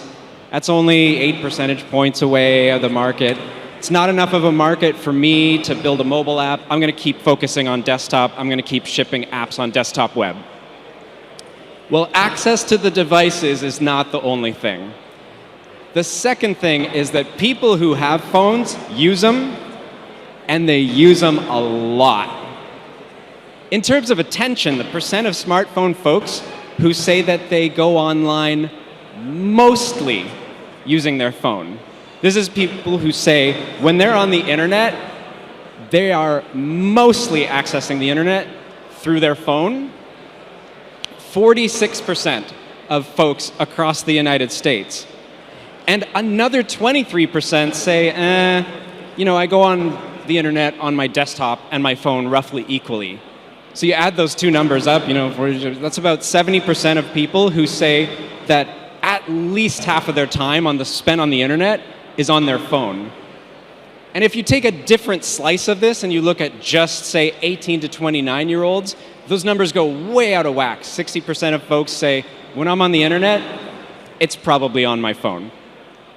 That is a massive market of attention. If you're not shipping a mobile app that looks beautiful, works well, delivers value to people on their phones wherever they are, you're missing out on a huge part of their daily attention. And that's a market that I think you want to capture. Now, the third reason is that not everyone has a desktop computer. If you take a look at the number of US adults who say, I have a phone, but I do not have internet connection at home, that's 15% of US adults. At current numbers, what is that, 45 million people? And this doesn't even cut equally. If you take a look and you ask, Hispanics report at a rate of 25% that they have a phone connected to the internet but no internet connection at home. If you look across the country and you look at people who are making $30,000 US or less, 27%, all of their time spent on the internet is on their phone because they don't have a desktop connection, a broadband connection at home. We call these mobile-only users. So, we've got this saying in crypto, right? We have this aspirational goal that we're all here to build the products and services and networks that are going to onboard the next billion people. And I have got to tell you, if we want to have a hope of onboarding the next billion, we are going to have to meet them where they are. And where they are is overwhelmingly on mobile. Right now, the interoperability story between mobile phones and mobile wallets is kind of a story of heartbreak. Anyone who's tried to sign a transaction, do a mint on the go, knows that it's kind of this jumble of different protocols, different operability stories, different applications, and different strategies for being able to connect to wallets to regular websites. We're hoping, with the advent of the Solana mobile stack, to create a set of interoperable standards that will abstract away all of this complexity so that there's a high probability that when you go on your phone to do something in crypto, that it just works. Now, if you're buying what I'm selling so far, and you, like me, believe that there's going to be a massive shift to mobile next year, let's go through. Who's this talk for? Should you be worried about this shift to mobile? And then what is it that I want you to do by the time that this 20 minutes is over? So maybe you're a developer. You understand your problem space, and you're used to executing really, really well on desktop web. You might be wondering, are my skills obsolete now? Am I going to need to retrain and learn Kotlin or Java or Objective-C or Swift and become this mobile developer and leave everything behind? Or maybe you're a product manager and you have a team of those folks, and you're thinking, do I need to hire a new mobile team and retrain them on our company's products and policies? Or am I just going to need to get more funding, increase my burn rate so that I can deliver the same amount of value on now fundamentally two different platforms? Or if I can't get that cash, am I just going to have to settle for whatever I can do? Am I going to have to settle for less because I'm splitting my attention between two different platforms? Well, not usually an optimist. Today, I'm here to make the claim that the answer to all of those questions is no. And here's the proof of why that answer is no. All of these applications that you're seeing on the screen right now, connecting to brand new mobile wallets like the new mobile wallet adapter compatible Phantom and the new mobile wallet adapter compatible Solflare that came out, they're roughly about 2 weeks old. all of these applications and operations are applications written in JavaScript. There is no native mobile code harmed in the filming of these videos, and these videos were filmed straight off of my Saga device. So, two strategies for you if you're a JavaScript developer and you want to dive into mobile with us. The first strategy is just to take your existing web app and make some small modifications. The modifications look something like this. First, make it render well on small screens, which is harder than it sounds. The second, you got to use the new SMS Solana Mobile Stack mobile wallet adapter. What does it mean to render well on small screens? Sounds obvious, not always. It means you have to employ responsive design principles. Mobile phones come in all shapes and sizes, resolutions, non-standard, portrait, or landscape orientations. You need to make sure that when your website is rendering on one of these devices of unknown size and resolution, that it is readable, that it's beautiful, and that it's functional. And you're web developers, so you already know how to do this because you know CSS. You know CSS layout, and you might be familiar or might not be familiar with CSS technologies like media queries, where you can deliver different layouts to different devices depending on their viewport width and height. And this one is so, so, so important and not to be missed. You have to start designing for touch.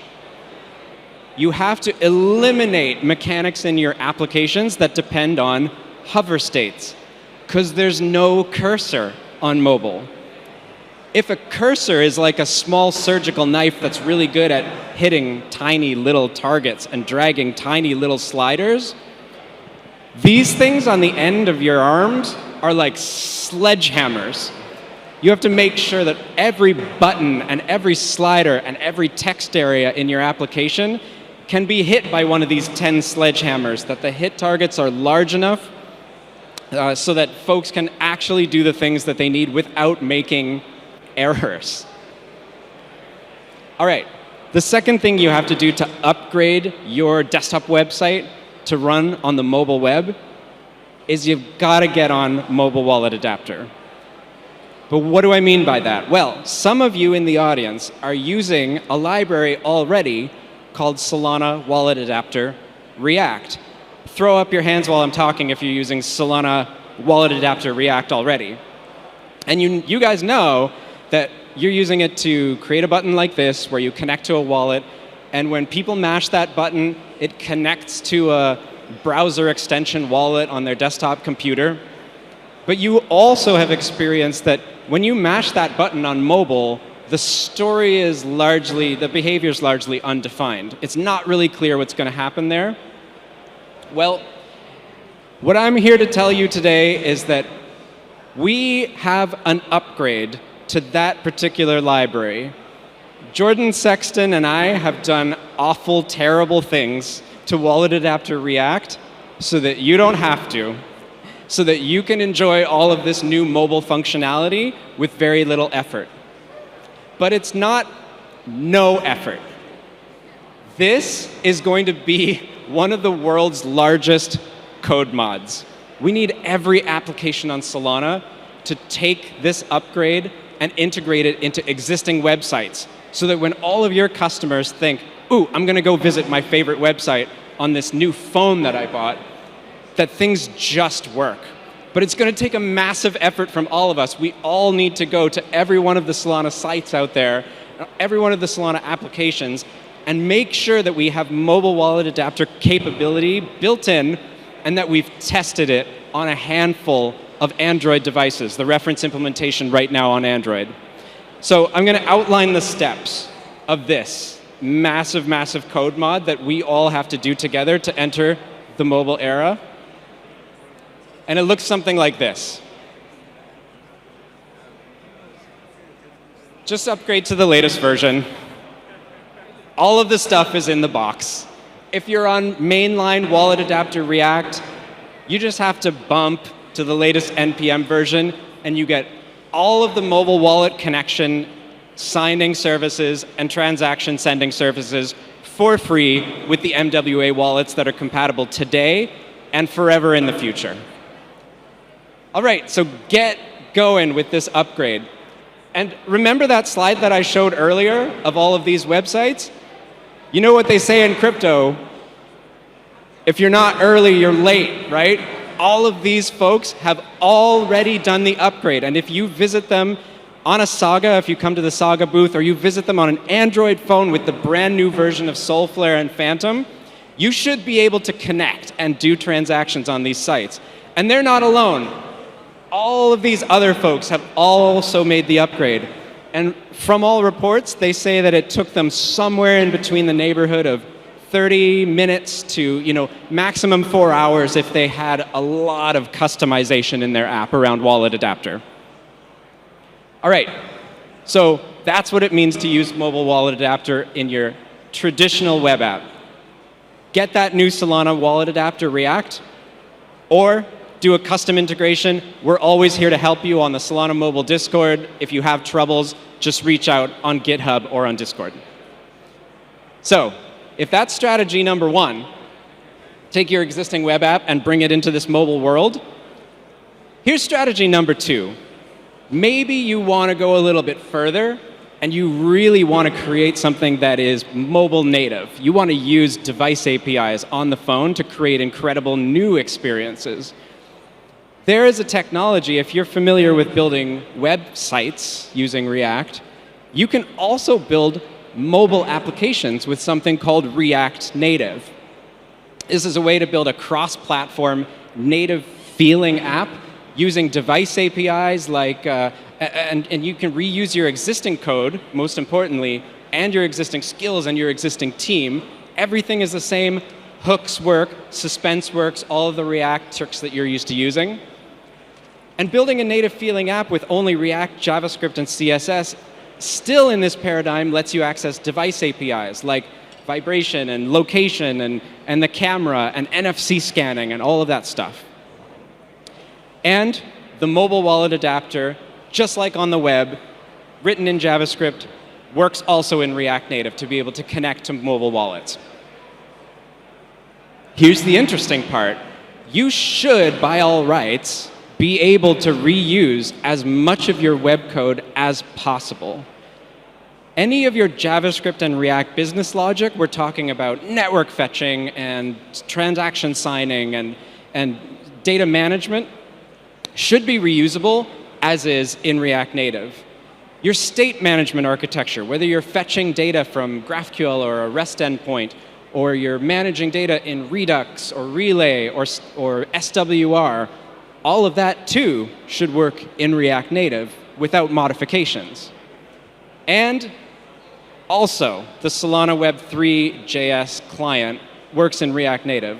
You can use all of the usual signing services and RPC communication services that you're used to using on the web, also in React Native. Okay, so what is the bad news then? What is the stuff you can't reuse? And it comes down to this. If your application is really, really business logic heavy, you're in luck. If the meat of your application is creating transactions, making calculations, fetching and sending data to the network, all of that, mostly reusable as is. On the other hand, if your app is really heavily weighted towards the user interface, if you have a ton of beautiful charts and animations and user controls and transitions in your app, a lot of that stuff is going to need to be rewritten, none the least of which because you're on a fundamentally different display and display size and input devices, but also because the layout paradigms, with the exception of CSS, are fundamentally different on mobile. But I believe you can do it. And with that comes to the last part of this presentation. What am I here to ask you to do? I'm here to ask you to do these three things. The first thing is, if you own a web app on Solana, make the upgrade to Wallet Adapter.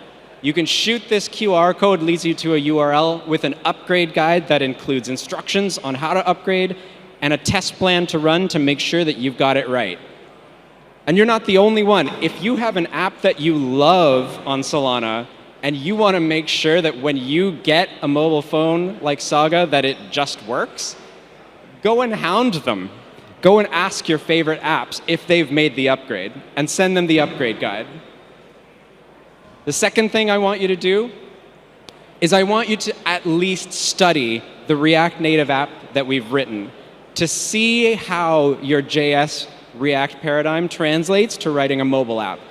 And I think you'll find that it's not at all scary and it's very interesting and that you can build extremely powerful things with it. And then the last thing is just join the Solana mobile Discord. We're always here to help, to answer questions, whether you're building a wallet or you're building an application and trying to use the mobile wallet adapter SDKs, just hit us up anytime. So, JavaScripters, welcome to mobile. Thank you so much, and come and visit us at the Saga booth with any questions you have right in the back corner there. Thanks for your time. It's been a pleasure.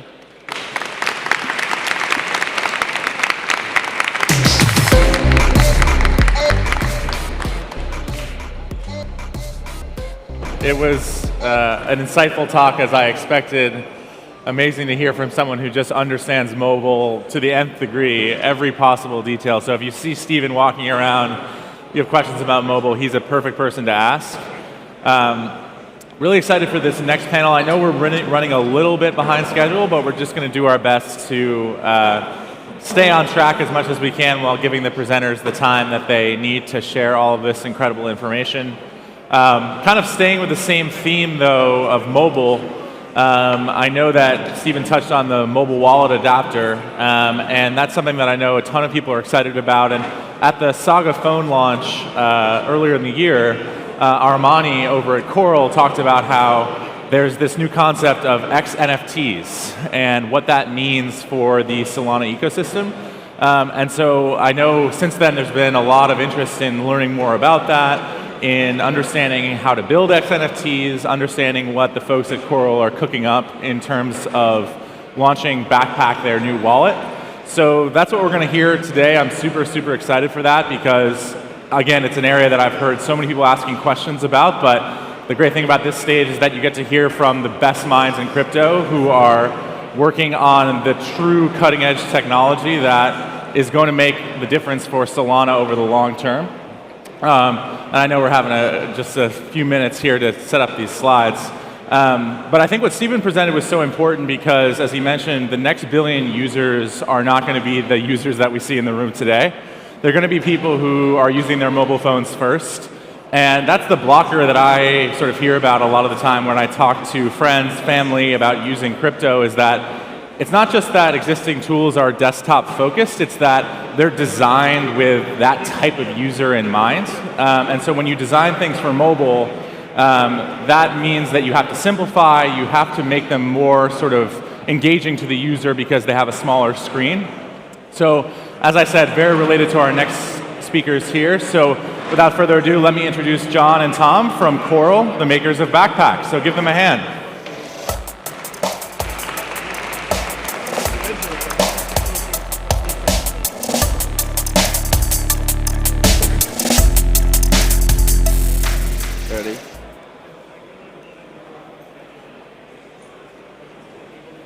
All right, hi everyone. I'm John, this is Tom. We're working with Backpack. We're at Coral, and yeah, so we're both developers. We're both developers, yeah. I'm going to talk through what Tom's doing on his laptop. So we're going to show you how to build an XNFT. But for anyone here who doesn't know what an XNFT is, we'll just give you a very brief rundown of like how to set up Backpack. So yeah, firstly, we're an open source repository, so you can go to github.com/coralxyz/backpack, and then we have a releases page. So one thing to note is we've been giving out invite codes to people who are like really good at our waiting room games, and they managed to get the answers right. But everyone here has a cheat code. You can go to the pavilion, and we've got a booth there, and we're giving out invite codes. So if you go and find the Backpack booth, there's a QR code you scan, They'll tell you what to do. We're going to use a local build, and the thing that's different about the local build is you're getting features that aren't in production yet, so you're getting the latest and greatest stuff, but you won't have the username stuff. And you're definitely going to want the username stuff in the next few weeks. We've got a lot of things coming around the corner, so yeah, use the Edge build locally if you need to run it locally for now, but I recommend you get an invite code. So Tom's just going to download the build Edge version.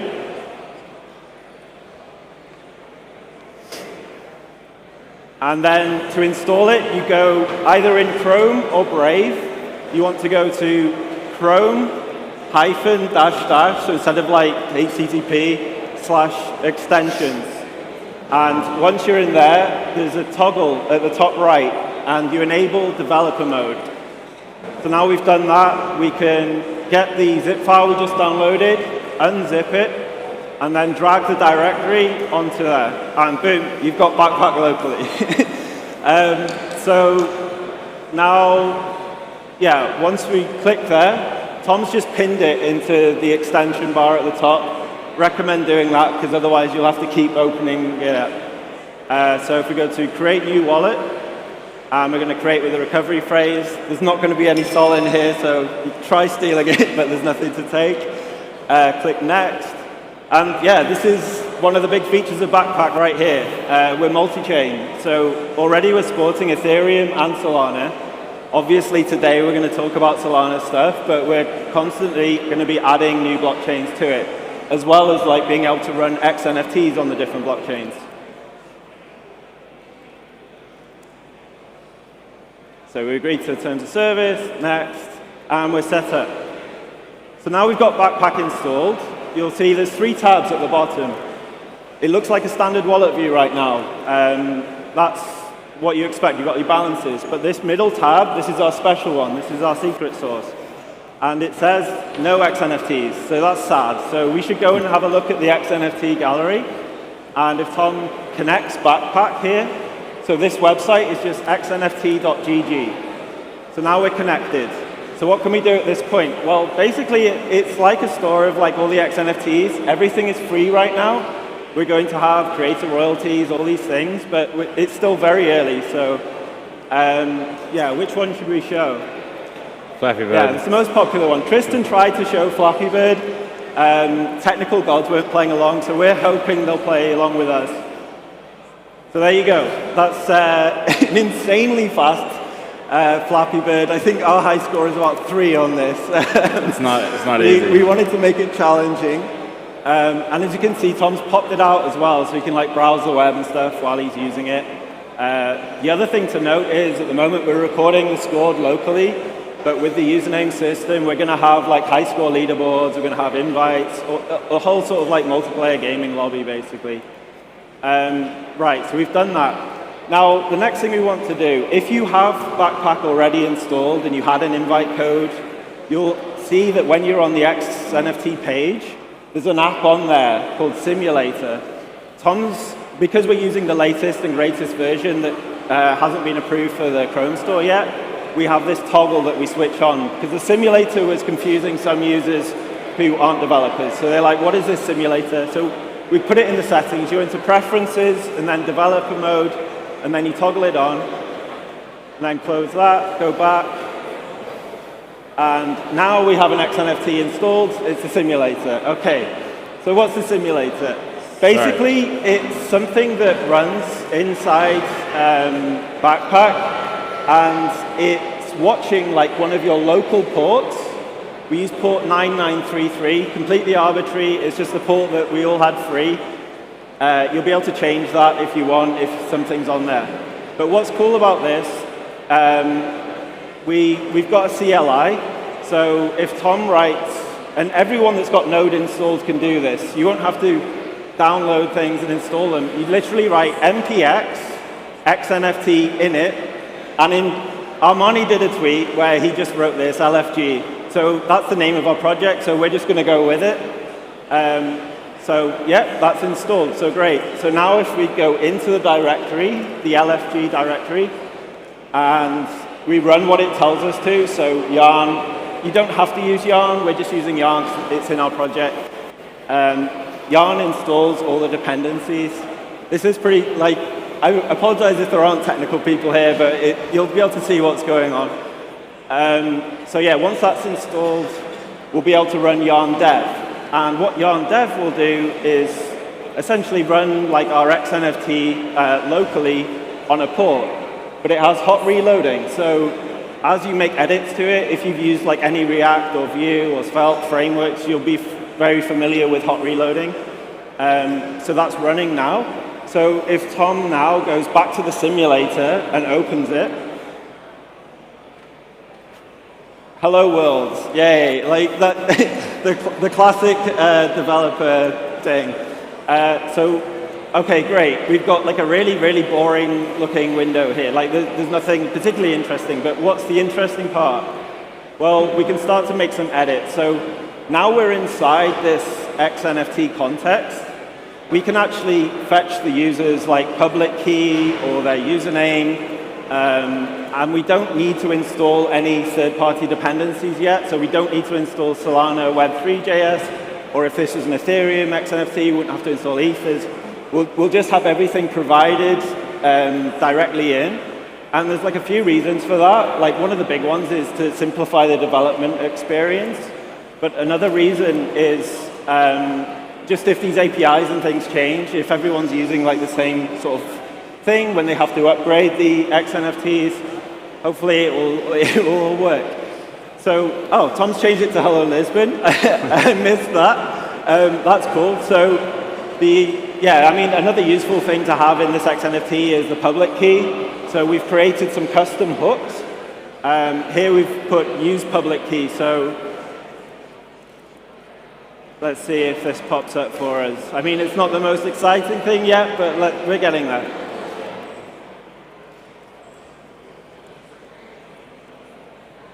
Vim under pressure, everyone. Okay, cool. So that's our public key. So now we have the public key, like we know we're like connected, the context is all fine. If we changed our, if we added like another wallet inside Backpack, it would have the other public key when we're inside it. So we can do a lot of stuff with this, obviously. I think the first thing that we'll do is like sign a message, maybe. So message signing, for anyone who's not familiar, it's a way of proving that you saw a message and you said, yeah, I agree with that, in its simplest terms. But because it's it's a cryptographic proof, basically it's a way of guaranteeing that the person that did see that and say, yeah, that's that, has that address. They have the private key to that address, but they don't need to give away any of that technical detail. Like, it's just a secure way of doing things. So we actually use this message signing in the background when you sign in with your username into Backpack, because we don't want to store anyone's password. We don't want to have like any sort of leak news or anything like that. So yeah, we just use this message signing. So Tom's now made a button, and here you can see we're using window.xnft.solana.signMessage. So if we were using Ethereum, it would be window.xnft.ethereum.signMessage. We're going to try to have like consistent APIs. It's still fairly early days with this stuff, but now if Tom clicks sign,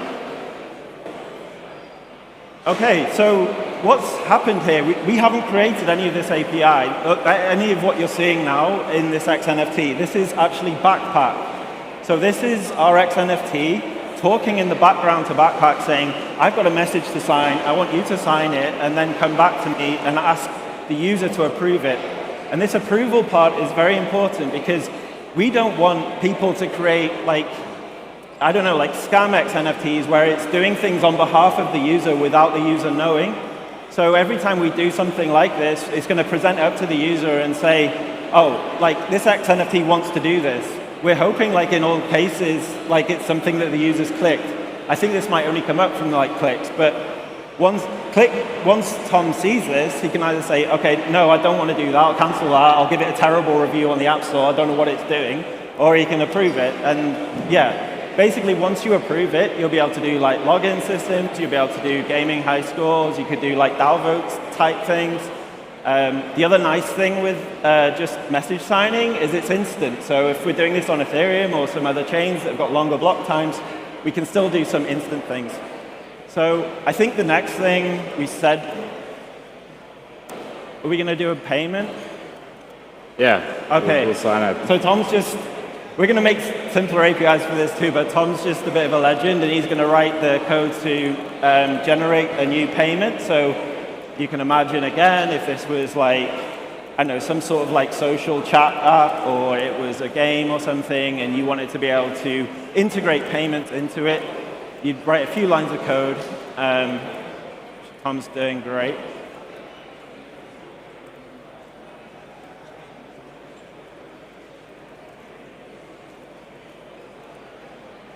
So yeah, once this comes up, basically he's going to click the button, it's going to say, do you want to send a payment? I mean, it's one Lamport, it's a minuscule amount, but it demonstrates, so there you go. So this, again, we've not imported any Solana, oh, we have at the top actually. It's just the Solana types, yeah. So we're going to fix that. But yeah, so once this goes through, that would actually send a payment, and it's approved the transaction, and it's gone through. What were we going to do after this one? So we're both developers. We're not going to make you something pretty. I'm sorry. Like we should do. I think we need to direct them to the docs and the. The what? Sorry. The docs, the documentation for the. Oh yeah. So if well. you go to xnft.gg, if you're interested in doing any of this stuff, we have a docs page at the top. It's just on the header. There'll be everything we talked about here is in there. You'll see that our API that we use for the React X NFT stuff, it looks very, if you've used React Native or React 3 Fiber or something else that uses React through the reconciler, which is, you're not just saying like div or h1 or something like that. We have custom elements. And the reason we have these is because we know it's like very early with Backpack. We don't know what the future holds for us, but we do want everyone to come along for the ride. So if we decide like, oh, Backpack's going to have like a custom theming solution, people are going to say, I want all my stuff to be pink or something. Or we just think, oh, like Backpack doesn't look right at this size, we're going to make it bigger. As long as you've used these custom elements that we provide, your XNFT will automatically adapt and adjust with us. So it's always going to look like it's part of Backpack. So yeah, we definitely recommend this the React XNFT route. We're looking to support other frameworks as well. But there is one other way that you can run an XNFT if you want to just get something up and running super quickly, or if you have like an existing service and you think, oh yeah, it'd be cool if I could, I have say a big one for us is games. So a lot of people are like, okay, I've got this game, it's like in a Unity web player, I can do the JavaScript, I can talk between Unity and JavaScript, but I don't really want to have these like custom components. So we made this like little helper for the XNFT CLI, and if you run, can I get the terminal back up again? Yeah, so if you run npx xnft dev space and then -- iframe, and then you just put an iframe URL in there of, like we don't recommend this route, but it's good for games at the moment. We're still working out like the best way to do games. But yeah, Tom, if you open that, you'll see that XNFT is like embedded a game. This is an open source version of Crossy Road that Tom sucks at.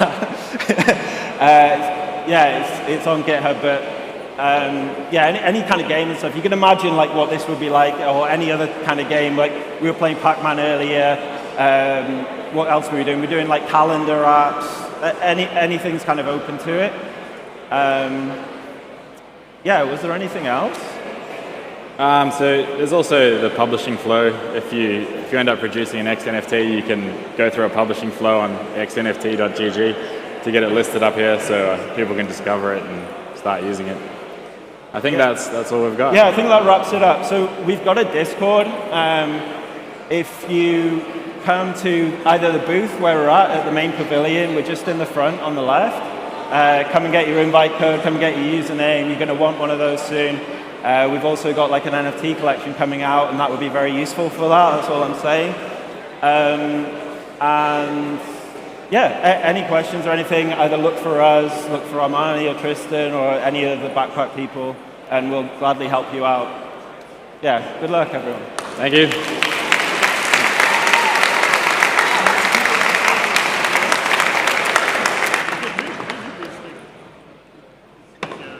Awesome. That was a great presentation. I love how practical all of the presenters are. I saw so many people taking pictures, trying to follow along for themselves, because there's so much that you can do actually with the advice that you're getting on this stage. And yeah, reminder that all the talks are recorded. They're all available on YouTube, probably about an hour after they actually occur. So if you want to check something out, and that applies to every single stage, so you can follow along there as well. Our next speaker is going to be Brandon from Inflect. Now, a popular company apparently. Yes, Inflect is one of our amazing partners in running the server program at the Solana Foundation. So they have a booth just back there along with our other server providers. But if you're a validator, this is something you know very well, that the Solana Foundation supports validators with provisioning servers, and Inflect is a really crucial partner in that. So really excited to introduce Brandon from Inflect. Thank you.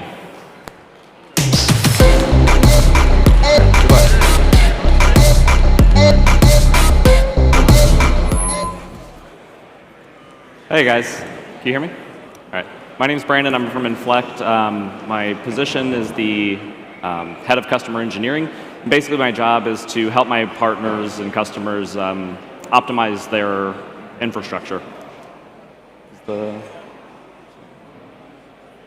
Awesome. So I've been with Inflect for about 6 months now doing that. But the couple years before that, I worked at Equinix Metal helping run the Solana server program at that level. In that time, when we started setting this up, we found that there was a couple different hardware types that we were utilizing. One of them was really designed for RPCs, and the other was designed for validators. The RPC-specific node was really similar, but the main difference between the two came down to really in the processor. So the processor of the RPCs had 32 cores and was a bit slower of a clock speed, whereas the validators were lower core counts but higher clock. What we started to find, though, was that essentially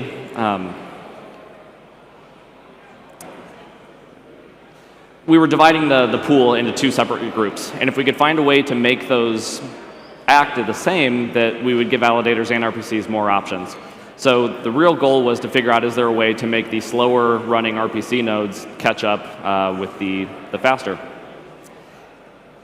If you're not familiar, most modern processors are limited by what they call the TDP, or the thermal design power. Essentially, there's a maximum amount of heat that can be generated in the processor, and it can't be exceeded. If the server's configured properly, it'll actually throttle the clock speed to maximize that performance. So the theory that I had was, if we can turn down the number of cores in that system, we end up allowing more of that power threshold to be applied to the clock speed. So I took a system and I turned it from 32 cores down to 24, and quickly realized that I didn't have a way to benchmark it. So the reason that I should benchmark Solana is necessity. So when I was getting started, I just knew that I wanted to push the processor as hard as possible, and there's an old tool that some of you may know called Prime95. It's an old open source project that Linux guys use. It was designed for calculating large prime numbers.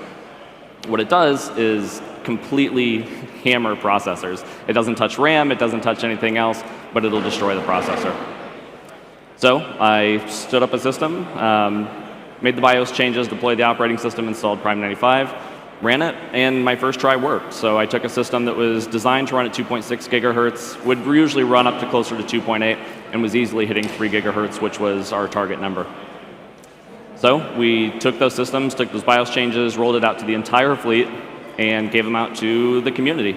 And what we found was they didn't see the same results that we did. And my key takeaway from that was that workloads really, really matter, right? So in theory, by hammering the processor, we should see kind of a similar result. But what we found is that Prime95 is very well multi-threaded. If you put it on a system with 128 cores, it would hit every single one of them at its full capacity. Solana, by comparison, for all intents and purposes, is more single-threaded. And so what ends up happening is a single core consumes most of the power while the others sit idle. What we know about thermal design pressure or power is that whenever we're using less power, it ups the clock speed. So I lucked out in the sense that the validators weren't seeing the same results that I'm seeing, but they were actually seeing much better results. So dodged a bullet, but the reality was that I knew that I needed a better way to test. And so I went out and started doing research into what are the best ways to actually kind of benchmark Solana over hardware. I went through and kind of identified 3 potential options. The first was simply just run it in testnet. The theory was that it's free money. You don't have to worry about the actual economics of it working, and it should have what I would think to be similar to real-world traffic. The reality is that the traffic is not real or similar to the real world, and so it just doesn't function the same. The next thing I considered was just running it in mainnet. That solves the traffic problem. But the other thing that it introduces is there's significant financial costs of actually running the server. And the other main concern with running in mainnet is that the traffic isn't consistent. So I know that I could hit the server hard, see the same results that end users are seeing, but I couldn't do it consistently. And I couldn't say that the changes and results that I'm seeing were necessarily directly the results of the work that I was doing, as opposed to just it happening to be a busier or slower time on net. And then the third thing that I discovered was the Solana benchmark utility, which is free, it's open source, and it's really designed to do this. It's definitely not the perfect solution, but it runs the same every single time, and a lot of the main concerns can actually be offset with a better process. So I went ahead and used the Solana benchmark utility. My process with this was essentially just do a fresh reinstall every single run. I let it run for 2 hours so the system would become completely heat soaked, so it would kind of stabilize. And then make a minimum of 5 runs so that every time there was a weird result, we could kind of average that out and make sure that we're getting more consistent. And that was really when I kind of found the power of this repeatable process. So at that time, I took a position with Inflect, really to kind of focus on the work that I was doing up to that point was with a single provider on a single series of processors. If I could go a little bit farther up the chain, I could start looking holistically at the Solana network and benchmarking. And so I did. And when I got here, what I really found was that the first thing that stuck out to me, I should say, is that a large majority of the Solana network runs on AMD currently. And that felt really odd to me because I knew that Intel had recently invested tens of millions of dollars into developing their Ice Lake generation processors with the sole purpose of trying to break into the Web3 and cryptography world. And so it felt really odd that this major company would invest a ton of money and build this processor, and then it would not be reflected within kind of the makeup of the network. So I kind of felt like, why? And so I took this process and I got my hands on some Ice Lakes and I started benchmarking. And it wasn't even surprising. What I found was that these systems were outperforming even the latest generation AMD by sometimes 25 to 30%. But that ends up bringing up an even weirder question is then, if these are better and they're the same price, why aren't people using them? And what I found was maybe a little bit more discouraging. It's just a byproduct of how people kind of get started in this, right? If you're new to validating, you get on Discord, you get on Reddit, and you just try to find things out. And what ended up happening in a lot of these cases was simply people were finding old posts that just said things like AMD's better. And so they would go out and they would find an AMD processor and they wouldn't test it. So that kind of brings me back to the original question. Why do all this work, right? For Solana to fully realize its potential, it needs to be decentralized. And I think we use this as a buzzword in the industry a lot, talking about data and business structures. But the reality is much, much bigger than that.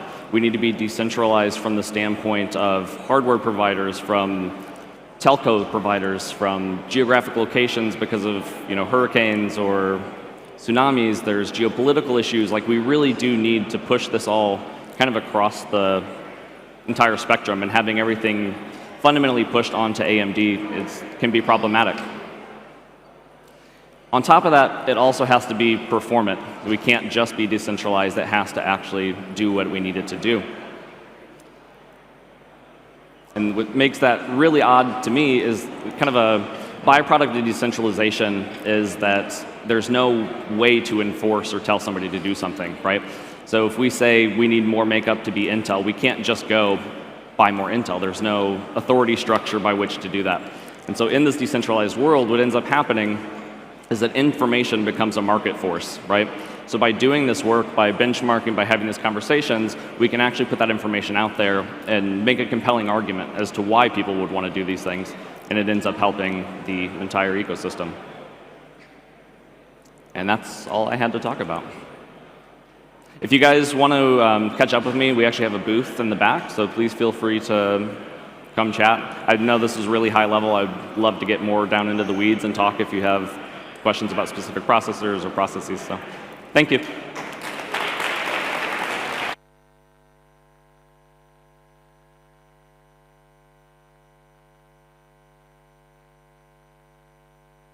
Thank you so much. Really appreciate that. And it's amazing to have partners like that present and people that you actually know and you work with every day. And Inflect is definitely one of the most technically, sort of have the highest technical expertise of the partners that we work with, just in terms of how do you configure servers for Solana validators. So it's great to hear from them. And now we've got our last session of the day. So I'm so pleased to introduce Ahmad from, Ahmad from Syndica, who's going to be discussing a really, really important topic that we deal with all the time at the foundation, which is developer tooling, developer infrastructure. So please give it up for Ahmad.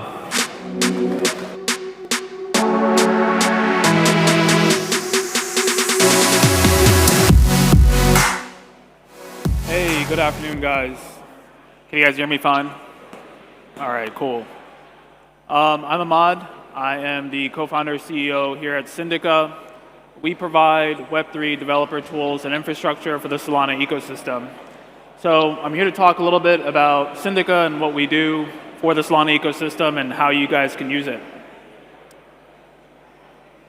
So what we're really building is the cloud of Web3. We started off initially with just RPC infrastructure, but really quickly started to go into other areas of the development stack. We're backed by some of the best venture capital out there, which provide us immense amount of resources and network to continue to build in this ecosystem. Today we're used by some of the biggest projects in the Solana ecosystem, whether that's 0-1 Exchange, we have play-to-earn games like Star Atlas, StepN, Mango Markets, Bridge Split, and so much more. So this is going to go a little bit into how we kind of got here. When we first started Syndica, we knew that the RPC layer was really, really difficult in the Solana ecosystem. So we started first with best-in-class hardware. We knew that in order for our infrastructure to scale the way we want to, the only way we could do that was really to have the best hardware out there. So we kind of sourced the different chips in the Solana ecosystem through the server program, as well as through our own vendors. We benchmarked all the different chips out there, and we kind of came to a conclusion of what chips are best for RPC nodes. Then we geolocated all these nodes strategically across the globe to make sure that all the customers of ours can easily access Solana RPC no matter what location they're in. And then we kind of built out a really interesting architecture called Elastic Node. And the idea really behind Elastic Node is that you're provided a single endpoint. With that single endpoint, you can easily scale your dApp infinitely. You don't have to worry about 1 node or 10 nodes or 5 nodes. It's really you just have that single endpoint, and you know that your dApp will work and kind of scale infinitely. Aside from that, we've done some really cool stuff around intelligent caching. I think one of the hardest things to do in any kind of blockchain is to cache data properly, because the nature of blockchain is such that you need some of the most readily available data in order to make sure your transactions succeed. We had to do a lot of work to understand, what data can we actually cache, which ones can we not cache, and kind of build out an API gateway that is intelligent enough to be able to decipher those different things. And then one of the biggest pain points in the Solana ecosystem, especially when I first came into it, was the WebSockets. The WebSocket support was pretty poor. We did some really cool stuff around WebSocket multiplexing. The idea is that you connect with our Syndica infrastructure, and then we multiplex your WebSocket connection to many nodes. And so that way you have high availability WebSockets. So yeah, all this kind of really was done by a bespoke API gateway. So we kind of had to build that from the ground up. Most other providers in the space will use kind of the traditional load balancers like HA Proxy, Nginx, which I think is really good for RESTful kind of applications. But anything that's using JSON RPC, you kind of need a really specific type of API gateway to handle those loads. And so we guarantee 99.9% uptime with our Elastic Node architecture. We have a very fault-tolerant network. This kind of describes how dApps make RPC calls to our infrastructure. They call our API gateway. The API gateway essentially takes the data from the JSON RPC payload. It populates the analytics, so you can use that downstream for your own intelligence. And then it load balances that request to many RPC nodes out there. And our customers love us. So these are some of the messages that our customers have sent us, letting us know how happy they are with Syndica and using Syndica thus far. So we have had 99.99% uptime since launch. So our infra's uptime is best in class. To give you an understanding, that's roughly less than, I think, an hour and some minutes of downtime. So we've done, I think, a phenomenal job of making sure the RPC infrastructure is always up to date and ready to go. And we have 99.999% RPC call success rate. And so our dApps rarely ever occur any kind of issues with the RPC calls themselves. And so this is kind of a screenshot of our platform. So we offer true observability. What that really means is you get to dissect your RPC calls and gather intelligence in a way that you really can't if you were to lose that data. And so when your customers make requests to our RPC infrastructure, we capture that data and we're able to then generate these really great analytics that you can use. One, you can understand what geographies are using your dApp. You can understand whether the top cities. If you're trying to do in-person events, if you're an NFT project that wants to understand where your users are, this is really, really helpful. You can understand what percentage is desktop versus mobile. And I think this stuff is super powerful, especially when you're just trying to build a project from the ground up. There's a term called guerrilla marketing. And in order to do guerrilla marketing, you really have to know where your customers are. And so the way we kind of structured our whole app and our infrastructure is this concept of stacks. So stacks essentially allow you to house multiple dApps, multiple services, your front end, your back end, however you need to structure your application within a stack. And it's kind of like synonymous with like app stack, right? You have a stack for your application. We kind of took that and put that into our own infrastructure. And so under a stack, you have many different resources. You have Elastic nodes, you have your dedicated nodes. You can spin up a dedicated node within Syndica really easily. You have the ability to have different access tokens and logs and analytics, which I'll go into next. So within logs, I think this is one of the most powerful features at Syndica. A lot of dApps initially when they launched in the Solana ecosystem were operating in the blind. They weren't even sure if they were down. And so a lot of dApps will come to us and say to us like, hey, we love best-in-class RPC infrastructure, but we'd love to have some visibility as to what's actually happening behind the scenes. Are these RPC calls failing? If they're failing, why are they failing? Can I inspect the request body? Can I dissect down and understand what's going on at the app layer? You can obviously get on-chain data to tell you why the transactions are failing on-chain, but in order to understand from the dApp to the actual RPC node, you need to have some kind of observability, and we power that through our application.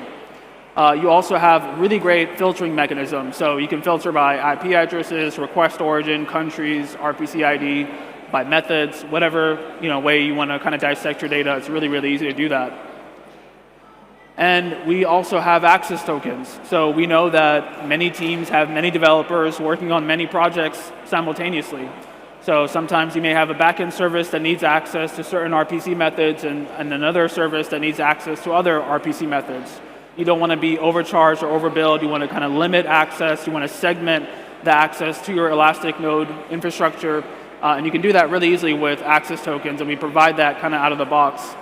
We also have that concept of expiring access tokens, so you know that your access tokens are never leaking, and people are not kind of hijacking your access token, using it, and you're incurring a bill essentially for that. And I think this is probably one of the most powerful pieces of Syndica, which is the analytics. I think being able to see really easily what RPC methods are working, which ones are slowing down your applications, which one are performing well, to kind of fine-tune the user experience.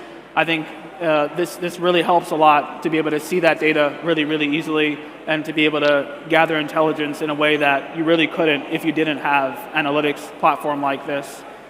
So to kind of sum it up, I think Syndica really provides you with a great RPC infrastructure, but on top of that, provides you with really great logs and analytics, which is the only way you can iterate on your product and make it better. If you can't measure it, you cannot improve it.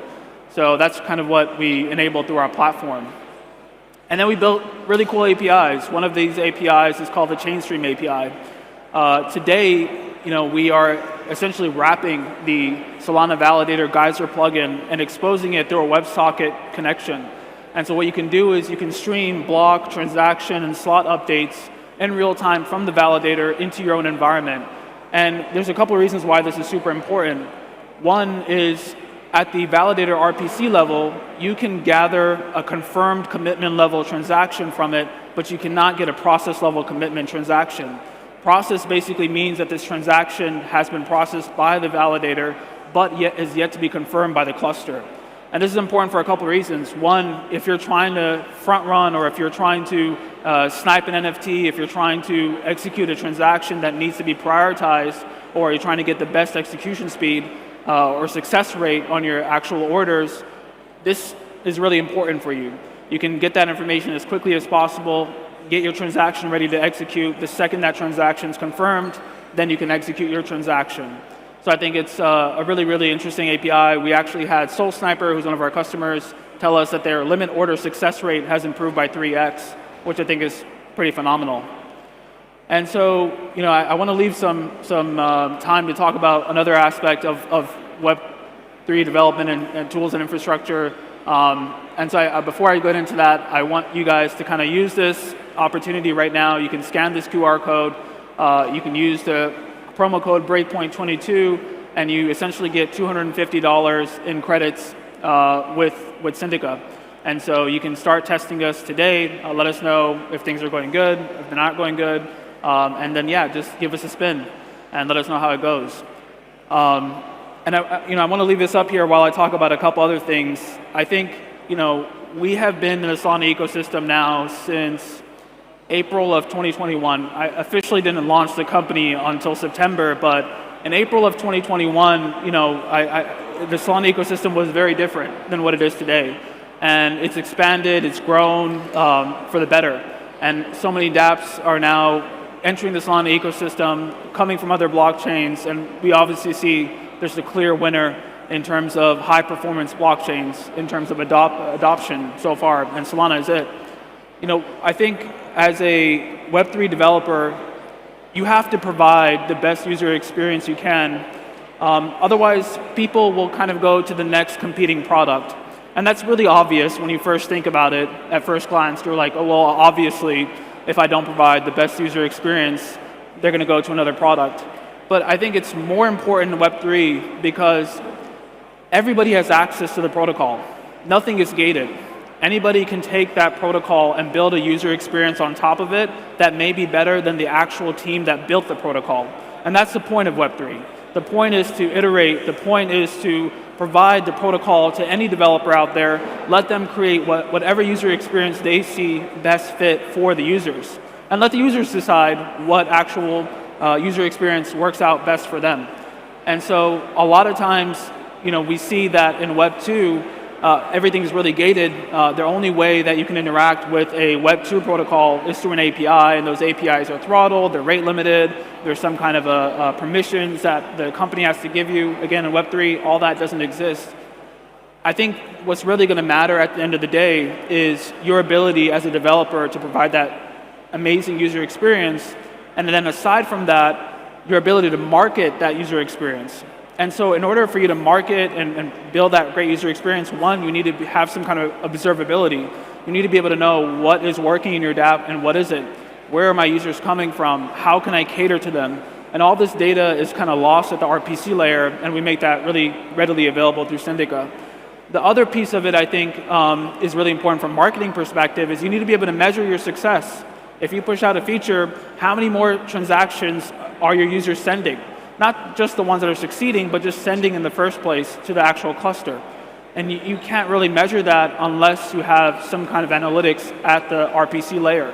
And so I think Syndica is really powerful in that regard. It kind of provides you that, and it gives users that visibility into the dApp, which really doesn't exist.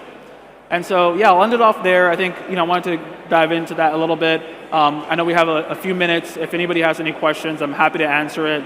But yeah, there's 2 mics right here if you guys want to come up and ask any questions.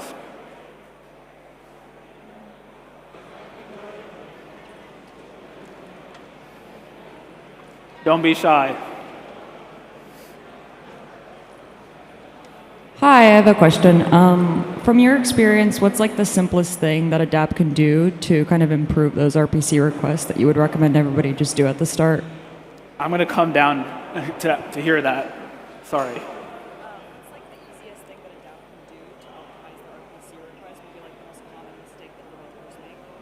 What is the most common mistake?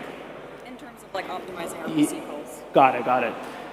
Yeah, so the question was, what is the most common mistake that developers do to optimize RPC calls?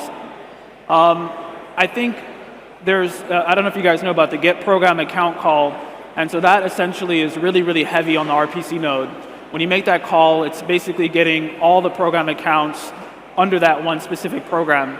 And so using something like program-derived accounts is a much better approach to fetch the specific accounts that you need. I think those are some of the ways that you can improve it. Also, I think there's a lot of improvement in the WebSocket space. So right now, you are connecting to a WebSocket connection, subscribing to one account, and that account may not be updated for a very long period. So instead of using up that one WebSocket connection, you can just kind of set up a polling mechanism and actually fetch the data every X amount of seconds or X amount of interval. And so I think things like that will help a lot. And the way you can do that, again, is you need to have some kind of observability. And I'm not just saying this because I want to sell Syndica to you guys, but I'm saying it because you can set that up today, right? If you know how to set up Grafana, if you know how to set up a time series database, you can put that data and capture it and then gather some kind of insights. And I think it's super important. So yeah, that was a great question. Thank you.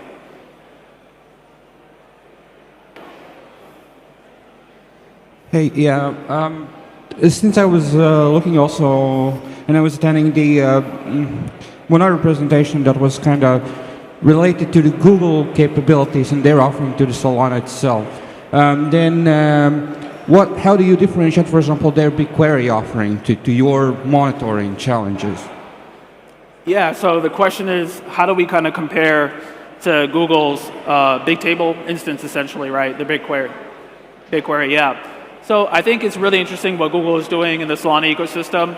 I'm really happy that they've joined, right? It validates us in what we do because we have a big cloud provider like Google coming into the space and saying, hey, yeah, we believe in Solana and we know it's going to succeed long term. In terms of BigQuery, I think we're going to have to wait and see what they come out with. Today, we have the whole Solana blockchain history inside Bigtable, which I think is a super, super important piece to make sure that we have that data accessible. At Syndica, we're working on probably the world's fastest indexer, and we're going to be releasing that here in the next month, and you'll be able to try that out and tell us how you feel about that. When Google comes out with their BigQuery index version of the Solana history, we'll definitely be trying it out. But I think there needs to be more than just one solution. It shouldn't just be Syndica providing an indexer or Google providing an indexer. There should be many, many RPC providers, many, many infrastructure providers in the Solana ecosystem that provide that to you, because that's the point of decentralization. We kind of need that layer, otherwise it's centralized again and it's not really helpful for anybody. And so, yeah, to answer your question, I'm really excited about what Google's doing and how they're going to enter the space. Cool. Any other questions? Yeah, well, since I'm more in the infrastructure development thingy and public clouds, knowing also the fact that there hasn't been any big announcement from other public cloud players like Amazon and Azure, Microsoft, what do you think, what are your, feeling about them? in the moment when they would, for example, have something also to offer, would you find that better or worse? Because it is kind of big, enterprise going into something that, in the end of the day, might be more centralized for their own favor. You never know. Yeah, it's a good question. So do I believe that other cloud providers like Azure, GCP, AWS getting into the space is good or bad for the ecosystem? Plain and simple, I think the more players there are in the Solana ecosystem, the better. I think everybody that can provide some kind of infrastructure is really helping the Solana ecosystem. We all know the pains of the developer ecosystem right now in Solana. There's a lot of improvements. There's a lot of ways we can optimize development, and I think cloud providers like AWS, GCP, Azure getting in is going to be super powerful. I'm super excited. So yeah, 100%. I think it's a great thing. But looks like we're right out of time. I appreciate you guys listening in. Thank you for staying until the last talk, and yeah, enjoy the rest of your day, guys. Thanks. Awesome, great job. Thank you, Ahmad. And yeah, as Ahmad just said, that concludes the programming for today on the stage. Please join us for a happy hour in the back in just a few minutes. There's going to be some refreshments and drinks and stuff back there, but otherwise, hope you had a great day, and I'll see you tomorrow for day 3. Thank you.